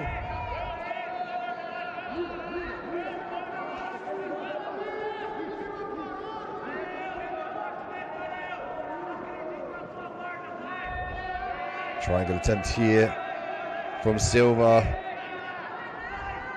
Miranda doing a good job of reversing out of that position. Sensing that the lock wasn't fully in and he could reverse. Now looking for the stack pass here. Might look to get a grip with that right hand, either on the lapel or the sleeve. Silva doing a good job of utilising hip pressure there to gain some space, to get back to the guard. Now finds himself in the open guard. Looking for the angle for the triangle again. Again, he's got to disguise that. If he wants the triangle, he's got to disguise it with another move here. Particularly because he's got that position. He went to the diamond guard ever so briefly. Miranda sensed it, reversed out of that. So it could be a consolidation now where Silva throws the triangle up, but in actual fact he's anticipating the reverse and he switches to the armbar. Because when a competitor reverses, usually they would extend their own arm, which allows you to armbar them a little bit more easy. It might be what he's looking for here, because he's pulling up the right arm of Miranda. It says to me that he might be trying to expose that for an armbar, but again, he can't give too many telltale signs to Miranda, because he's going to be able to formulate an escape before it even happens. There's a stalling warning clock here for Miranda. That's going to prompt him to try and pass here.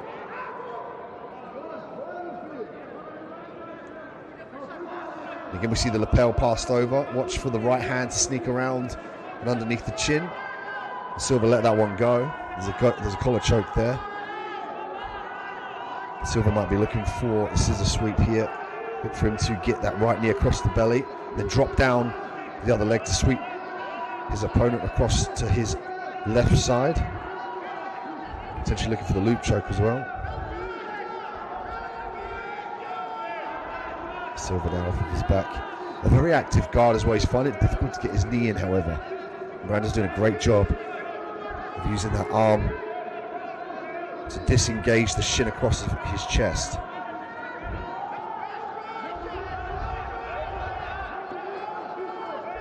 Stalling again for Miranda.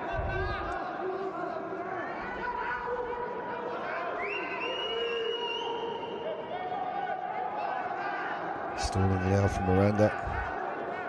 has earned Silva 1 point. Silva briefly tasted his feet there. As you can see the Heroes podium in the bottom right hand corner. Our new champions being crowned.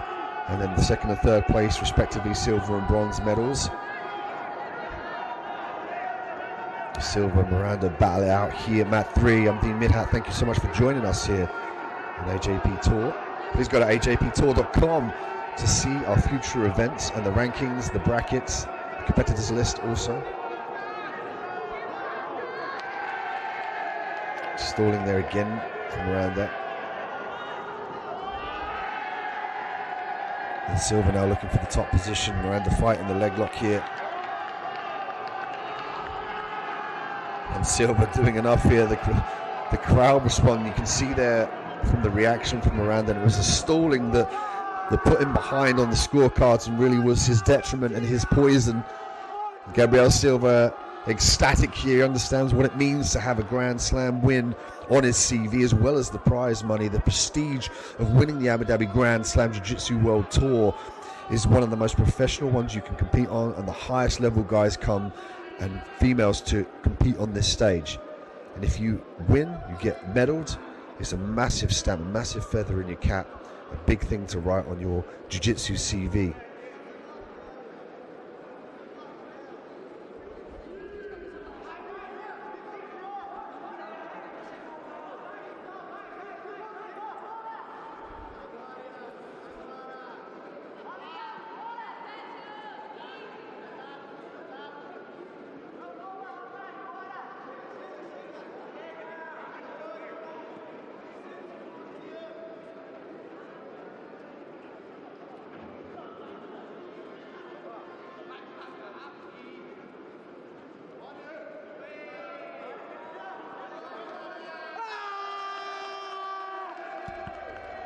As if we needed it, an extra advantage point here for Gabriel Silva, your new male gi black belt professional middleweight champion at the Abu Dhabi Grand Slam Jiu-Jitsu World Tour from Rio de Janeiro in Brazil.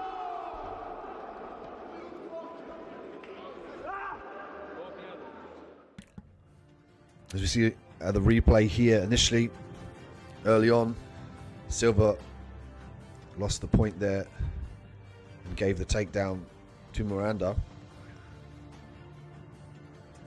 But Silva really dug deep into the toolbox here with these sweep attempts and came out victorious as the middleweight champion of the Abu Dhabi Grand Slam.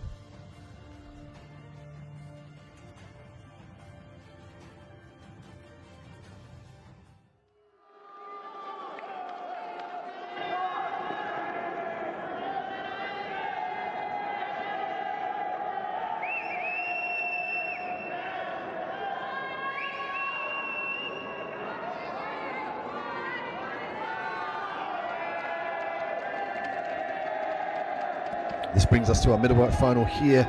Larissa De La Almeida, Ingrid Sosa. This one for the middleweight final here for the females. The females always bring a level of tenacity and same flexibility, great technique as well as heart. A great division to fight in is the middleweight division, under 70 kilograms. Almeida with the red belt and Sosa with the black belt, currently on her back in the guard.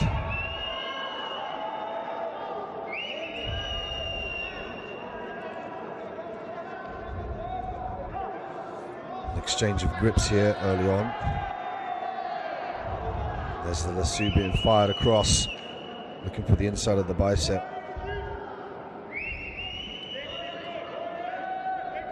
Female gi brown and black professional middleweight championship on the line here to crown the first and second place in the Abu Dhabi Grand Slam Jiu-Jitsu World Tour 2021 in Rio de Janeiro in Brazil.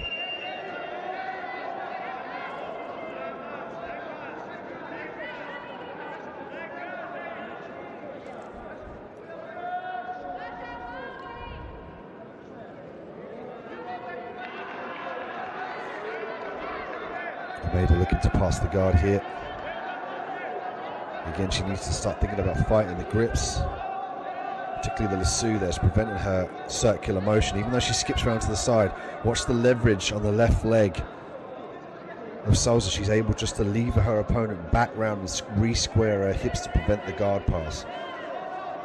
What Almeida's got to try and do is free that arm from the lasso.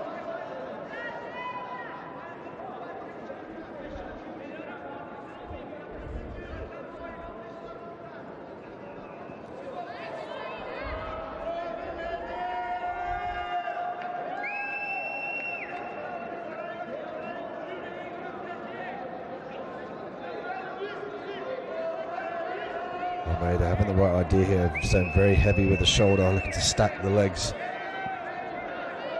Briefly looking to evade the lasso. And she's in a good position here as far as the lasso goes. She's not been compromised too much on her right side. She's stacked forward, she's got her weight forward, she's got good maneuverability with her legs. Difficult to see from this angle whether she has her left arm free.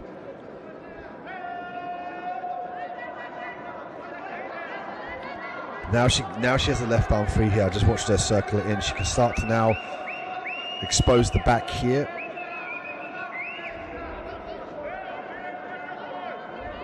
Sousa's gone belly down here. It suggests to me that she might have an arm in jeopardy. And Larissa Almeida, #1, joint with Olga in the medal tally table here with the points.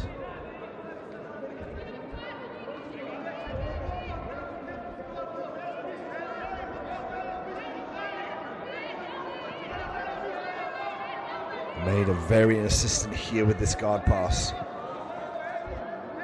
Now she's past that bottom leg. It's half the battle's won. She's just got to try and regain control of that right arm from the lasso here. Just trying to pull it out. Once she evades that arm now, she's got the opportunity to take the back here.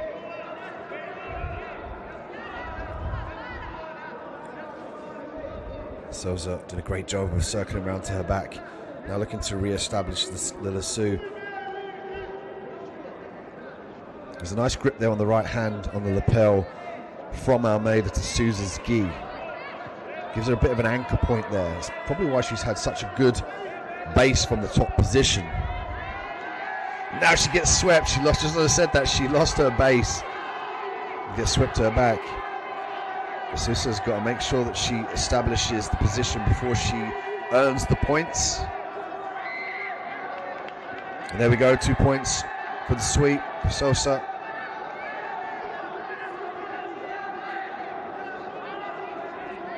Now we see Almeida looking to expose the heel here for a footlock.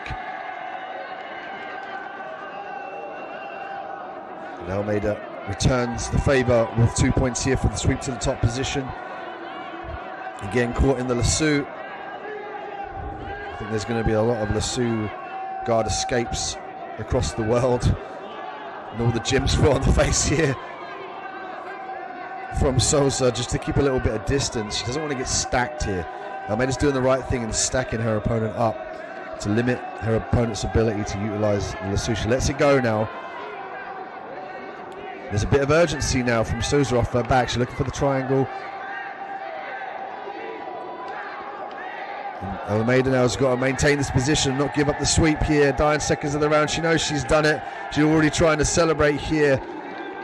Ingrid de Souza coming up short. Larissa de Almeida, the new champion here at the Abu Dhabi Grand Slam at the professional women's brown and black belt middleweight under 70 kilograms. She is your champion.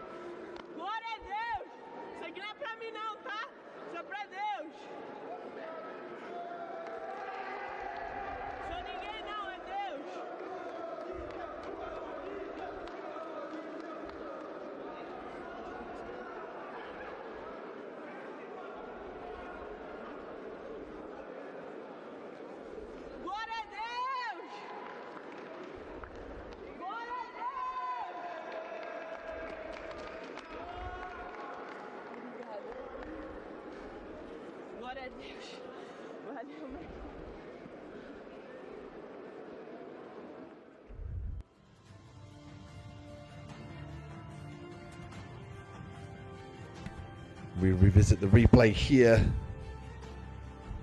between de Almeida and Sousa. And Almeida very insistent on her pass. There was the sweep initially by Sousa, but it was returned by Almeida. to get to the top position. Look at the sweep, the lasso. Eventually got. She did a good job of staying in the top position, but the second she compromised her footwork to that left side, she got swept. There was the pressure of the foot in the face we saw from Sosa. And the emphatic finish from Larissa de Almeida, your new middleweight champion at the female brown and black at the Abu Dhabi Grand Slam.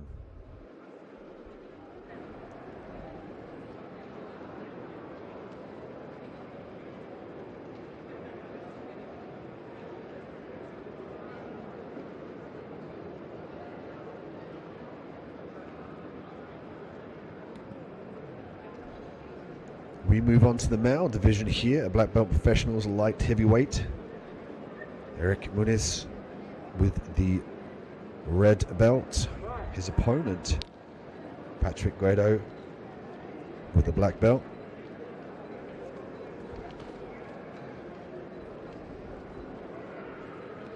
Eric's already looking to use fakes and feints here.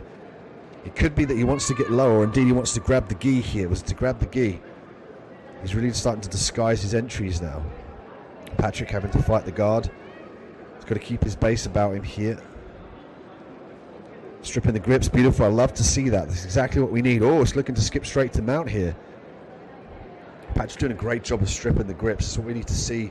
As soon as your opponent gets a grip, you've got to strip it. You can't start to think about the next steps until the grips are stripped. And we saw that in the last fight between Almeida and D'Souza with the lasso sweep. If she'd have got rid of that lasso, she wouldn't have got swept.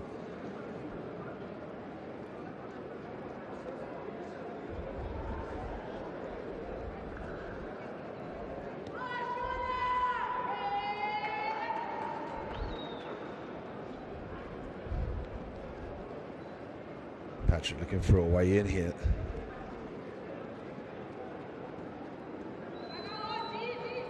He's going to think about passing the guard, retracts.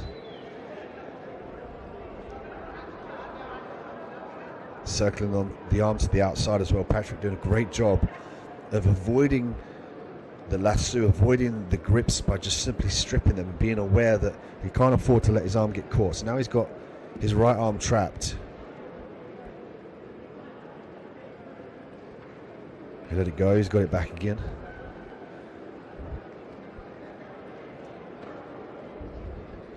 We're seeing here Eric off of his back, look for a way in. He's looking to circle those legs in and underneath his opponent. Here's the grip on the sleeve.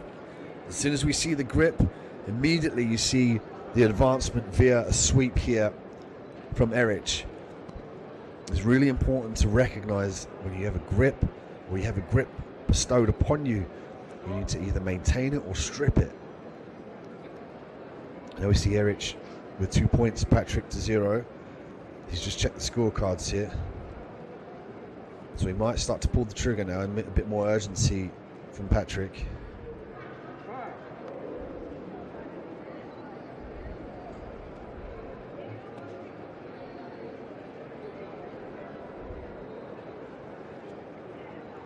Full guard for Patrick here.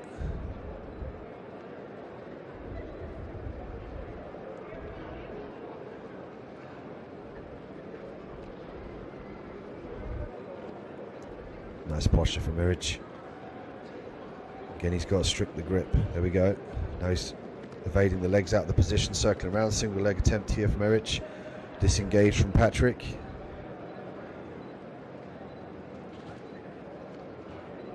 Strip of the grip again, and immediately Patrick has an ability to advance and move out of the realm of defense increases. Nice guard pass here. Trying to secure the position. Great inversion to the knee bar attempt here. Eric now can start to expose this right leg of Patrick. He can lever it out. You can see Patrick trying to cross the feet here. Now he's got some exposure on the leg.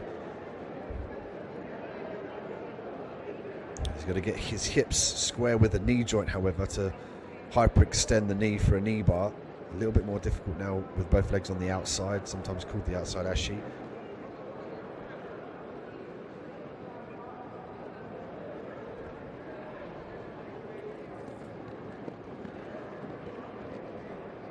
Nice transition now, Patrick finding himself in the top. 2 points awarded.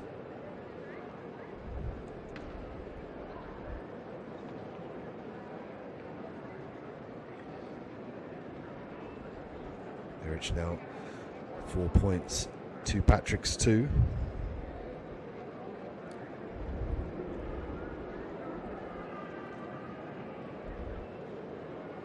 Again, the consolidation of the lapel around the foot to gain leverage over his opponent here. Opts to let it go. Stack pass. But again, the grip on the left arm of Patrick here forced him to abandon the advance. That's how strong the grips are. He literally nearly had the stack pass. You see again stripping the grips.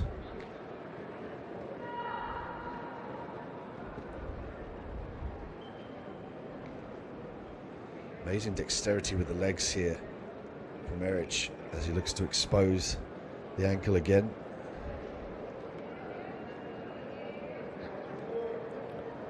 And the crowd very silent here, understanding that at this weight anything could happen. We go to the scorecards to determine the champion here for the light heavyweights and the men black belt professional level. As you can see here, the indication in the top left, Erich Muniz is going to walk away here with the championship. He's going to be crowned number 1, the gold medal here light heavyweight in the Abu Dhabi Grand Slam Jiu-Jitsu World Tour in Rio de Janeiro, Brazil.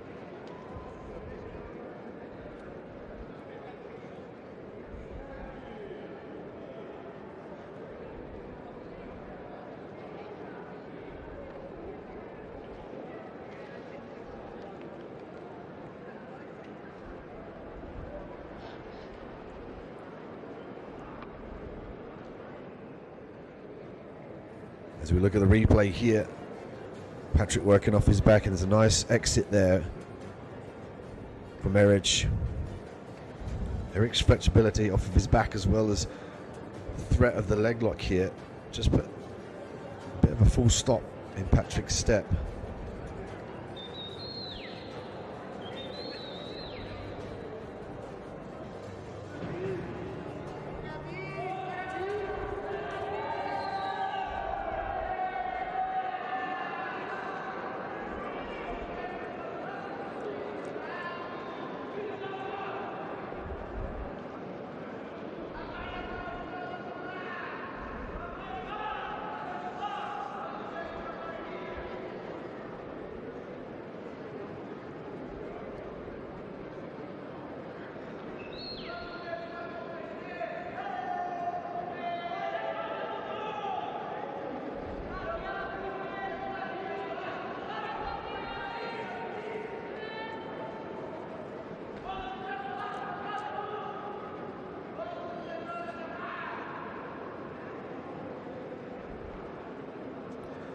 And here brings us to the heavyweight final here. Another anticipated match. Gabriele Pisana and her adversary, Yara Nascimento. Gabriele proving that she is the queen of this weight class, but lately Yara has proved she has what it takes to dethrone the ruler. It's difficult to imagine the final matchup without these two rivals clashing, and you're going to see that head-to-head right in front of you now here in the Abu Dhabi Grand Slam Jiu-Jitsu World Tour. Gabriele with the red belt, Yara with the black belt and the blue gi.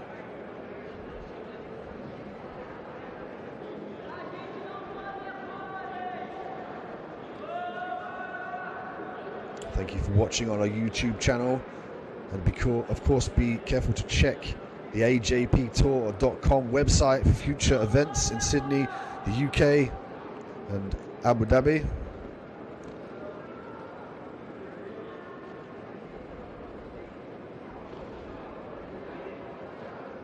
We're here now with the female finalists, Gabriele and Yara. This one for the female gi brown and black belt professional heavyweight crown, the gold medal here and the silver medal respectively. And it was predicted that these two would meet here in the final, and as promised, Gabriele, the queen of the division, stepping up to the plate here. Yara looking to worked the leg lock. And a calm and collected Yara as well, coming in very confident in this fight. She doesn't buy into the bravado that Gabriele takes around with her as the queen of the division. She came here to perform. She knows she's got what it takes.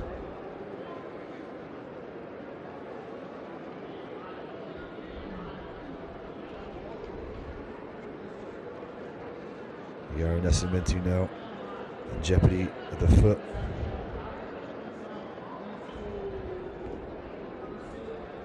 Really got to make sure that she stays in this top position. You can see there, Yara Nascimento in the first place, Tara White second.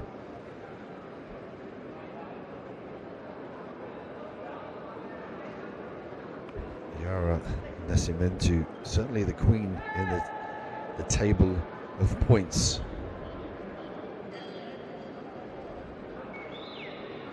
Gabriele Passana from In-Fight Brazil, Yara from Dream Art. And they're battling out right now to determine who's going to be the champion here, Abu Dhabi Grand Slam, the Jiu-Jitsu World Tour from Rio de Janeiro in Brazil.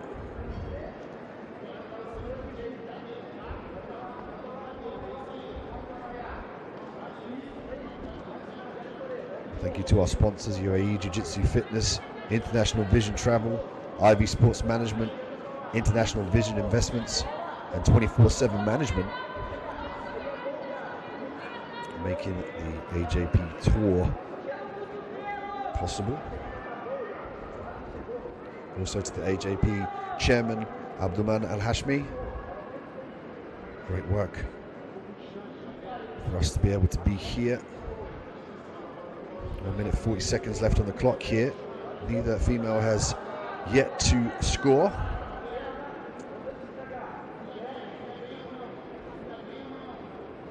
I'd also like to thank His Highness Sheikh Mohammed bin Zayed Al Nahyan for his continued support and his elevation of Brazilian Jiu-Jitsu worldwide. Nothing has been greater than to have the support of the Jiu-Jitsu community as well as the sponsors to allow us to put up the $200,000 prize money that's shared between these athletes.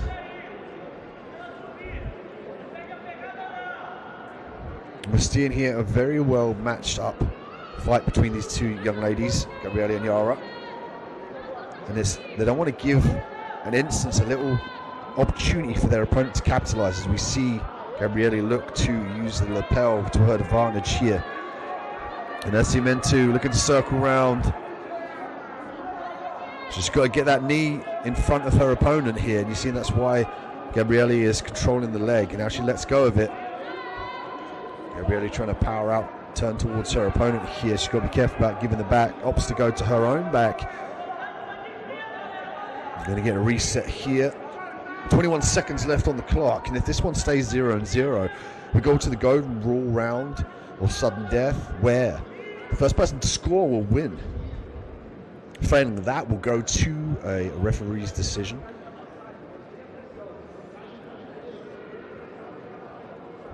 We're going to get a look at the video assisted replay from the Falcon Eye. Again, such a massive piece of kit and a massive advantage to combat sports to be able to revisit the action during the fight. We're going to see 1 point go to Yara.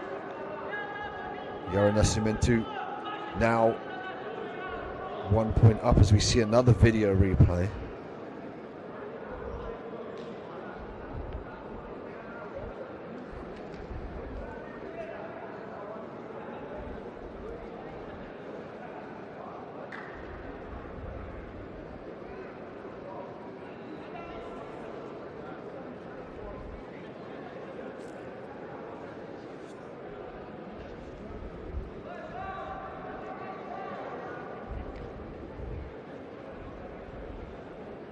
We get a recenter in the middle of the mat here. 21 seconds left on the clock.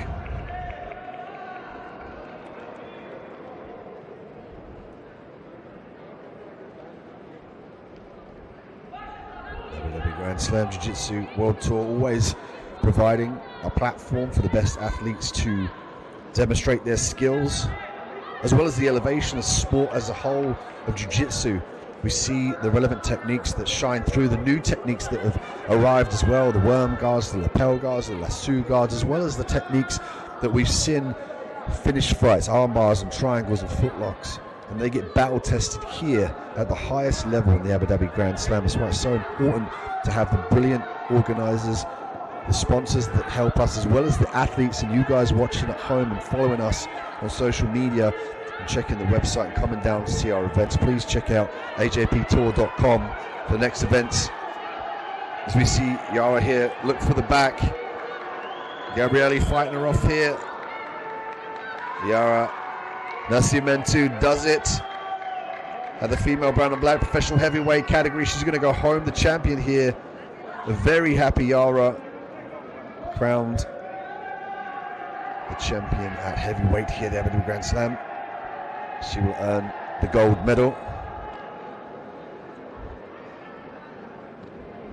You can see the emotion, the sportsmanship as well. That's what makes this sport brilliant, as well as this organization just imploring the sportsmanship, the ethos of being a good sports person. Even in victory, you still show respect to your opposition.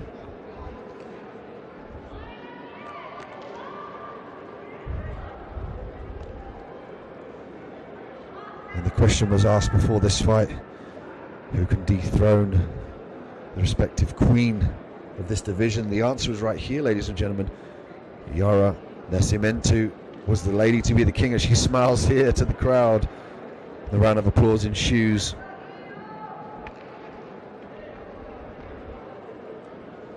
She will be crowned the new heavyweight gold medalist.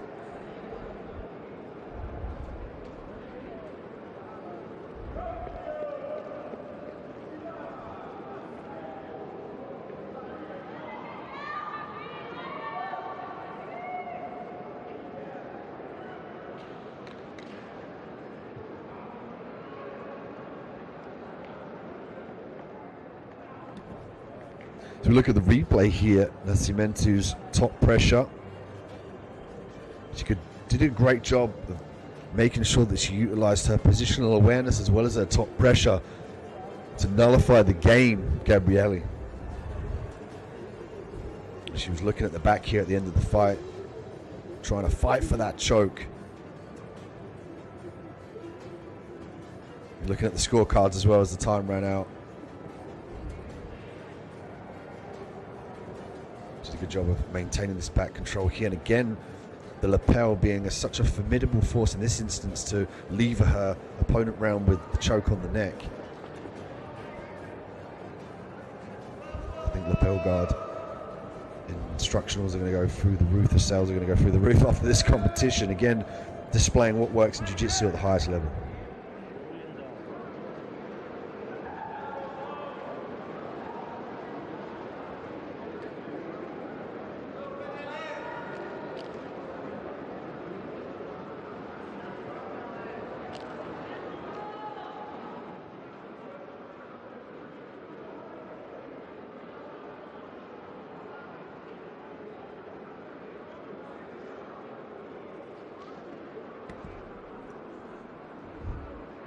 We get set for our final fight here on mat 3, the final fight of this wonderful tournament. We see Zach Braz and his opponent, Pedro Pimenta. Zach Braz will have the red belt, and Pedro Pimenta will have the black. Show of appreciation here. This one for the gold medal in the male black professional super heavyweight division, under 120 kilos. Going to get a break in play here, potentially for something on the mat.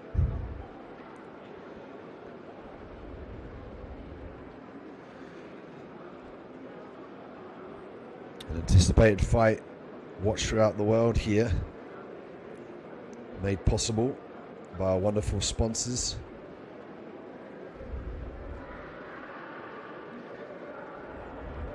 We get set back here. super heavyweight action. We've seen Braz use his smaller stature compared to some of the bigger competitors he's faced. He uses his speed, he uses his position to really expose an angle on his opponent. You know, he understands his body type, usually comes up a lot against a lot taller and larger guys, but that doesn't deter from the fact that Braz is a very, very fierce competitor, and he understands what works for his body type as well. You'll see him, you cut angles, use the head snaps as well, just like then. Look at that beautiful work. Looking for the trip there in the sacrifice throw, doesn't get it. Pimenta able to maintain the top position here. Let's see what Braz can do. Doing the right thing here and being clasped very tight to his opponent. Going to get a reset in the middle. He's looking to keep his opponent really close to him, to stick to him, and then start to look for the sweep. And of course, you see there the rankings in the left-hand corner of your screen. This opportunity for the Abu Dhabi Grand Slam competitors to elevate themselves in the tally tables with regards to the points, as well as look for the bronze, silver and gold, and the $200,000 prize money shared between the competitors.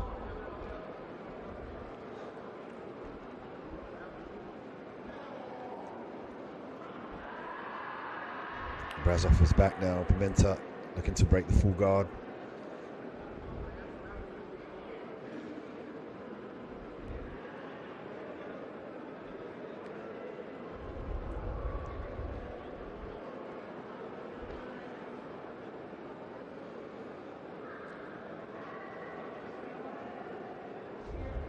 Pimenta needs to strip the grips here.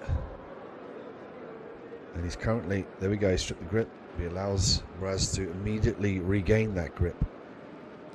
And this game kind of like underhooks as well. It could take a bit of time to strip the grips and then advance. Now he's got his arm free here. He can start to lever the right leg down of Braz whilst keeping his right arm in the center of the chest here.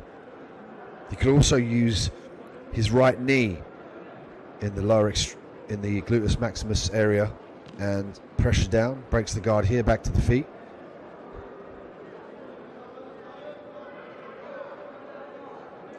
Braz straight back at it with the grips here. Pimenta trying to match the grips.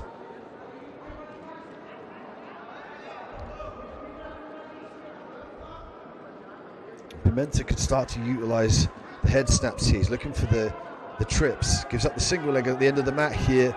Referees letting it go on towards the end of the mat. Braz has a very decent deep single leg there, but great defense from the takedown from Pimenta.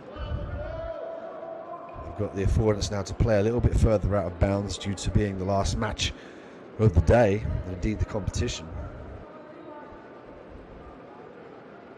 Thank you for watching us on our YouTube channel. Be sure to check ajptour.com for the ensuing schedule here. Dates in Australia, the UK and Abu Dhabi. If you're in the area, please come down, support us, and check out the best of the best competing on the mat for the Abu Dhabi Grand Slam. First, second and third place, as well as the prize money. As you can see here from the Heroes podium, the new champions being crowned, and then the silver and bronze.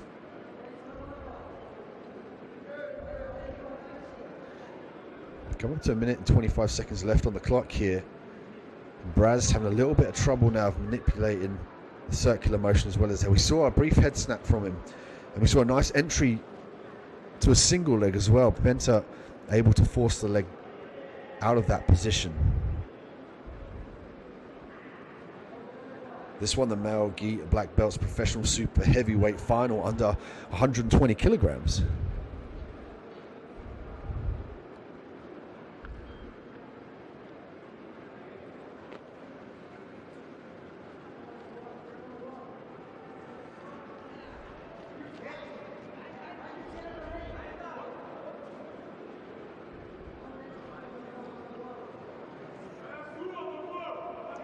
.41 seconds left on the clock here in this super heavyweight final.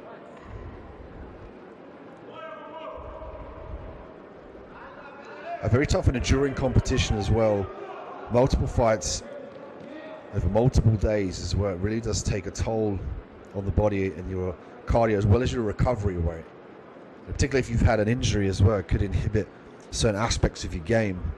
Sometimes that's why we see a slower pace and a wait from the athletes to initiate. 16 seconds left here. And of course this goes the distance of the first round. We go to the golden rule round, where the first person to score will win. Failing that, we go to the referee's decision.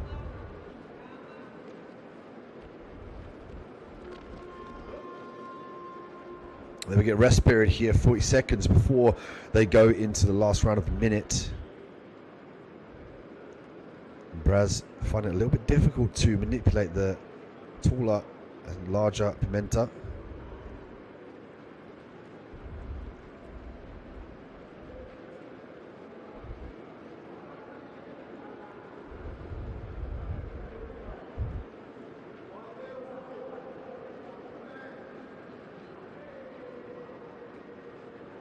Rest period now, counting down before we hit the golden rule round or sudden death, where the first person to score a point will win. We might see some more urgency now to finish the takedown from these two. Pimenta with some nice circular motion. Looking to drop down now.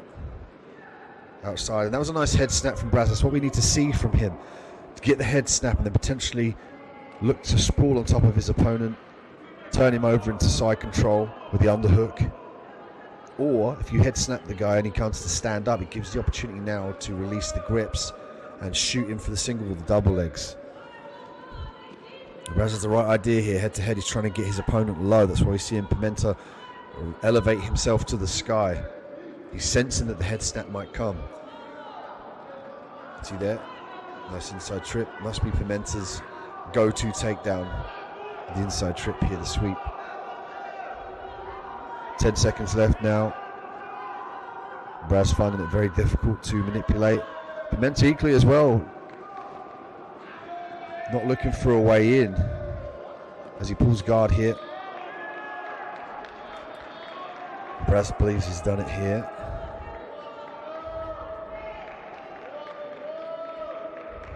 Show appreciation as well, sportsmanship, before we see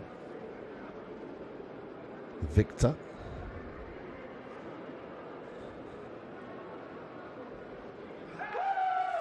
And there we have it. Zach Braz walks away with the super heavyweight gold.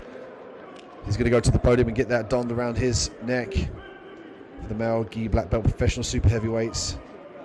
Zach Braz from the Dream Art team is victorious and the winner of the gold medal here at super heavyweight.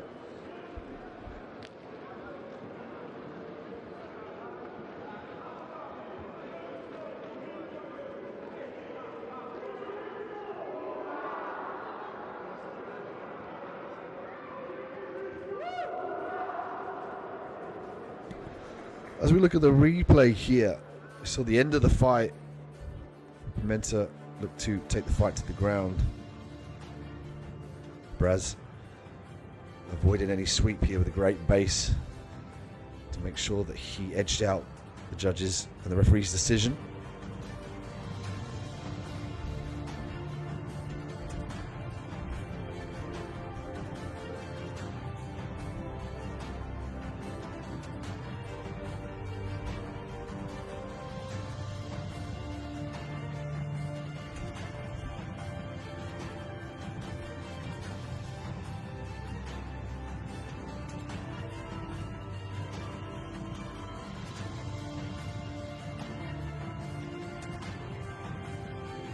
Velodromo here from Rio de Janeiro in Brazil.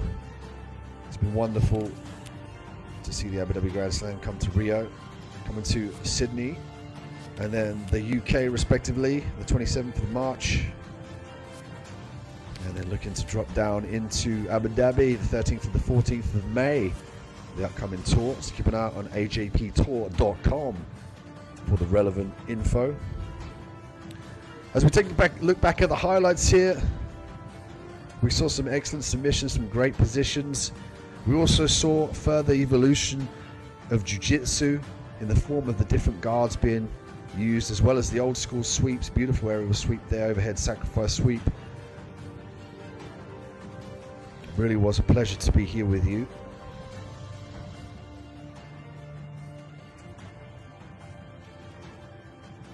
And the smiles, and the victories, and the defeats. The lapel guards as well. We saw the Abu Dhabi Grand Slam Jiu-Jitsu World Tour 2021. We were live from the Rio de Janeiro, Brazil.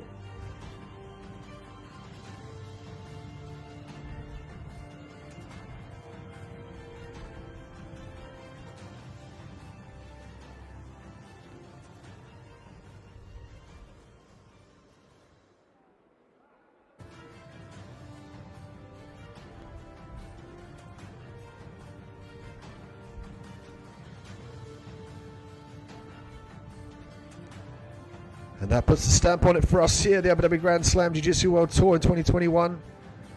Live from Rio de Janeiro in Brazil. Thank you to all the sponsors, all the competitors that made this possible. Thank you to those watching at home, supporting Jiu-Jitsu. It was a pleasure to be here to call the action with you. Please check out ajp.tour.com for more information. Thank you very much. I've been Dmirat Mat 3. And have a good journey. Bye-bye.